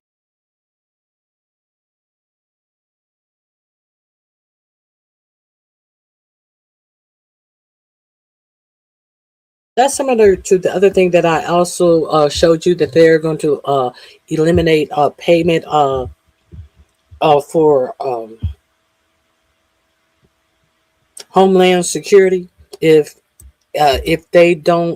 different states don't agree to some voting agreement that Donald Trump wants to set up. Let me see. Okay, someone has a question in the chat, I see. That one that I just played you is called Vote. Is in my description box under Vote, the Jolly Green Ginger, I believe his name is now. Adam Weatherall. Do your own research. I will put the information in there for you. You mean to tell me you are unaware that this administration has a list of a banned book? Are you serious? Are you really serious, Adam? Tracking the Trump administration attacks on libraries. Are you here, Adam? Or you thought that you were going to show me something, Adam? Huh? Huh? What we doing? What we doing? Okay.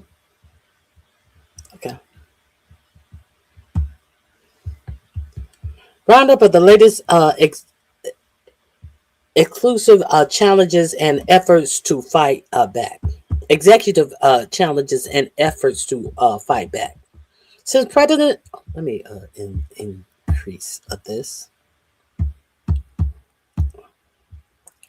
Okay, since President Trump retook the office on January 20th, libraries and librarianship have been assaulted via executive orders and other actions.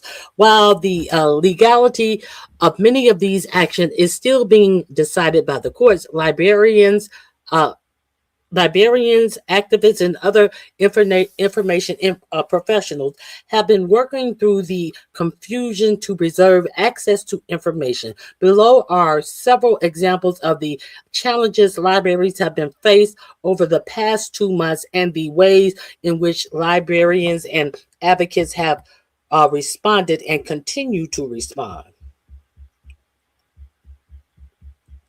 Institute Museum and Library Service threatened. Previously available public data deleted.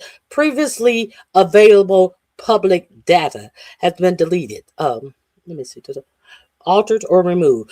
Starting in late January 2025, thousands of federal web pages have been altered or removed, preventing public access to information on a range of topics related to science, health, equality, and foreign assistance program, among others. In response, information professionals are banding together to preserve the affected information and to provide alternative access. The Data Reserve Project, maintained by a consortium of 3 data organizations, is the clearinghouse for these efforts, tracking who is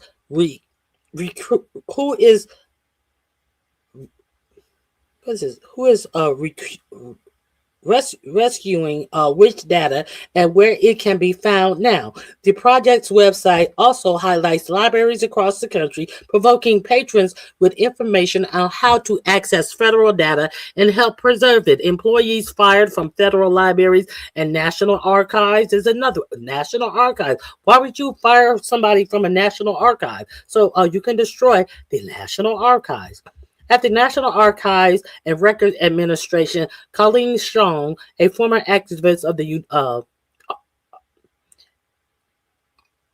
Archivist of the United States and position that oversees government records, was fired February 7th by President Trump. Deputy Archivist William J. Subsequently chose to retire.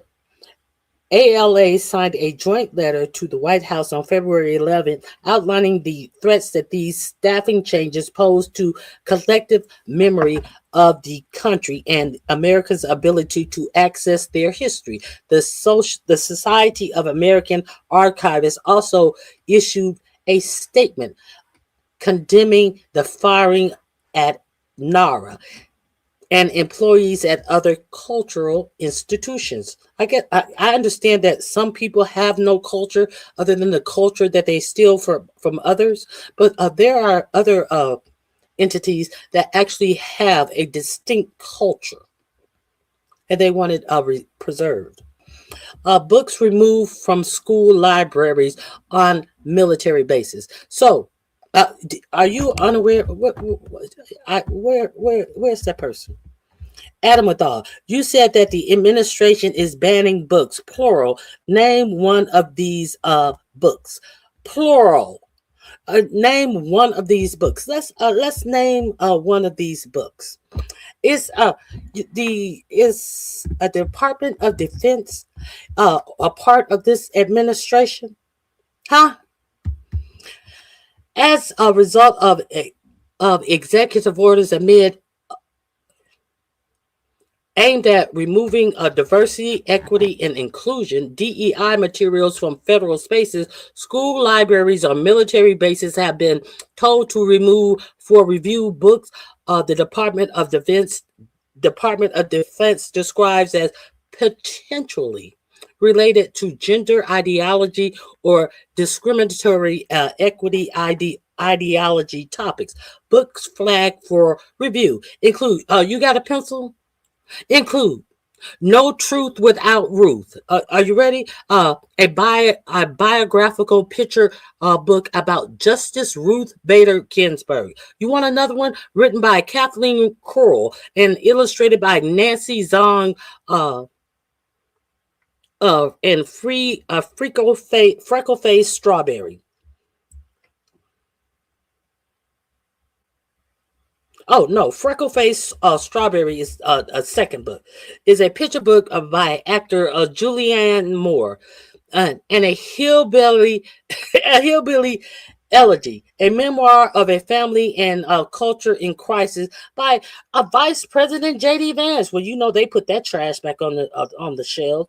On February 2nd, ALA and American Association of School Library released a statement calling the order censorship of legitimate views and opinions that violate the First Amendment rights of those who serve our nation with their families. On March 6, hundreds of students on the Defense Department campuses in Europe and Asia staged a coordinated protest of the removal of library books and other material. Let's see what the Guardian said about this. Let's read the article. I hope it's still available.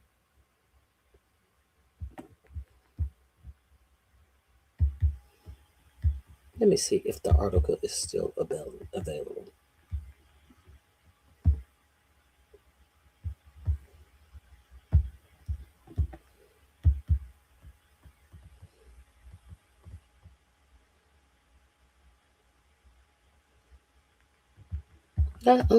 Since you asked,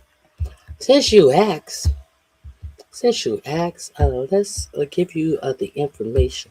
Since you asked, since you want to act as if you have never heard of this, since you want to pretend like you're not the dumb motherfucker, you think you want to pretend like I don't know what I'm talking about, and you don't know what the fuck you're talking about, you stupid bitch.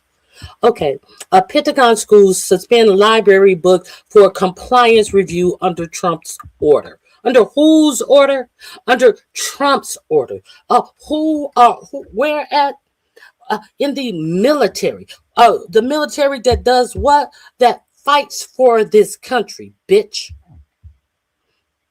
Okay, Defense Department sends a memo that it is reviewing books related to gender or discriminatory equity ideology topics. Okay, so here we are. Tens of thousands of American children studying in Pentagon schools serving U.S. military family have had all access to library books suspended for a week while officials conduct a compliance review under Donald Trump's crackdown on DEI and gender equality. Okay. The Department of Defense circulated a memo to parents on Monday. You wanted to censor the censorship of library books in the Defense Department schools provoked a furious response from Jamie Raskin, the ranking Democrat in the House Judiciary Committee. He slammed the practice as a naked content and viewpoint censorship of books. Okay. Raskin invited other members of the Congress to join him in denouncing the purge of books and stripping of books from the Department of Defense libraries or any other public libraries in America. The purge of library books will affect up to 67,000 children being taught in the Pentagon schools worldwide. The Guardian understands that in all 160 schools located in 7 U.S. states and 11 countries are subject to the censorship. The Guardian has obtained a list of books that have been caught up in the blanket evaluation. No Truth About Ruth. Let me see. A picture book for 4 to 8 years old about the Ruth Bader Ginsburg. The book is, let me see what other titles that have been caught up in Freckle Face Strawberry. This is the same.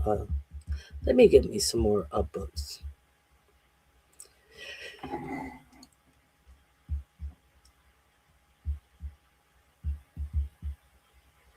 Let me see. More books.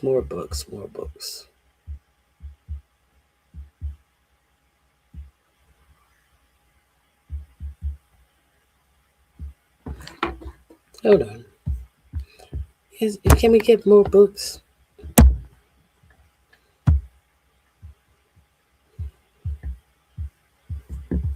Let's see.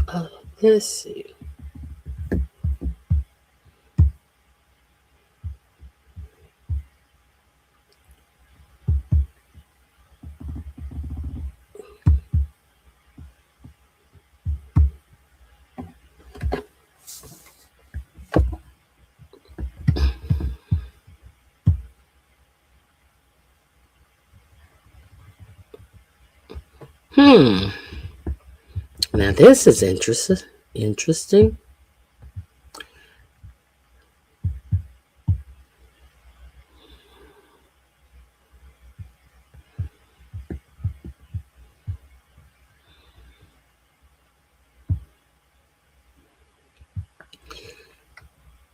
How to Be an Anarchist by Ibrahim X. Kendall. Uncomfortable Conversations with a Black Man by Emmanuel Ocho. Why didn't we riot? A Black Man in Trump Land by Isaac Bailey. Long time coming. Reckoning with Race in America by Michael Eric Dyson. State of Emergency. How we win in the country we built. Tamika D. Mowry, as told by Ashley A. Coleman, forwarded by Angela Y. Davis and Cardi B. How we win race in a history changing the money game that's rigged by Kimberly Jones. My Vanishing Country, a memoir by Bakari Sellers. The Gains of Zion, a Black Cops Crusade in Mormon Country by Ron Stallsworth with Sophia Quintero. America Hates, Survivors Speak Out, edited by Araj. I can't mangle their name. The Rage of the Innocents, How America Criminals Black Youth by Christian. How America criminalizes Black youth. You want some more? Go look it up. If you really wanted this information, you could have found the information your own fucking self, bitch. But you wanted to pretend like the information was non-existent, hoe. So get the fuck out of my face with your dumb ass and your bullshit, bitch. Here's the second link to all of the books that have been taken out of American libraries. While this bitch sitting up here thinking she's playing in somebody's face with this dumb shit. All this off-topic bullshit.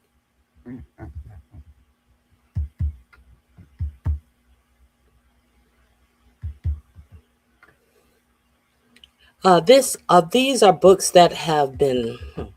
Let me. I thought I was sharing that with you all the time. Let me get back in here. Hold on, I'm still sharing the old thing. Let me share this new screen. I hate a dumb fuck who think that they are talking to somebody who's just talking to hear themselves speak. No, that's not me, ho.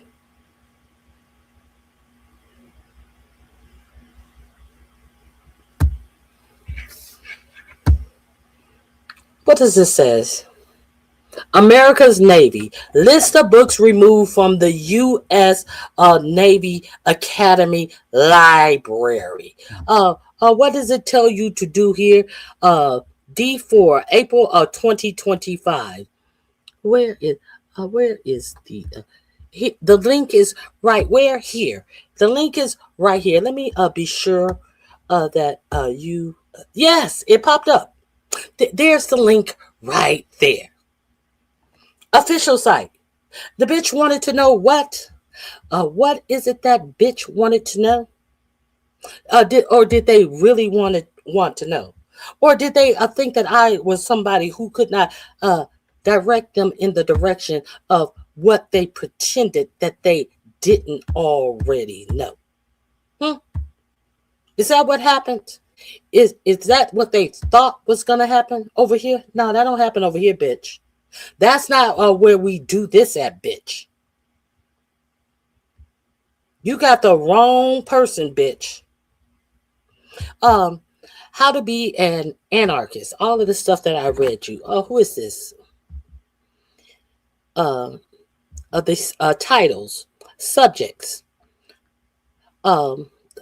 Number 2, uncomfortable conversations with a black man. Number 3, why didn't we riot? Long time coming. A state of emergency. How we win the in the country we built.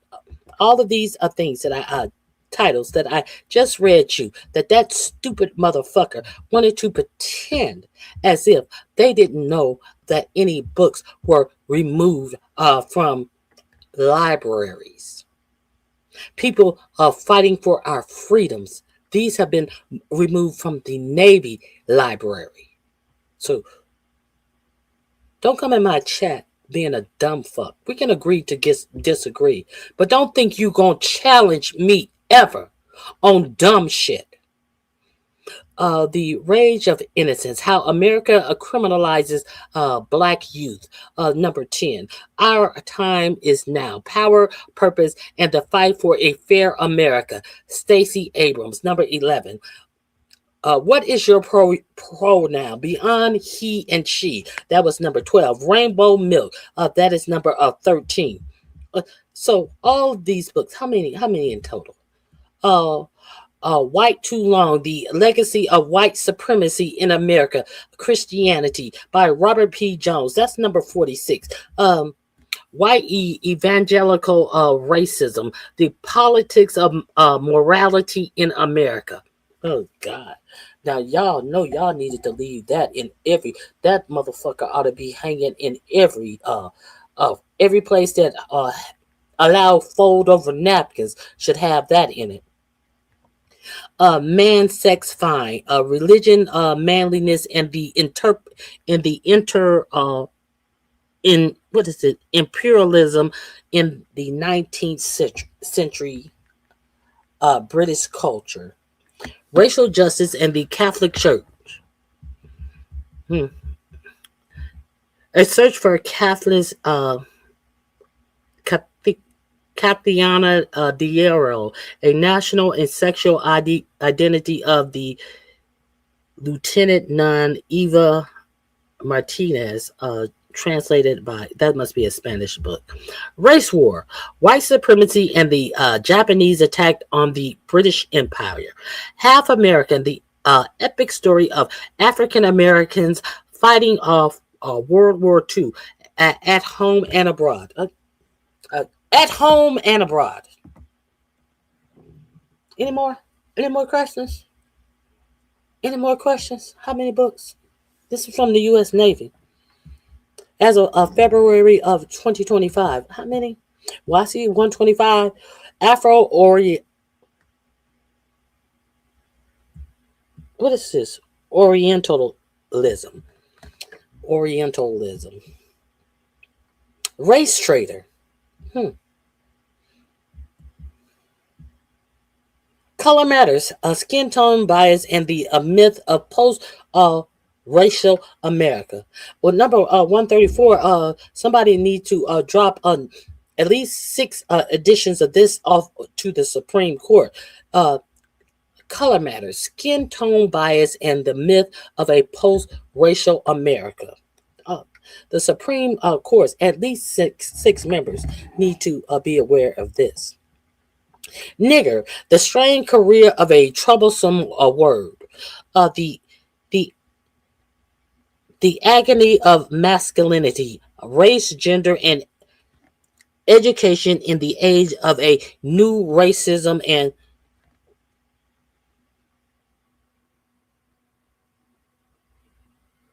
what is this? The hidden rules of race, barriers, and the inclusive economy. Okay, how capitalism and underdeveloped Black America, problems in race, potential economy and society. Okay, the sum of us, what racism costs everyone, and how we can prosper together. You would think that they would leave that in the libraries. Have Black lives ever mattered? Black scholars on the line, race, social science in America throughout the 20th century. How many books? This is just the Navy. This is somebody asks about what books? This is just the Navy. The U.S., the United States Navy. Yeah, them.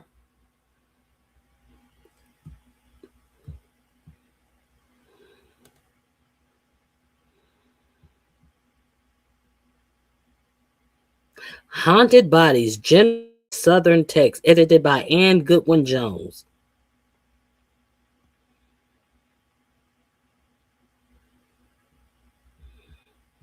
Reading Race, White American Poets and the Radical Disclosures in the 20th Century. The Question of Character, Scientific Racism and the Genders of American and the genders of American Fictions. Male Rage, Female Fury, Gender and Violence in Contemporary American Fiction. Contemporary American Fiction, I'm sorry. How many is it? Are we at 372? We have a whole 381 titles. This is just from the military. Y'all want this link? Let me drop the link in the chat. Since somebody wanted to pretend like they didn't know something. Let me drop this in the chat for y'all.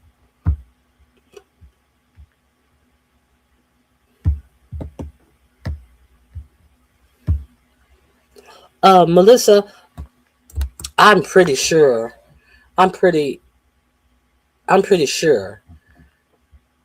that they have not removed any of those books.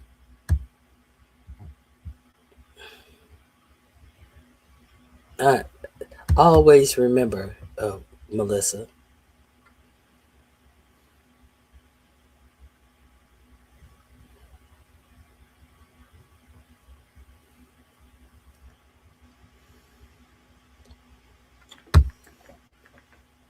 Now, you're talking about tax dollars going to buy books. Bitch, what we do in this chat room, we stay on topic.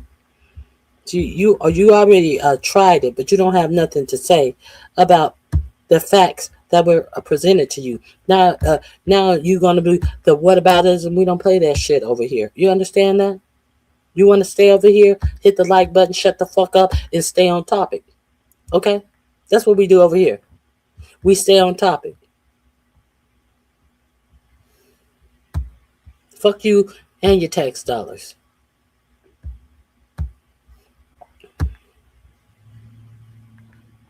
You lucky you still in here writing.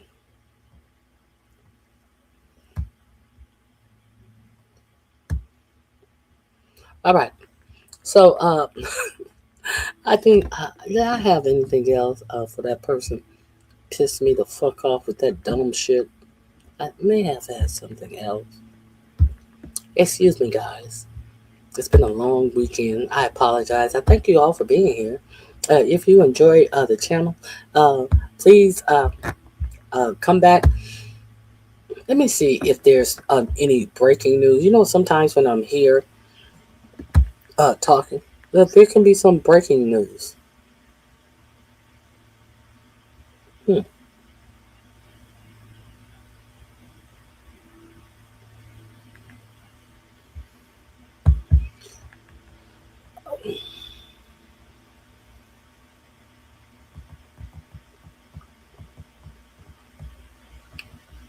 Now, Tucker Carlson has made a shocking election announcement. Let's see if it's quick. I hope it's quick. Let's see what Tucker Carlson is saying about the election.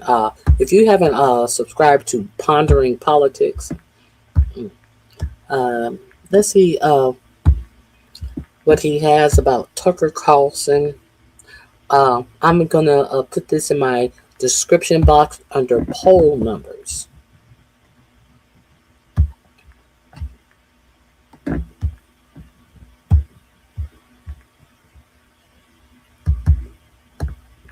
Well, the poll numbers now are, tell a pretty clear story about it. I would not support the Republican Party. There's no chance I would support the Republican Party. As we speak, a clip from a recent interview with Tucker Carlson is now going viral. Not only does he reiterate his belief that Donald Trump is a, quote, slave to greater powers, end quote, but in this viral exchange, he also formally condemns, rejects, and abandons the Republican Party, saying that it no longer is loyal to the United States. And given that Tucker Carlson is one of the most prominent and influential right-wingers and a Republican stalwart for years, this is a major move, and we have to talk about it. But before we do, if you end up liking this video and you want to support the channel, please be sure to hit the like, subscribe, and alert bells before you go. As Mediaite reports, Tucker Carlson officially ditches the Republican Party, quote, not loyal to the United States. You didn't need a crystal ball to see when this one coming, but it's official. Tucker Carlson has ditched the Republican Party. The ex-cable news star said he has finished supporting the GOP because it sold out the American people during an interview on the Can't Be Censored podcast on June 18th. So we're going to play that clip in just a moment, but it's part of a rather long exchange.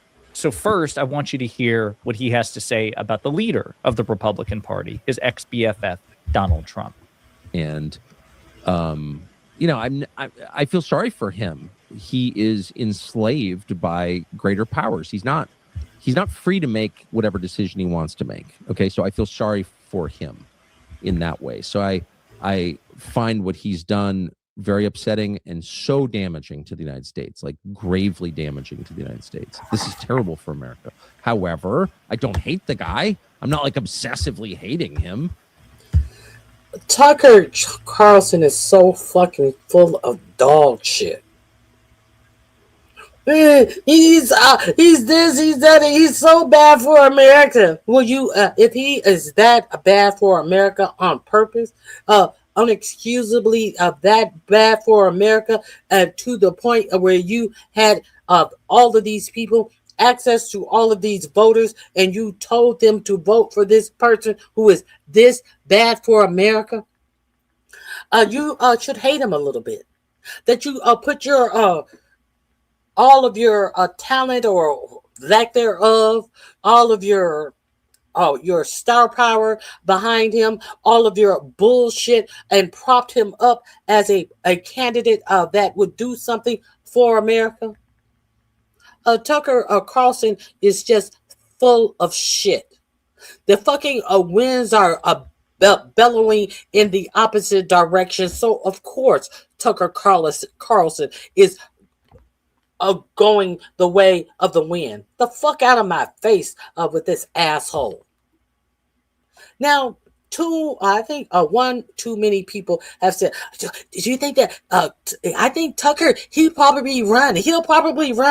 If Tucker doesn't go sit his ass down, the American people ought to be dumb of having these dumbasses run for president.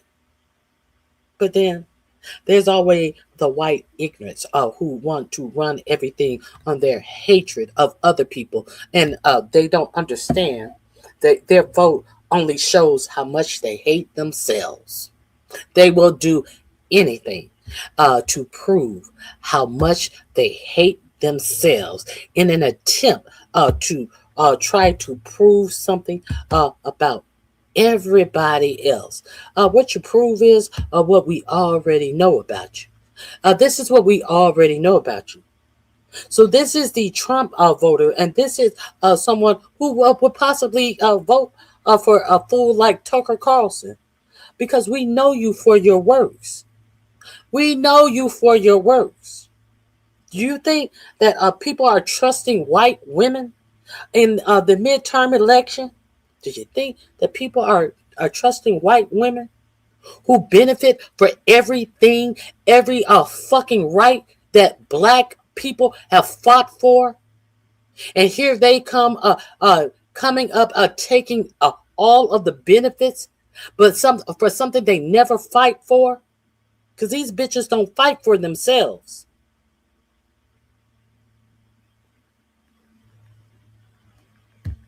But not, when I say, I'm not saying everybody. I mean, general. In general, everything is not a absolute thing. Thing. Again, it's interesting to see this tightrope of where you're really upset with something that Donald Trump has done, but you're also eager to shift the moral culpability in the agency to somebody else. This has been the issue that has plagued the criticism of Trump by Megyn Kelly and Tucker Carlson and some others, because ultimately, at the end of the day, even if Benjamin Netanyahu, the prime minister of Israel, persuaded Trump to go to war with Iran, and the credible reporting is indeed that is the case, Trump at the end of the day has agency. He's not a toddler. He's not an invalid. He's 80 years old and the president of the United States. He could have told Bibi no. President Obama told Bibi no. President Biden told Bibi no. President Clinton told Bibi no. President Bush told Bibi no. Trump is uniquely stupid and uniquely gullible, and that's his fault. Tucker is certainly pulling his punches with Trump in a way that he would not if it were a Democratic president. But he's also acknowledging that what Trump has done to the United States is incredibly damaging and incredibly dangerous. It's so harmful to the country. Trump's not going to like that. Now, what about the party writ large? Not just Trump, but the right-wing party, the Republican Party, to which Tucker has been a loyal advocate and supporter for 30 years. But what we know for certain is that the United States went to war with Iran, a war that we are losing, that we've effectively lost already, because of pressure from the prime minister of Israel, Benjamin Netanyahu. So, that's enough. Knowing that is knowing that the U.S. government betrayed the United States. There's no other way to read it. In terms of a read from the American people, off if they feel the same way as you do, and maybe some of the others that have moved away from the Republican Party and moved away from President Trump because of the war and these issues, do you think that the midterms are going to be the first chance for us to get a temperature read of how the American people are feeling towards Trump and some of these issues that you're talking about? Well, the poll numbers now are, tell a pretty clear story about it. I would not support the Republican Party. There's no chance I would support the Republican Party. I'm not going to support the Democratic Party. I don't know what I'm going to do. So let's stop right there for just a moment. So Tucker Carlson begins the second clip by saying that the U.S. government, led by Donald Trump, he is the commander-in-chief, he's the head of state, he's the head of government, it is his administration, his government, as we would say, has betrayed the American people. In other words, Donald Trump and the Republicans have betrayed the American people. Now, I think they've done so in a variety of ways. Tucker's a bit of a Johnny-come-lately to this revelation, this fact, but I'd rather have a convert than somebody who's not there at all. It's good that he's using his voice to articulate the fact that the Trump administration and the Republican Party have undermined the American Republic as we know it. Again, I am so happy to signal boost to the best of my ability a MAGA civil war, because I think a MAGA civil war is objectively good for the nation compared to a unified MAGA movement, which is much more dangerous. What's interesting, though, is he's like, well, I'm not going to support the Democratic Party. Well, why not? They're the only other game in town. When and where have they betrayed the American people? He doesn't articulate that, right? But this is the issue. Megyn Kelly has been down this road before, too. She says all these things about Trump, much of which is true, but she just can't quite bring herself to support for, the morally superior, politically more consistent, certainly far less corrupt Democratic Party over the Republican alternative. This is part of the problem. At this point, how could I or any American voter support a political party that's not loyal to the United States, that puts the interests of a foreign country above those of its own citizens? That's it's not possible to vote for people like that, and I'm not going to. And I think I voted Republican my entire life. I worked at Fox News, CNN, right. MSNBC. I've been a consistent defender for 35 years of the Republican Party. Please. I mean, very consistent defender.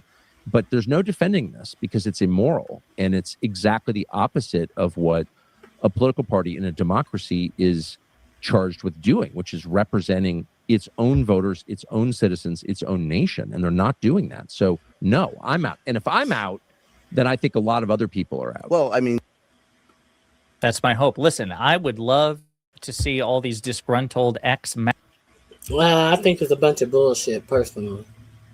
I think it's all talk. Personally, I think it's all talk. Let me see if there's anything else.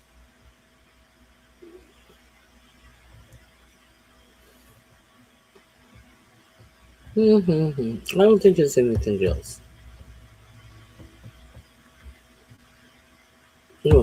All right. I appreciate you all being here.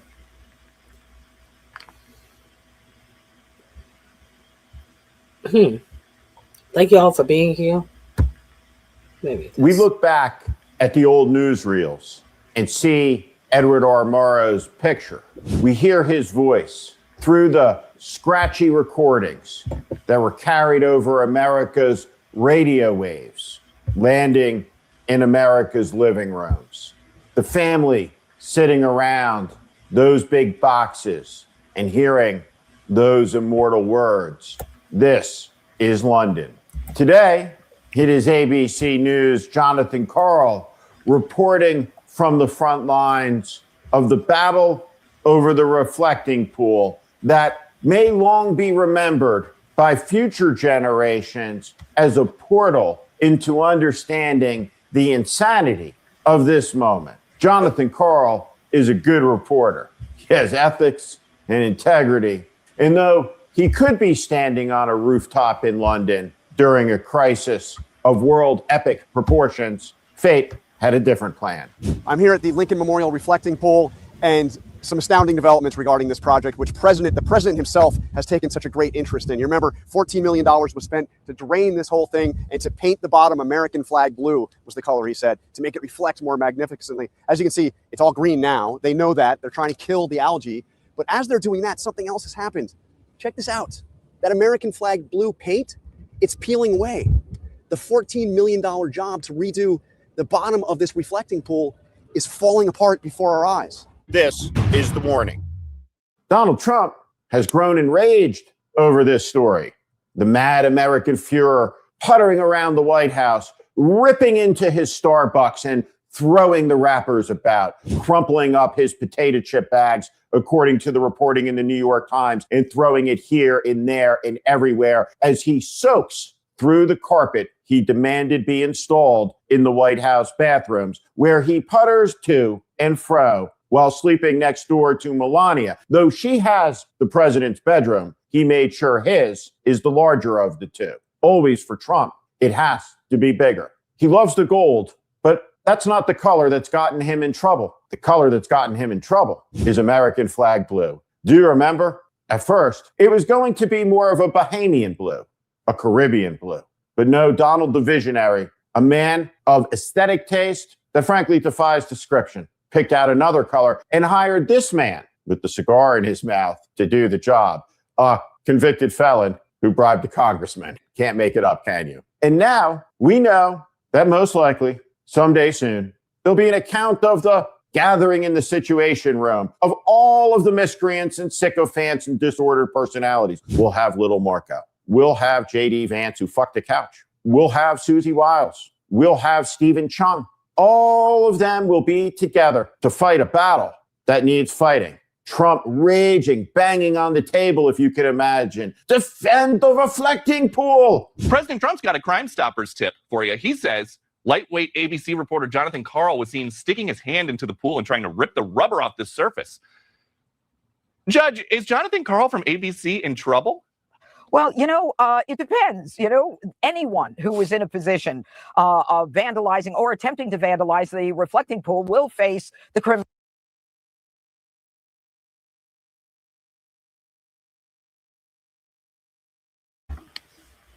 At a time in the world, in the nation,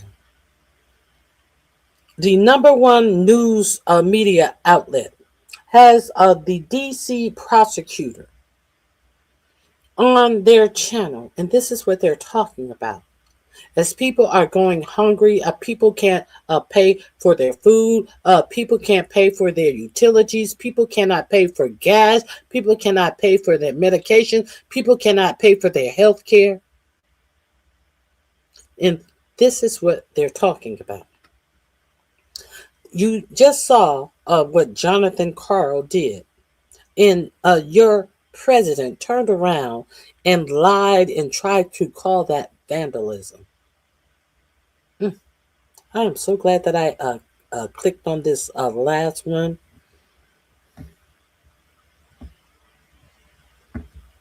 That is where their priorities are. Exactly.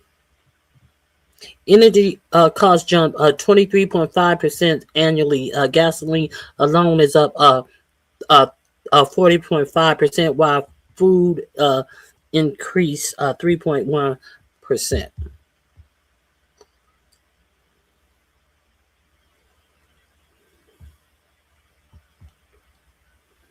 Okay, let's finish this.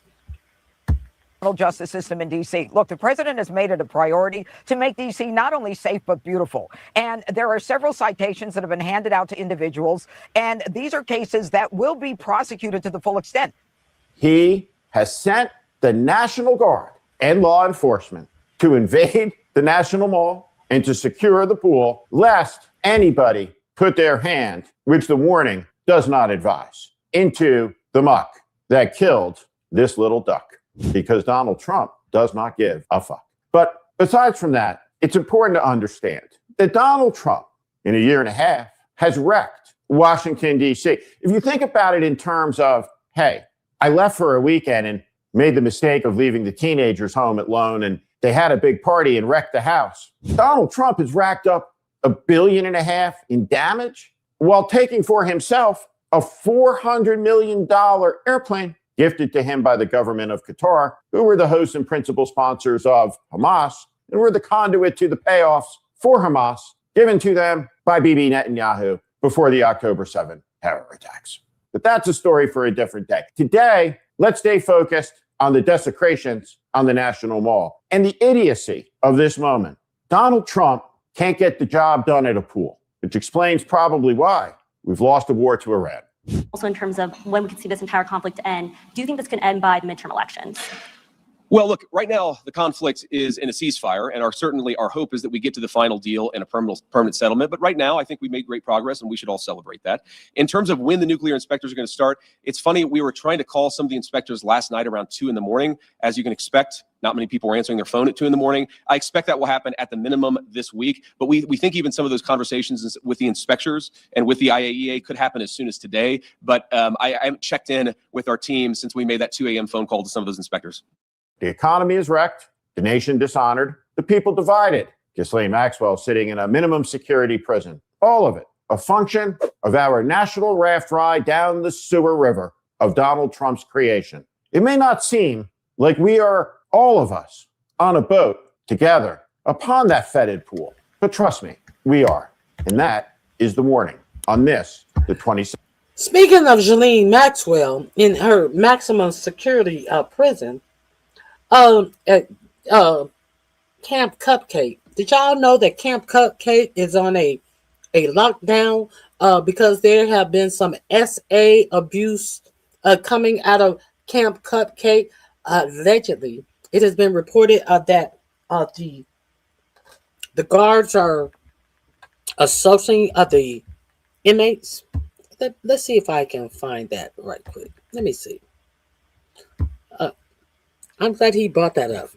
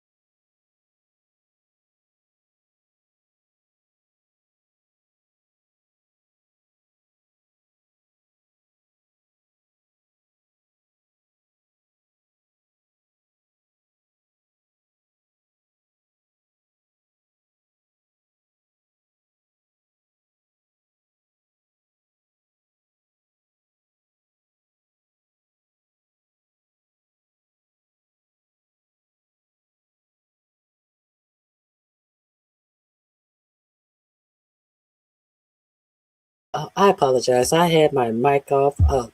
I protest. It seems like there is a protest going on in that disgusting pool. I don't know.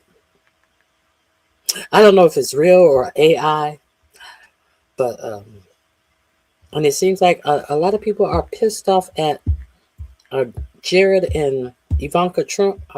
Let me share this with you before we go. BC touching what? Like, that's not illegal. It's not illegal.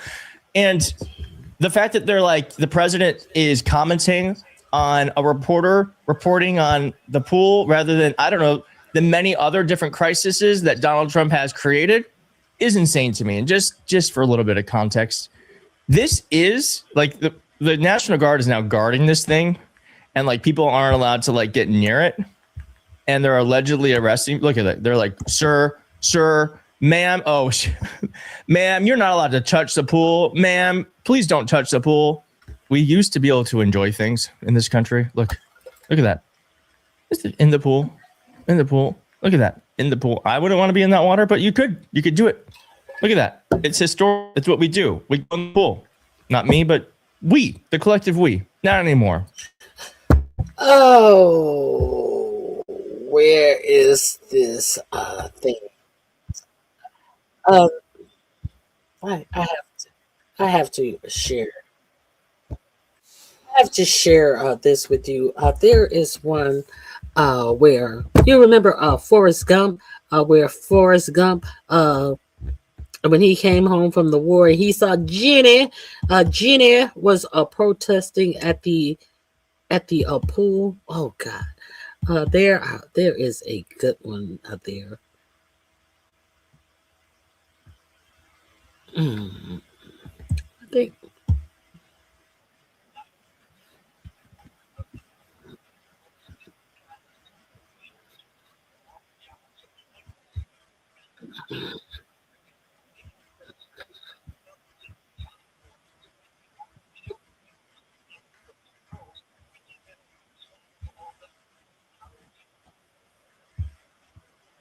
Hold on 1 second.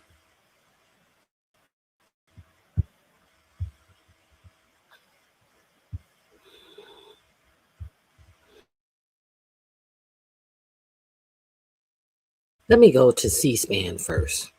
I apologize. Keith Edwards, he's taking too long to get to the meat and potatoes of everything. Let's go to C-SPAN. Let's see how the people really feel on C-SPAN.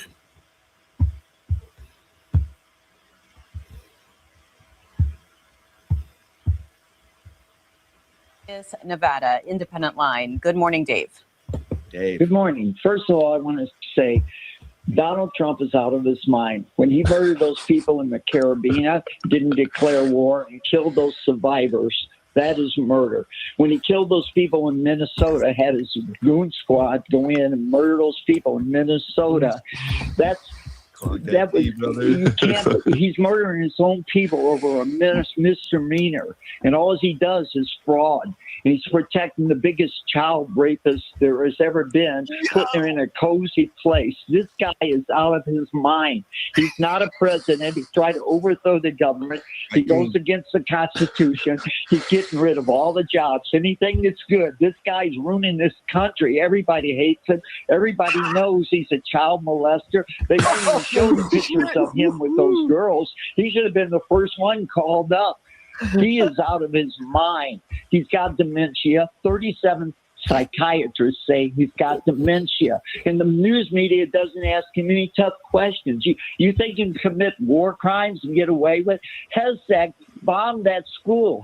Oh, he bombed the school, killed 150 girls in Iran, and everybody thinks it's okay. Little kids with a missile without evidence, and now he's going after everybody that goes by the law. He wants to arrest them because his mind is warped. This guy is out of his mind. If you don't get the Republicans out of here, democracy is gone. Everything that's good is gone. He's starving his own people. He starved those kids in Africa to cut off the aid to all those kids in Africa. Okay, Dave. I don't think they let him go on that long. Like, Thank you, Dave. Thank you, Dave. Thank you, Dave.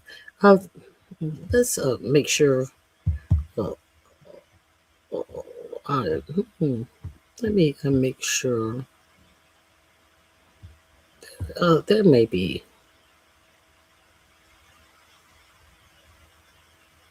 something else.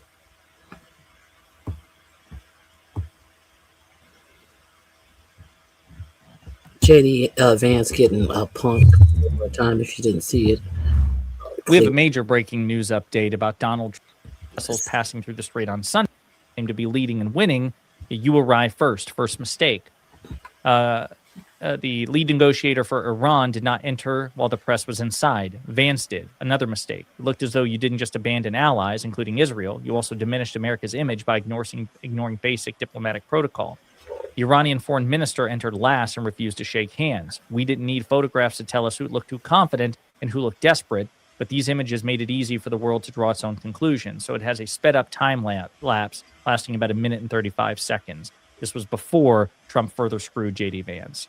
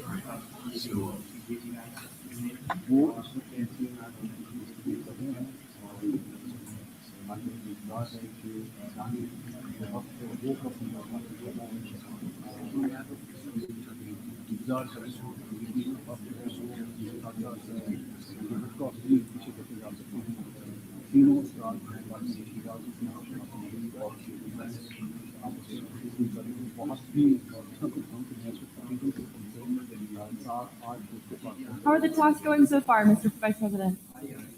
Great, thank you. Oh my God. It would almost be hilarious if the stakes weren't so high. I mean, let's see. Does this look great? Does this look like the face of somebody who thinks things are going great? Like, oh my God, he's not shaking my hand. He's not talking to me. What do I do? Should I? Folks, this is what I mean.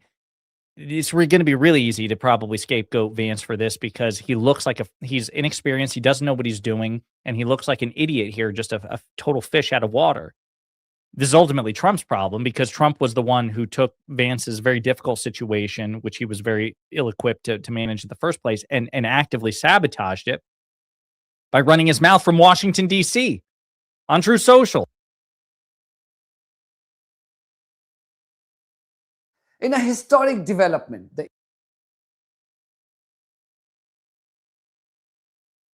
There you go, fat boy. Take them little baby steps or little fat steps, what you want to call it. You're a good boy, you get a big old giant Snicker bar. That's it. Keep going, fat boy. He finished walking and he gets a big bowl of broccoli, carrots, Brussels sprouts. That's right. Healthy veggies for the big boys. Aw, I think somebody needs a nap. And since Trump falls asleep constantly in public, you think he'd be well rested by now. But hey, it's time to wake up and have a few good laughs at the expense of our toddler-in-chief as I bring you my weekly best of the best of AI slopaganda. By the way, happy belated Juneteenth.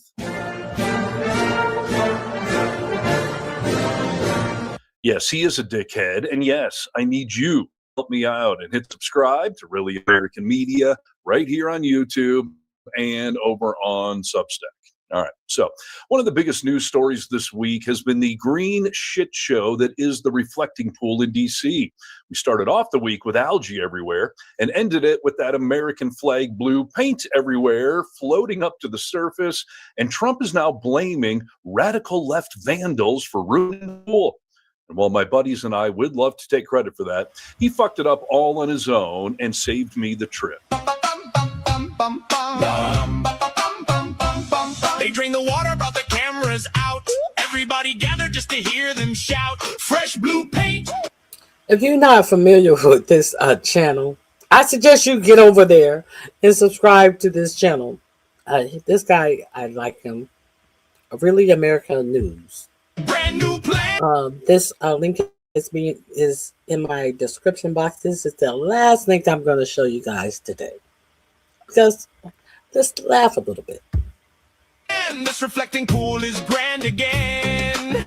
The ribbon strike the pose. Everybody cheering for the grand new show. But the algae said, I'm back, my friend. $50 million and we're green again. Scrub it, spray it, vacuum all day. The slime just waved and said, I'm here to stay. Oh, green again. 15 million and we're green again. New machines bubbling night and day. Experts promised it would all go away. Tourists stopped and scratched their heads. Wasn't this thing fixed? Somebody said. The workers tried peroxide foam. The algae said, thanks, nice new home. The fish weren't laughing. The ducks looked stunned. The pond was having a lot more fun. The algae said, I'm back, my friend. $50 million and we're green again. Fresh blue paint underneath the scene. But everybody's staring at the glowing green. Oh, green again. The world's most expensive lawn became a pond again. Honestly, I'd rather that king algae monster was running the country. But hey, Trump is all about the art of the peel. He said the color would be appealing. He's making algae great again. I mean, I could keep going and going. But instead of me running my mouth, I will let Forrest Gump do it. Run, Forrest. Here it is.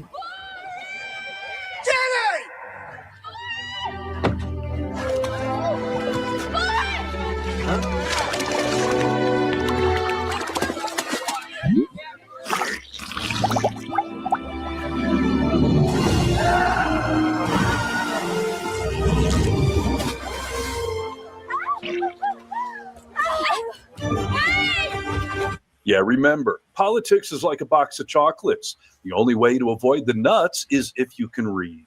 And while Trump is now saying that we're going to have to drain the reflecting pool and start all over, I think we now have an answer as to why the pool turned green so quickly.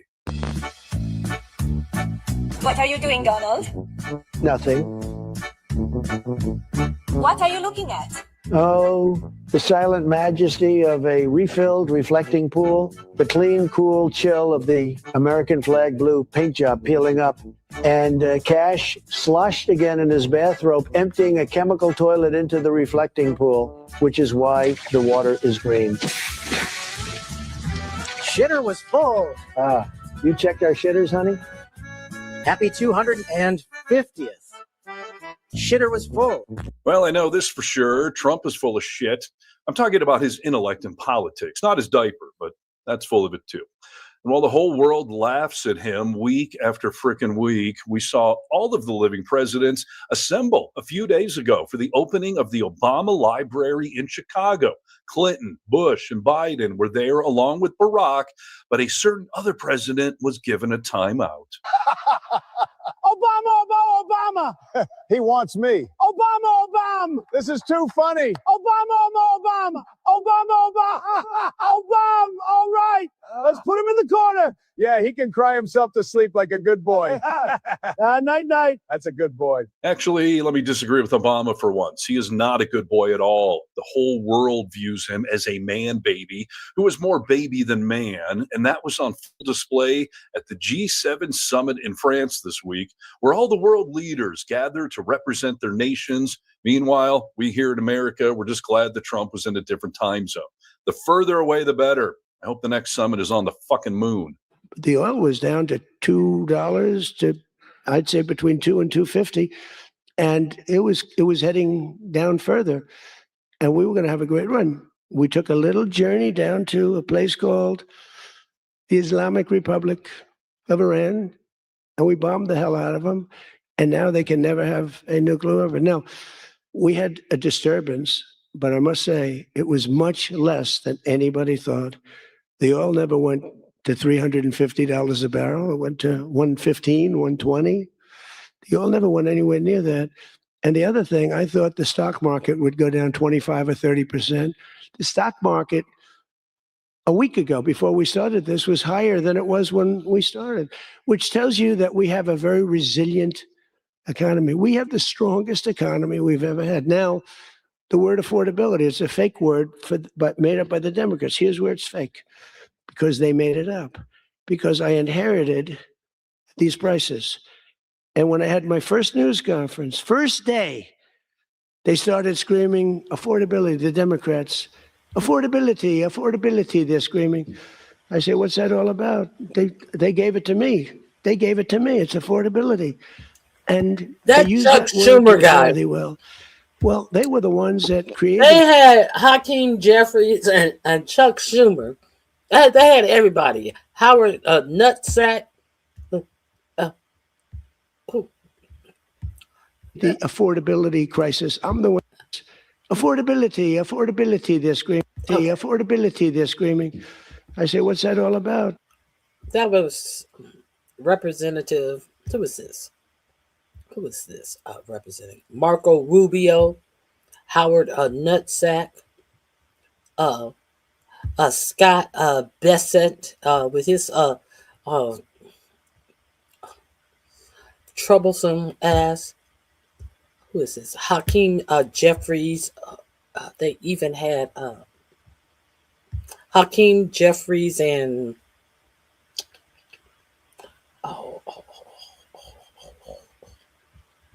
I just said it. Rates in history, highest rates for everything. Eggs, remember eggs? They were 4 times more expensive than they were in my administration. And I got it down, Peter, very quickly. Our secretary did a good job of agriculture. Brooke, she did a great job with eggs and everything else. And now that the oil is coming down, you're going to see everything follow. Brooke cut all the children off of SNAP, so everything should be going down. Everything follows the cost of energy. And we're going to end up having the lowest energy anywhere in the world. Yeah, Trump said a whole bunch of false, misleading, or just flat out stupid things while he was there. But the dumbest thing, and that's saying a lot, was his accusation that the Prime Minister of Italy begged him for a selfie, which she denies, and she has now canceled an upcoming trip to America. And all of Italy now hates Trump even more than, like marinara from a can. And instead of backing down, Trump has doubled down. And I don't think it's coincidence that he's picking a fight with a female world leader. Much like reporters here in America, Trump likes to pick on girls because he's a whiny little misogynistic snowflake that can only get a woman out of a fucking mail order catalog. World leaders gathered cameras all around, and somebody told a story that got the whole world talking loud. Said she begged for a picture, what a thing to say. Italy fired right back. That never happened that way. Nobody begged for a selfie. Nobody begged at all. One side says it happened, the other says not at all. Now the headline's flying for the whole world to see over who asked who for a summit selfie. Reporters chased the story, microphones in the air. Diplomats kept wondering how we even get here. A meeting meant for business turned into comedy, and everybody's arguing about photography. Nobody begged for a selfie. Nobody begged at all. One side says it happened, the other says not at all. From Rome to the headlines, it's the strangest thing this week. An international uproar over one little selfie. Yeah, 86-47 and fuck Donald Trump indeed. I am just waiting for the day that one of Trump's vanity projects kicks him right in his 80-year-old nuts. Like this notion that we're going to change the law to allow a living person to appear on our money. Yeah, Trump wants to be on a $250 bill, which would require Congress to get involved. Or maybe we just give him what he wants, and one problem solves the other, as seen here. Mr. President, the new money with your face has finally arrived. Bring it here. Let me see.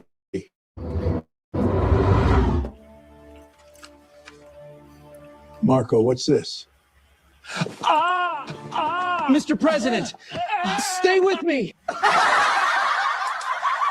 Yeah, careful what you wish for. You just might get it and you just might regret it.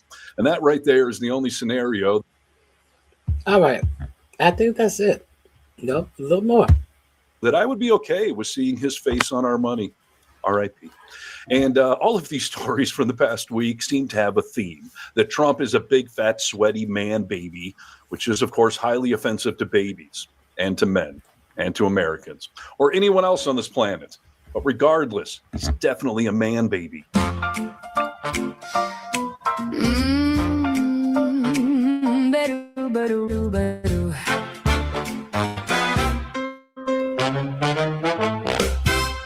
If a parent asks their kid, did you eat the missing pie? And he points at 7 other kids and insists they toe the line. Wouldn't there be consequences? Wouldn't there be some tears? Isn't that the sort of thing he'll outgrow in some years? If a teacher asks a student why they didn't do the work, and he stomps around the classroom and he's acting like a jerk, wouldn't he get detention? Won't he get sent home? Now that he's older, his tantrums have only grown. So my friends, are we here now with a toddler for a leader? How come everyone lets him slide just like his bottom feeders? And why is any of this behavior a thing to emulate? How come he's not held accountable? Why does everybody hesitate? Your hero is a man baby, a man baby, a little man baby. Perhaps that was your plan, baby. An itty bitty man baby. He only plays the fool, and boy keeps getting booed. And when the boo-boo self-inflicted, he finds somebody else to sue. A little itty bitty, really shitty, spineless chicken man baby. If a kid cuts in the lunch line and says he got there first, and when anybody calls him out, he shows them he's the worst. Shouldn't somebody stop him? Won't somebody care? How come he takes and takes and takes while it's pretended to be fair? If a coach puts you in the big game and you strike out every time, do you blame the bat, the ball, the field, or just the umpires crying? Wouldn't folks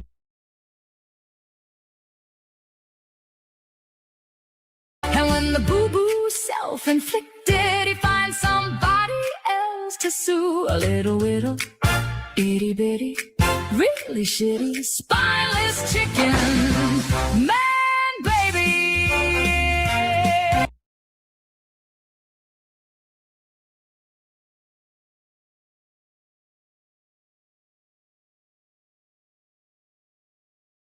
Learn a damn thing if you're always told you're the best. Your hero is a man baby, a man baby, a little man baby. Perhaps that was your plan, maybe. An itty bitty man baby. He only plays the fool, and boy keeps getting booed. And when the boo-boo self-inflicted, he finds somebody else.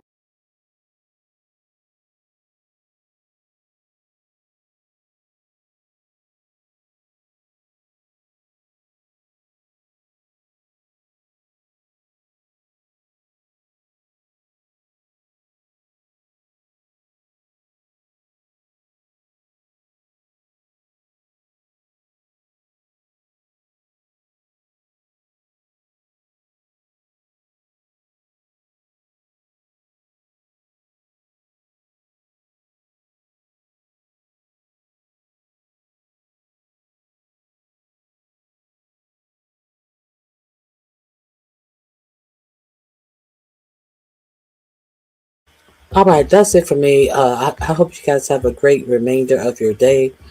JR.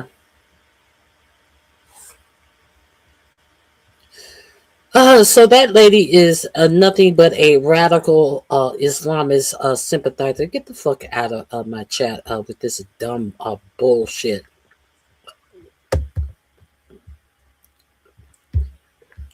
Hit the like button on your way out with that dumb shit.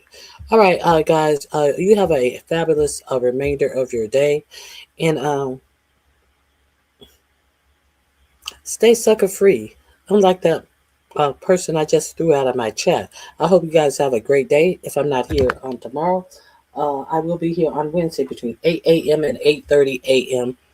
To pick up on some more news. It's just a whole bunch of simple crying and moaning and bullshit. That's why I really like to delve into some things that you could use for yourself and how you really live your life. So if you're watching on your phone, please over to a YouTube on a computer or on your television screen, and hit some of the links of some of the products that I have. They are not products to enrich myself. They are products to possibly to save your lives. These rich people out here are making sure they are fortified for what's in the future. You know, what's to come in the near future that no one is telling the masses about. I'll put it that way. So, if you are paying attention, make sure you have something for your safety. Make sure your personal safety, your family safety. Make sure you have something for your health safety, emergency health safety, all of these things. Make sure you have something for your water, your sanitary needs, and some shelter. So go over there and check out some of the links that I have put up for you. This is not about me. And this is not about this is not about me. I'm just here trying to share some information with those. You sock. I sock. I sock. I sock. No, I pantyhose. I sock. Oh, how do you sock? Huh? You sock. Oh, you shoe. You shoe. You shrew.